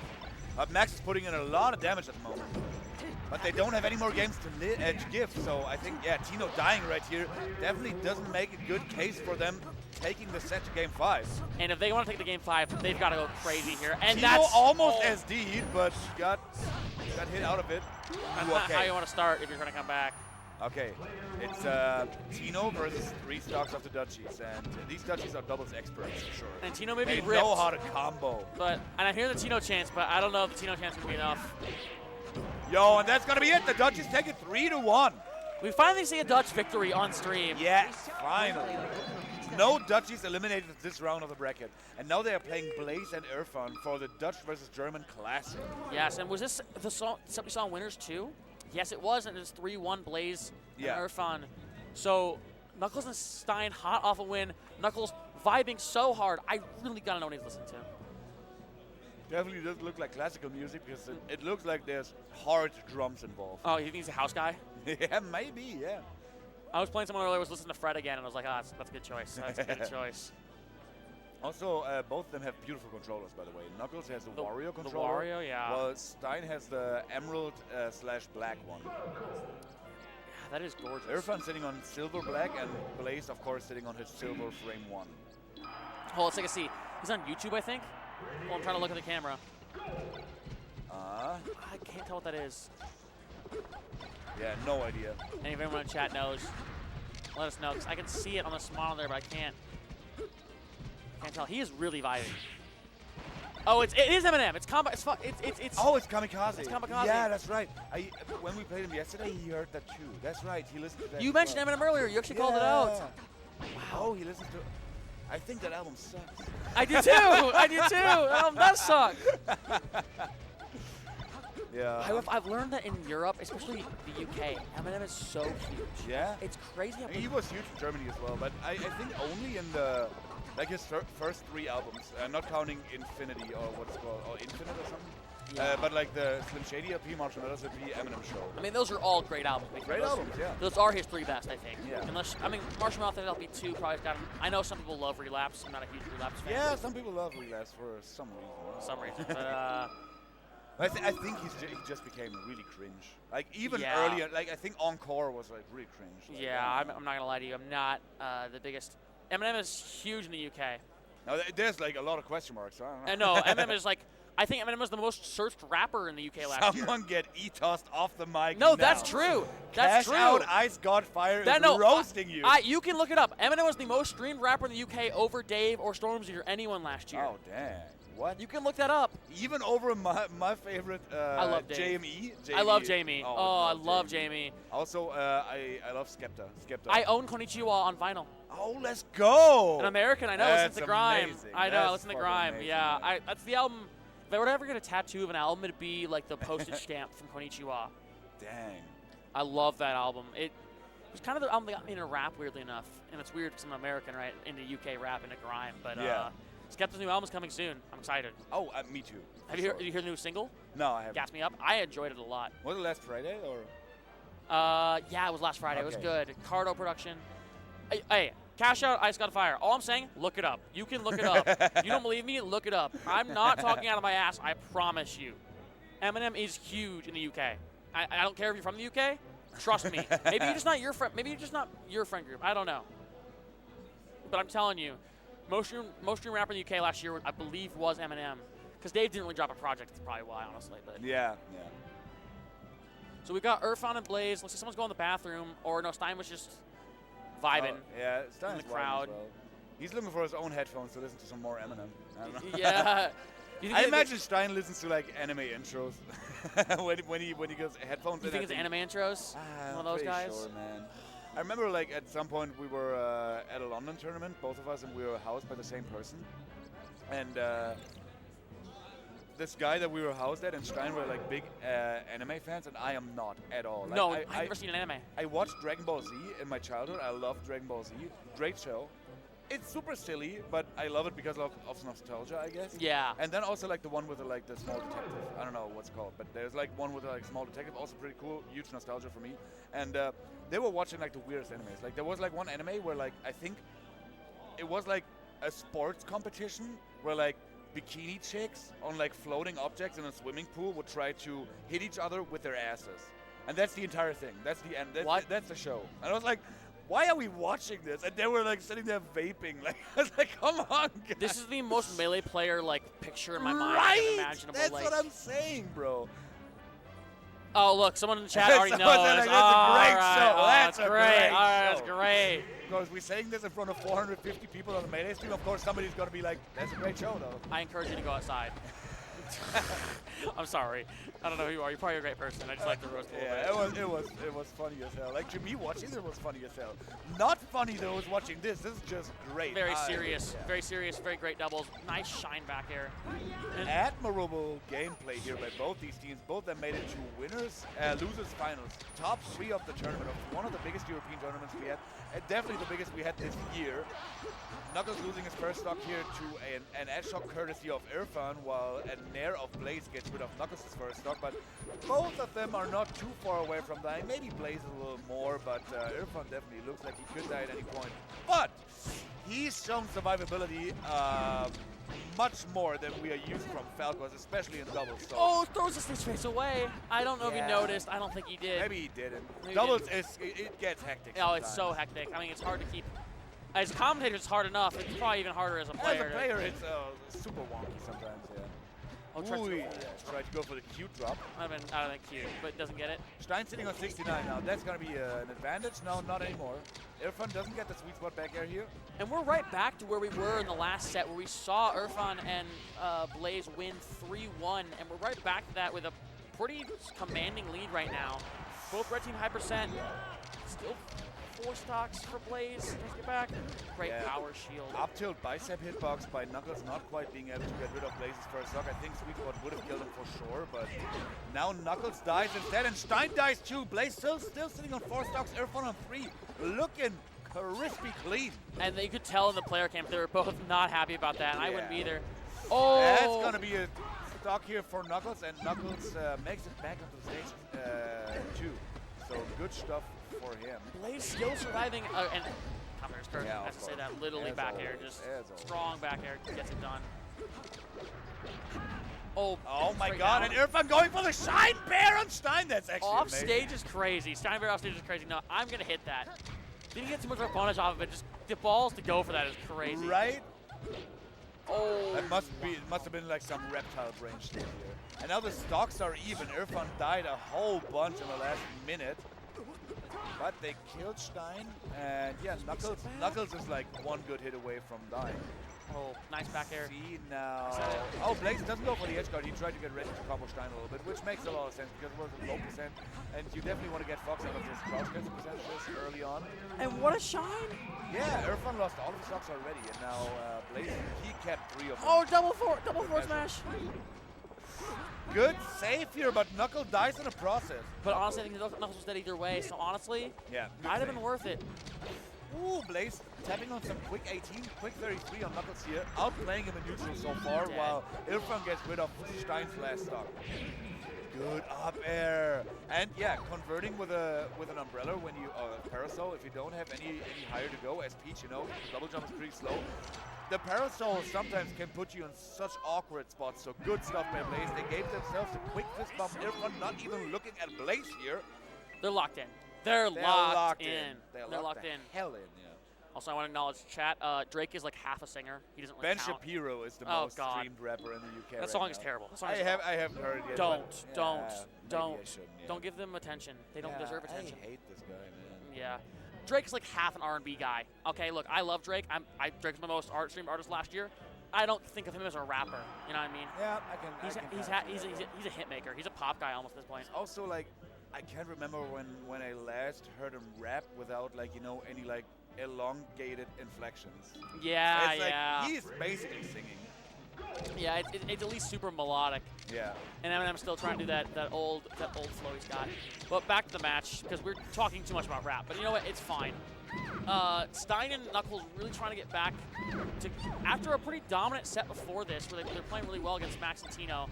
They were down pretty hard last game. They brought it back a little bit, but then Irfan and Blaze ran away with it yet again.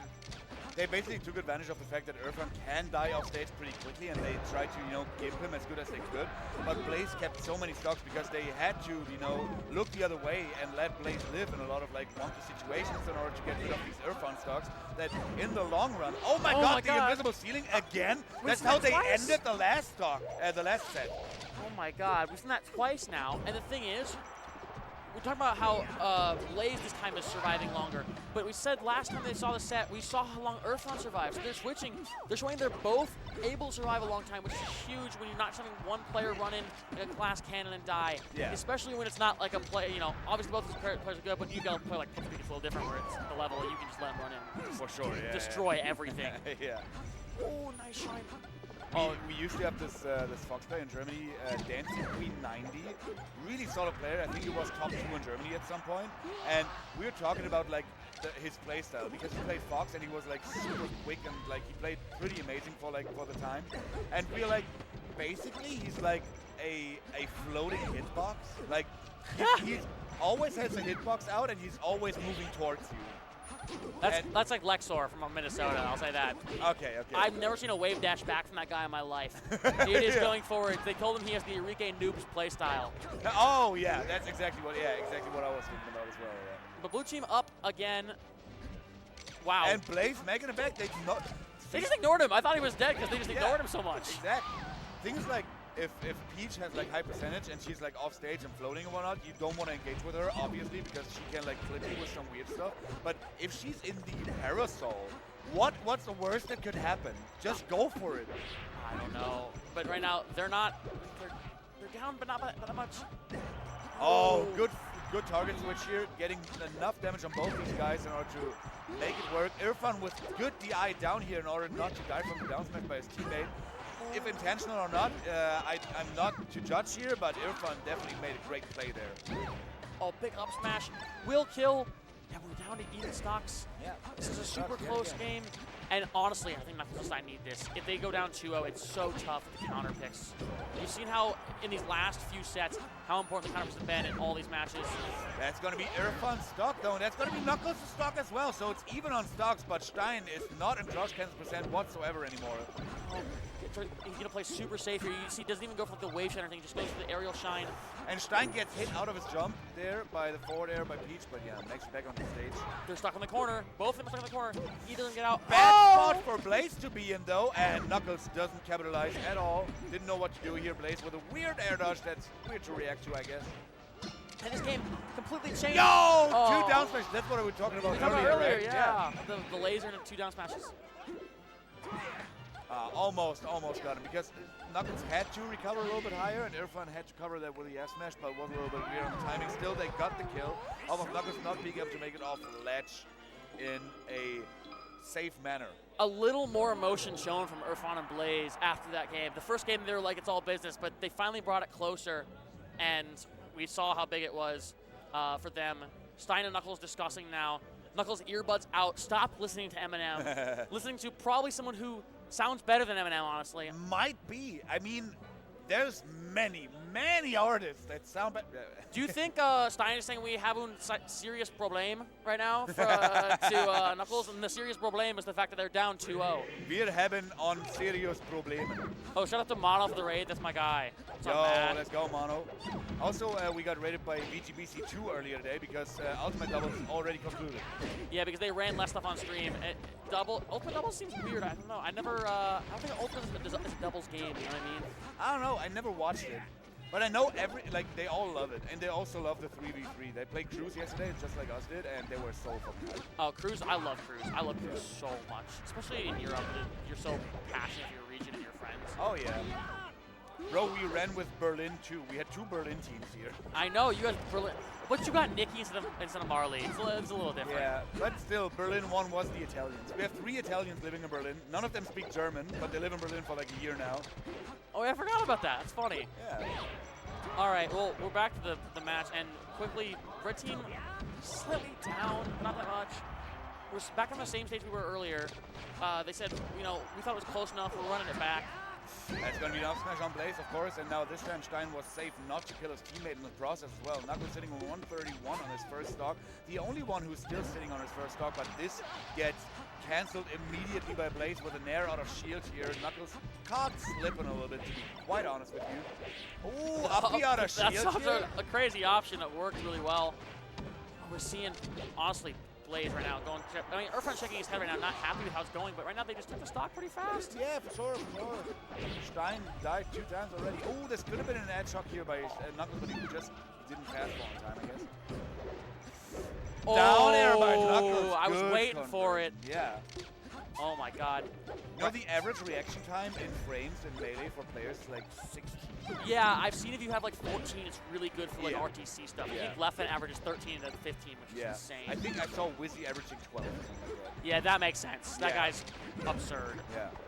With the forward smash, we've seen a lot of huge forward smashes from Irfan this set, especially just to knock one or both players off. Okay, Knuckles is still living, but he got hit by a laser out of his double jump, and that's going to get rid of Knuckles' second stock. Oh! Irfan lost his last courtesy of a big swing by Knuckles here, and Blaze also lost the second stock, so blue team down at full stock now. But Stein quite ripe for the picking, and Blaze trades in there.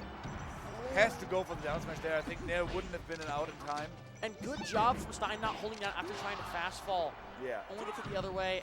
Yo, and Blaze getting the edge guard here on Knuckles? No, of course not. No, of course not. Oh.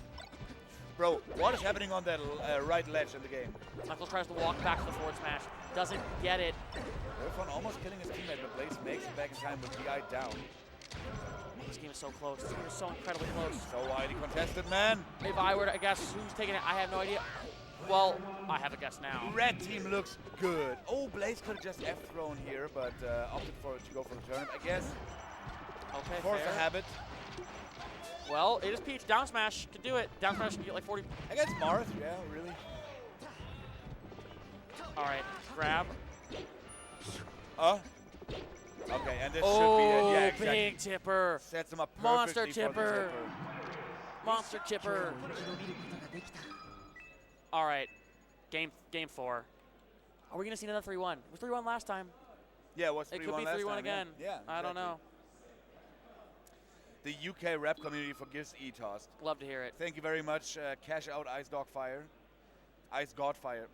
Goddess dog spelled backwards, but yeah. You're not wrong. You're not wrong. Hey, a little alcohol in you. You know, it's And blood close. all of a sudden, world opens up to you. The universe opens up to you. It's like Percy Jackson, where he's dyslexic or whatever, and reads ancient Greek or whatever. Have you ever seen Percy Jackson? No, never. No. I tried to play along with it, but you didn't give me too much. I'm sorry. My bad. Don't worry. I just never watched it, so yeah, it was a gamble on my part. I guess that probably came out when you were like 18 or 17 or whatever. Yeah, I think makes sense. Yeah. Kind of like that. I think when I was like doing my A levels, like 2010 or something like that. Yeah, that's like growing up for 23-year-olds. That's when everyone read Percy Jackson. Oh, I see. Back on FD, interesting choice here. It makes sense with Fox and with Peach and Falco rather. Yeah, I think so as well. Peach is gonna live for a while though. That's the biggest problem here. Fox got up smash. I keep forgetting the team switch. Oh, the down throw, the back throw almost up smash almost worked from the Marth to the Fox. That'd have been action. Irfan gets the shine up air, but not quite enough to kill Marth here. I think back air might have been better to get him into edge guard position, so he is out of commission for a while, but yeah. Irfan just spacing these lasers, trying to give Blaze space to get back, and does, but they didn't trade the stocks quite because, oh my god, what a bad situation for the blue team here. Oh, the edge cancel there by Stein, definitely on purpose. Definitely on purpose. They're just going to shine stall, hoping Knuckles comes to the back. You can call it Stein stall if you want. All right, man. All right. I know you're 32, but I don't think you're a dad yet. I don't think you get the dad joke like that yet. Oh, man. Have you ever met Kinzo? No, I have not. I want to meet Kinzo. I'm a big fan of his he is the dad joke legend. Really? I think he's like 22 or something, but he's like the dad jokiest person ever. We had a 16-hour road trip to Fate 3, and all he did was tell dad jokes. You drove to Fate? Yeah. I even drove from Berlin to Stuttgart before that for 6 hours of a train ride. Oh my god. That's crazy. This counter pick is not working out right now. Red team is going really crazy. Isn't, yeah. Okay. Runs in, down smash from Peach, hoping it works. They need to kill soon. Don't get the kill on Steiner quite yet. Oh, nice bear conversion there by Irfan, but Stein makes it back as well as Knuckles does from the ledge, of course, that is, so not that far of a distance to be traveled here for him. But Irfan goes for the bear. Stein's still alive, and Blaze doesn't get the edge guard on Knuckles here. Both of them are fumbling the back big time. They just cannot close out these edge guards at all. It looks like they have the Marth disease. Oh, and finally going for the way off stage up air here for Blaze, getting rid of Knuckles' second stock, but losing his third stock in the process, getting up smashed by Stein coming back on 152. And a little bit of miscommunication from the blue team there. They had a 2v1 and they actually ended up only having a 1v1 because they just couldn't get the team combo at all. And Blaze ended up dying for it. And wow, this is looking like kind of a wrap for Red Team. Yeah, second to last stock for Irfan here, and if nothing of absurdity happens here, I think this is going to be it. This is going to be game 5. Yeah, which, you know, only fitting. We are in losers finals. Teams should be somewhat close to each other. Yeah, and Knuckles, I was saying Knuckles' survivability has been incredible this set. When you don't expect a Marth to have like the survivability, you're like, recovery's pretty linear. I know it's doubles, but even still, Marth's not a great doubles character. Yeah, not too. Then again, one of the best doubles teams of all time has a Marth. So it does, you're not wrong. Knuckles not getting the sweet spot here on Blaze, but yeah, that's definitely curtains. Peach on 148 against Fox and Marth on low percent. 3 stocks of them. This, nice slapdash here. Getting hit by the best move in the game. Get up attack. Does so much range because it's at 159%. Yeah, and this is going to be an F smash. Ooh, Blaze kills Stein here. Not be able to make that though. Knuckles just taunting him there. Game 5 and losers finals now. This is exciting stuff. And Knuckles smiling. We saw no emotion from him earlier, and Knuckles is smiling now. I think the further he gets in the bracket, the happier he becomes, right? Honestly, maybe. I can pull the chat. I saw your phone when it's low on battery if you want. Yeah, it's 90%. I have a fast charger with me that charges the entire phone in 19 minutes. 19 minutes? Yeah. That's insane. It's 120 watt. Shout outs to my good people at Xiaomi in China. I think they banned that from like the US. They did? It's great. No, phone. Huawei, not Xiaomi. Oh yeah, Huawei. Yeah, Huawei banned from Google, yeah.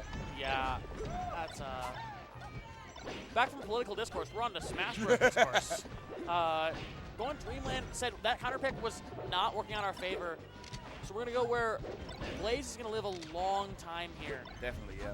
And also Marth's going to have a rough time reaching those heights of both these platform heights. Or like, actually 3 of them, because did you know that the side plats have different heights here? I did, slightly, but it's like super close, Yeah, right? yeah. Classic Nintendo. Classic. Classic. They remembered to include that, but they didn't fix Game & Watch's L cancels. Just a reminder. Yeah, just a reminder. They didn't fix Marth's shield, but they remembered that. But hey, they changed the counterpick, said, hey, maybe it's going to work out better. But right now, it doesn't look like it because Red Team, again, ahead. Red Team is, I don't know what happened. What happened after game 2? They said, we're not losing. We said, we got to do the Netherlands proud. It's kind of looking like, you know, blue team is like fumbling the back real big on like some kill conversions that they earlier would get and now they don't. Maybe it's like, maybe red team switched something up about their positioning so they are like more ambiguous or whatever, but I have actually no idea how they, you know, how they could lose so hard here. Okay, but they do get the conversion off. Very nice, capitalizing in 2v1 to even up the stock count, but the percent is still really heavily in red team's favor. Grab, helps combo for him. Oh, and that's going to be a weird tipper here. That's the Knuckles classic. Oh my god, and what a nice conversion by the Dutchies here. Getting rid of Irfan's stock like way sooner than they wanted it to. And you can hear the crowd popping off. The Dutch players are going crazy for their boys. Yeah. They are 4 stocks away going to grand finals, a trip to grand finals with Nikki and Pipsqueak. And they haven't played him yet, so they really want an opportunity after being down 0-2. Are we about to see a reverse 3-0? Because if it keeps up as it is, it's looking like it. Oh, nice down smash conversion here by Irfan. I think doing that on reaction doesn't engage with Knuckles too much here because he doesn't want to get gimped again. Caught out of his double jump there. Oh, Irfan on his last stock in a tournament, potentially. And hey, Blaze is high percent too. Not looking the greatest. Knuckles' survivability is incredible. And Irfan getting rid of Stein here relatively early, while Blaze, of course, doesn't get rid of Knuckles, but close enough. Great. Oh, that's Knuckles gets Bart Simpson. Oh, you're not a Simpsons guy. I'm sorry. No, I still get that one though. Pineapples. Either of those work for me. I understand that one at least. And that's Blaze's second to last stock. Oh, that smash missed. That smash hit. It's over. It's gonna be Knuckles all the way, but Knuckles dies too while Irfan makes it back through the elbow. Blaze recovering with him. Oh my God, the crowd is losing their mind because that is an incredible save. We are at 2 stocks apiece. Red team. What a swing! With the advantage. And Stein is almost dead as well, right for the picking, while both blue team's members are almost dead as well, right? Oh my God. So Knuckles, I think, is going to be the big X factor here. Oh my God! That's going to be the down smash that gets rid of Stein's last stock. Not quite. Be save. Oh, and he gets the air rush, but this is going to be an up smash, and that's going to be it. The Dutchies make it to grand finals, beating the Germans in the run back. Blaze and Irfan. Good run out at 3rd place. Wow, Knuckles hands on his head. He cannot believe it. Reverse 3-0. The chat popping off. People behind them popping off. Skullbro hugging him. Stein, deep breaths. He needs a breather. Knuckles just realizing that those barriers are made of styrofoam. not that good to lay your head on. Oh my God. What an ending. What an ending. Shout out to Jim Morrison in chat, the only Dutchie I could think of that didn't make it here. Sheesh. Aaron isn't here. Aaron isn't here as well, yeah. Yeah, we're talking about Aaron earlier. Haven't met Aaron in years though, but Jim Morrison, you already see, you almost see it every time. True, that is very true. I can't believe they brought that back. I thought 2-0. Bro. They got beat 3-1 in the winners. It's over. What a comeback, no. Yeah. No. All right, and we are going into grand finals. Nikki and Pipsqueak now against the Dutchies for the first time today. And we're having a 5-minute break. I mean, I think Knuckles needs it after that. You saw him I can definitely see needing that, yeah. breathing room. All right, shout outs to the good people at Video Game Bootcamp, VGBC. Follow, like, and subscribe them on all platforms, Twitch, Twitter, YouTube, and also Facebook for some reason.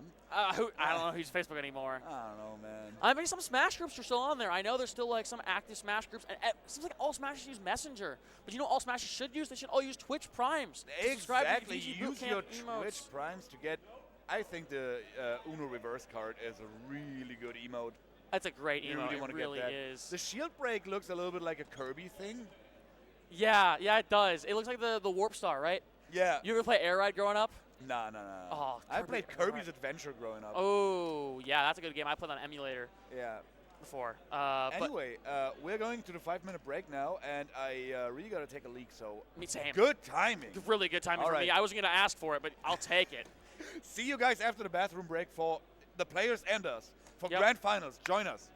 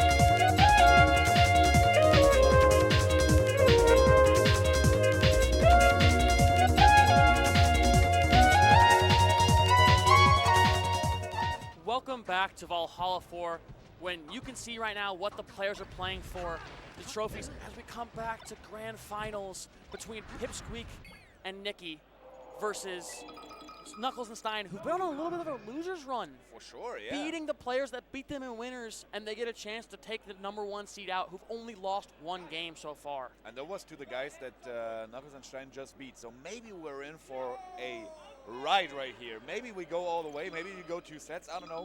Nikki and Pip definitely being the heavy favorites here to win this. But Knuckles and Stein, they got all the losers momentum. I just met Stein outside. He feels really great about himself for this run already. And he says he's not done yet. No, and Knuckles did confirm to me he is listening to Eminem. Shit, I know. Picked the wrong album. But if you guys want to ever listen to some good rap music, go look up Prenzel Boys. Somebody posted in chat on Spotify. That's my rap group. you're in a rap group. Yeah. Wow. Yeah. What kind of rap? Oh, look at that pizza. Oh, Blaze. He's having his Blaze of Glory pizza. Blaze said, "I'm out of bracket. Give me food." And that's gonna be me on the walk home. A little drunk walk home with the probably some kebab. Uh-huh.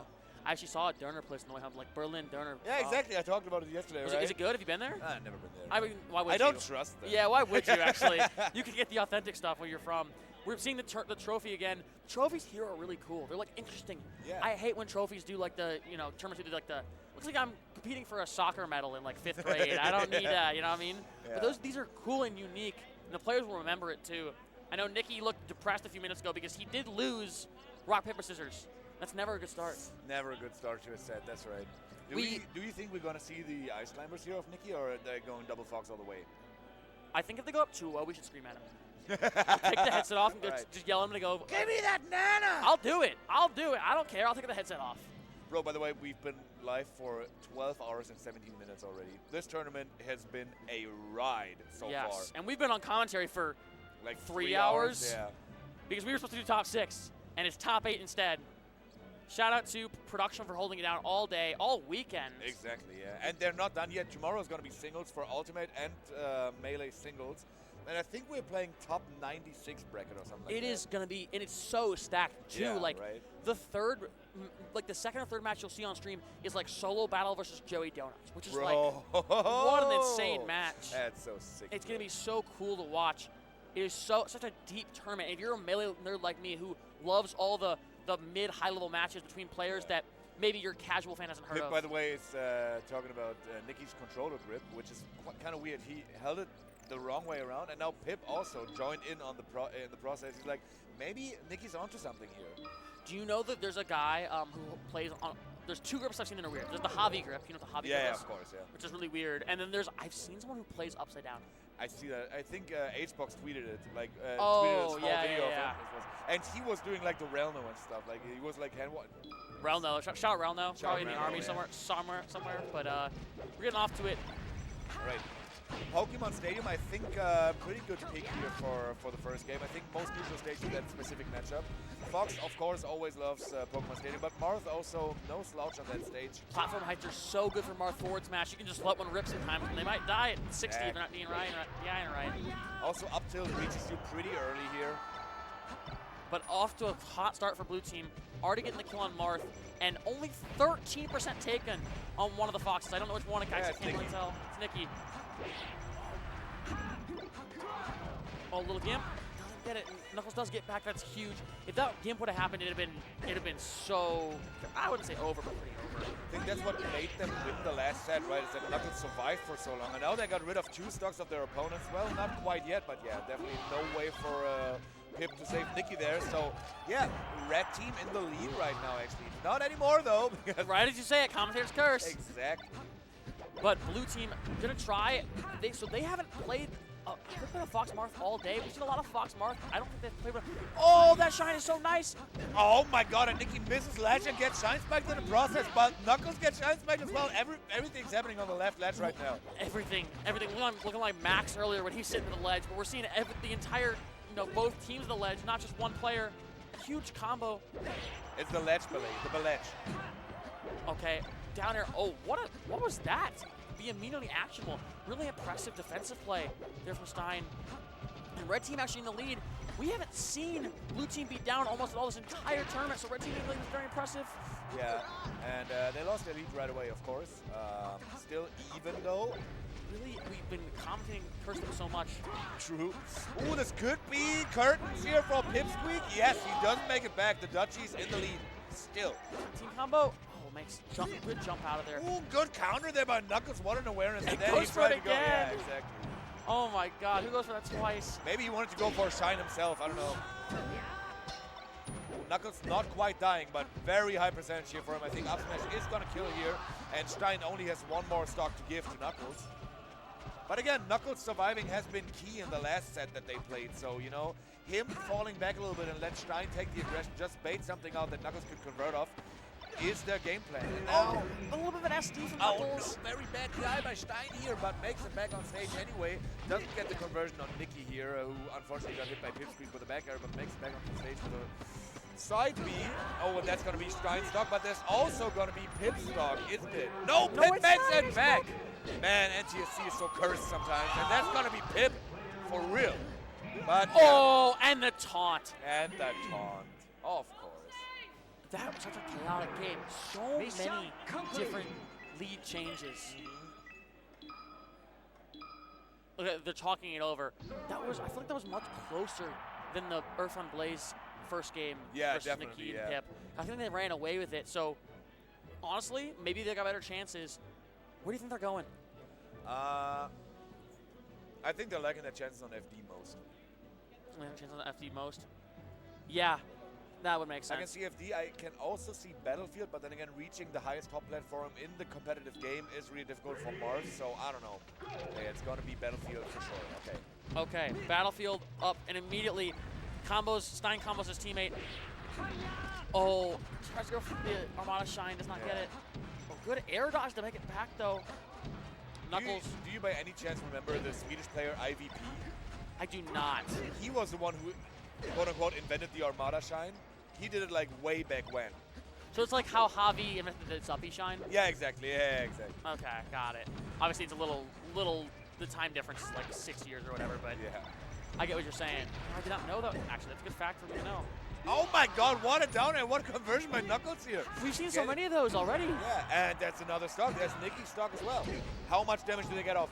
56. Oh my God, almost getting the kill there. Sitting on 65 now. Okay, sitting on 99 now is Pip. Pip is burning through these stocks. Oh my. Just ledge stalling. Content with ledge stall. This could be it for Stein. Yeah, definitely going to be it here. I don't think that Knuckles is going to be able to save it. Oh! Gives up ledge. That's a mistake. That's definitely a mistake, yeah. Oh my God, and Pip SDing. SD.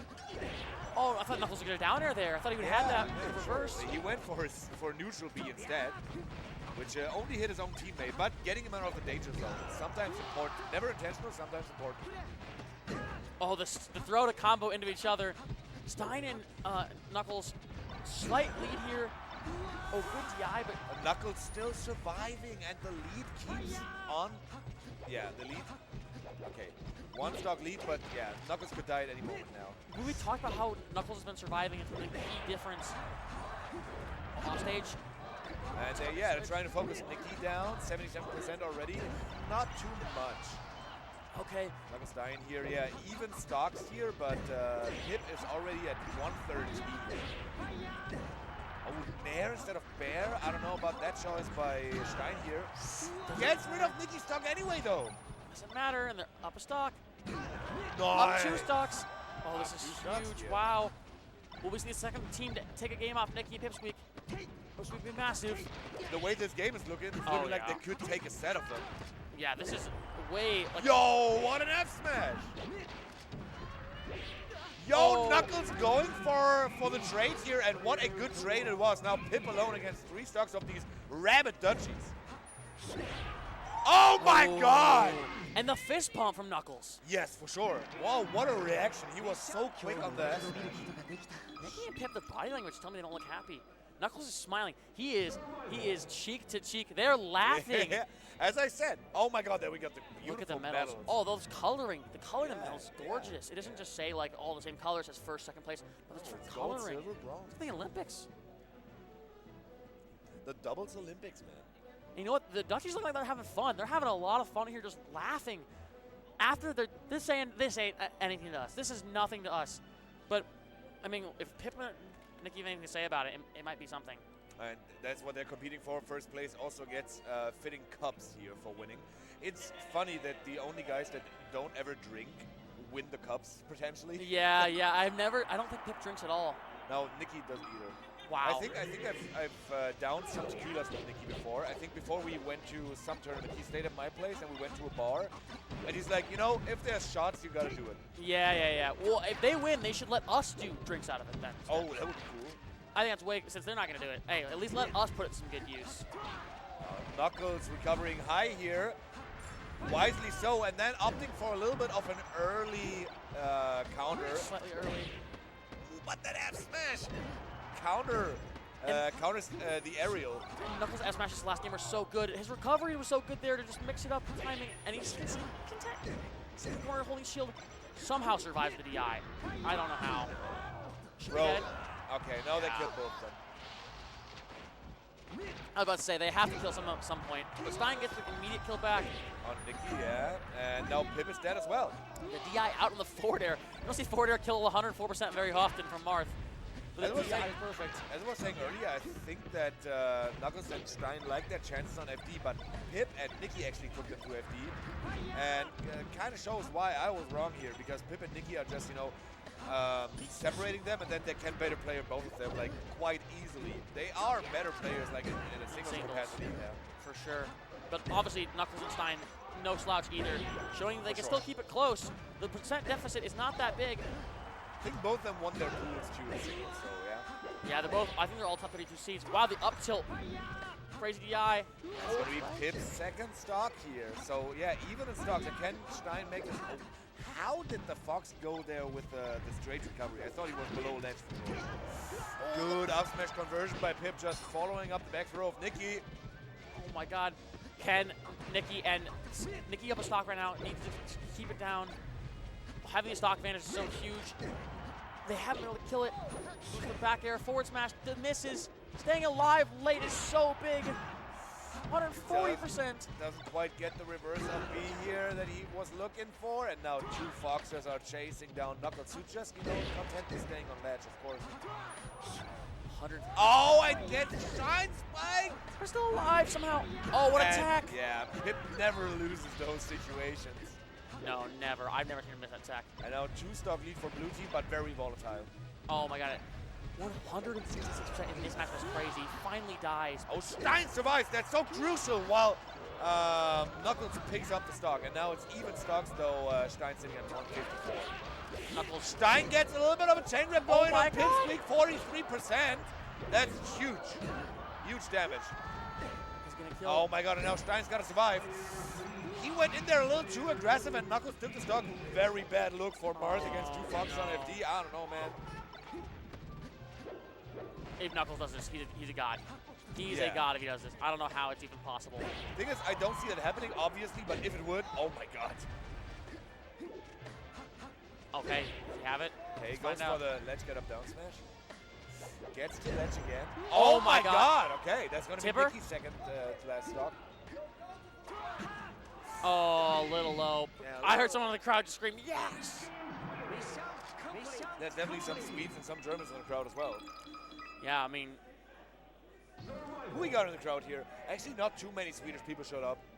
No, I was surprised there wasn't more Swedes, especially with how short of a trip it is from Malmo and Stockholm and Gothenburg. It's not too bad. Yeah, it's not too bad. But, the Swedish don't really like being in Denmark because the Danish talk so weird to them. Yeah. It's like they think it's funny. I think Norwegian people say that Danish is drunk Swedish. So there's a clear hierarchy here.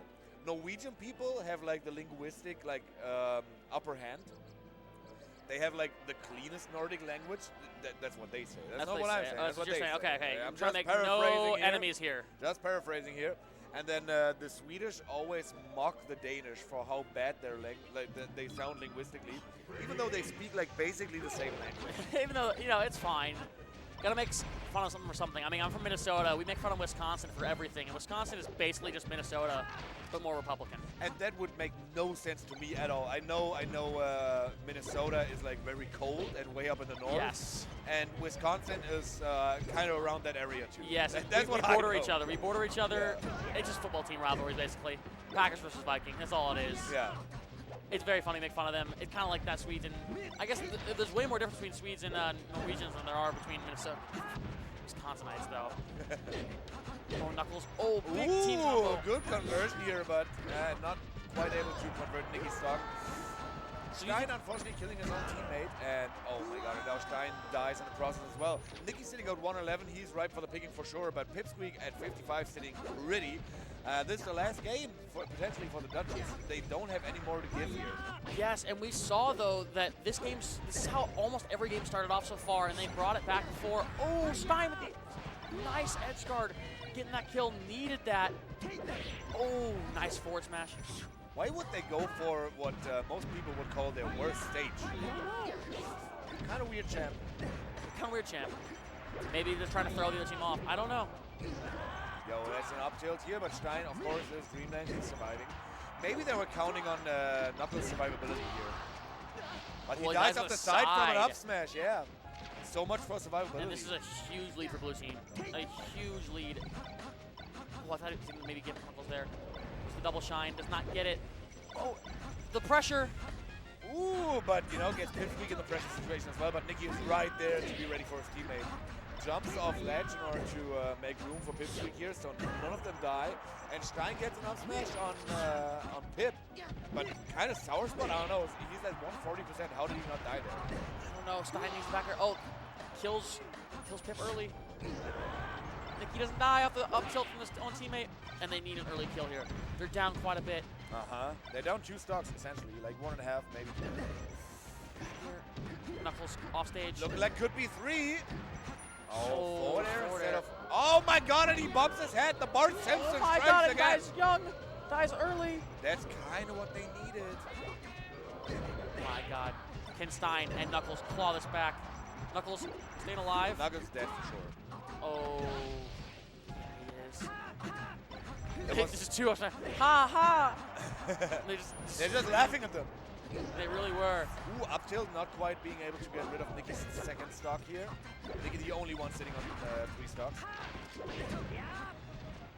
Okay, Stein trying. They're both playing 1v1s right now. Oh, that's going to be a bear, and that's going to get rid of Stein's stock, and now. So unfortunate for Knuckles too. This is most likely the last thing we're gonna see from tournament today, but they're going to try to make a show out of it. It looks like, but Stein has none of it. He's like, no, don't you? If I'm going out swinging. Yeah, exactly. Don't you make a clip off of me? I made grand finals here with my best anime friend. There it is. That's gonna be a shine spike again. Nicky and Pipsqueak take Valhalla 4 doubles, winning those nice doubles cups. Only dropping 2 games the entire tournament. Right. We're the heavy favorites, but definitely well deserved. For sure. Yeah, big shout outs to this team of international friendship. Nicky from Germany, all the way from Falkensee in Brandenburg, and Pipsqueak from Stockholm, making it here, making first place. Playing double Fox, of course, the best team in the game wins the tournament. Makes sense to me. And the Germans come up to congratulate Nicky on the win. Exactly. And sort of Pipsqueak, but you know he's not German. He's not German. So Another close up on the trophy. They got the whole logo etched into the side. That's so cool. So cool, man. And that's back to us. To so us. I don't know if we're gonna have like a celebration ceremony, but unless we. Are we doing an interview or anything? One Okay. second, maybe. 1 second from production here. Okay. I'll let so- you do it if we do it. Okay. Okay, 3rd place is Irfan and Blaze. They're gonna get their medals right now. Yeah, give it up to them. Blaze, of course, the Blazing Fast Box Pete, recently ranked number 10 and number 6 respectively in Germany are Blaze and Irfan. Trying to figure out how to say his name, I think. To be fair, I didn't know how to say his name either. I said Stin. I said. But one thing you don't know about King Funk is that he speaks like 5 or 6 languages. Really? fluently. Yeah. Wow. His, I think his parents were diplomats or something. Shout out to King Funk, head CEO of Valhalla, giving out the medals. Hey! Let's go, Nicky Nicky and Pipsqueak. Pipsqueak finishing first place, of course. Pipsqueak going for the bucket hat. What does it say? It says, I'm in my silly era. It is one of the vendors here. Comfy Content is mid-tier USA, I believe, is the merch here. It's her Okay. first time in Europe. That is her hat. They In get the my little silly trophy. era, I think is nice. He's also in his winning era, where he's winning this tournament and looking to win tomorrow in singles. If not his teammate has anything to say about that, though. Yeah. 'Cause Honestly, them playing each other would be so hype. Both of them are heavy contenders for first place. Yeah, And it yeah. won't be a Fox Ditto if you're new. I think it'll be Icy's Fox. I think it will be Isis Fox, yeah. I think Nicky might be playing Fox for a solo battle, but against Pip, I see the Ices. Oh, the Ices for sure. And the Ices are so, I mean, I don't think they wants to play the Ices. I don't think anyone wants to play the Ices at all. Exactly, it's so scary. Anyway, shoutouts again to VGBC keeping up this entire stream. Of course, shoutouts to Chase as well, keeping up the entire production for the entirety of the day. Like, follow, and subscribe VGBC if you want to support them, and if you also want to support Chase, of course. And here's the emotes right here for the subscription. Yeah. As low as $4.99 a month, and especially in Europe, there's certain places where the subscription is even cheaper. Yeah, in Germany it's €3.99. I think Turkey it's like 20 cents. 20. It's like $1. All the Hassan Piker subs. Yeah. Free with Twitch Prime too. Make sure to check if you have Twitch Prime. You might have one and you might not know it. For sure, yeah. All right, so yeah, thank you very much for tuning in for 12 and a half hours of Valhalla 4 Mayhem today. We had singles pools, doubles breakout, all the way. We got Nicky and Pip winning with the double Fox, of course. And you'll see us both tomorrow, right? You're commentating tomorrow? Yeah, I do top 8 with Zin and Wrestler's Way. And I'll be doing top 16 with Shalair, so. Where I hope to be playing. You'll be playing? Yeah, it's going to be rough, but you can do it. The thing, like, I'll fill in if you don't make it. I have an outside chance to make top 16, but not top 8. Have faith in yourself. If you don't believe, you can't do it. I can't believe. I'm playing correct. Anyway, playing correct. Guys, thank you very much for tuning in. Etos, thank you very much for bringing it home, bringing the entire bracket home with me.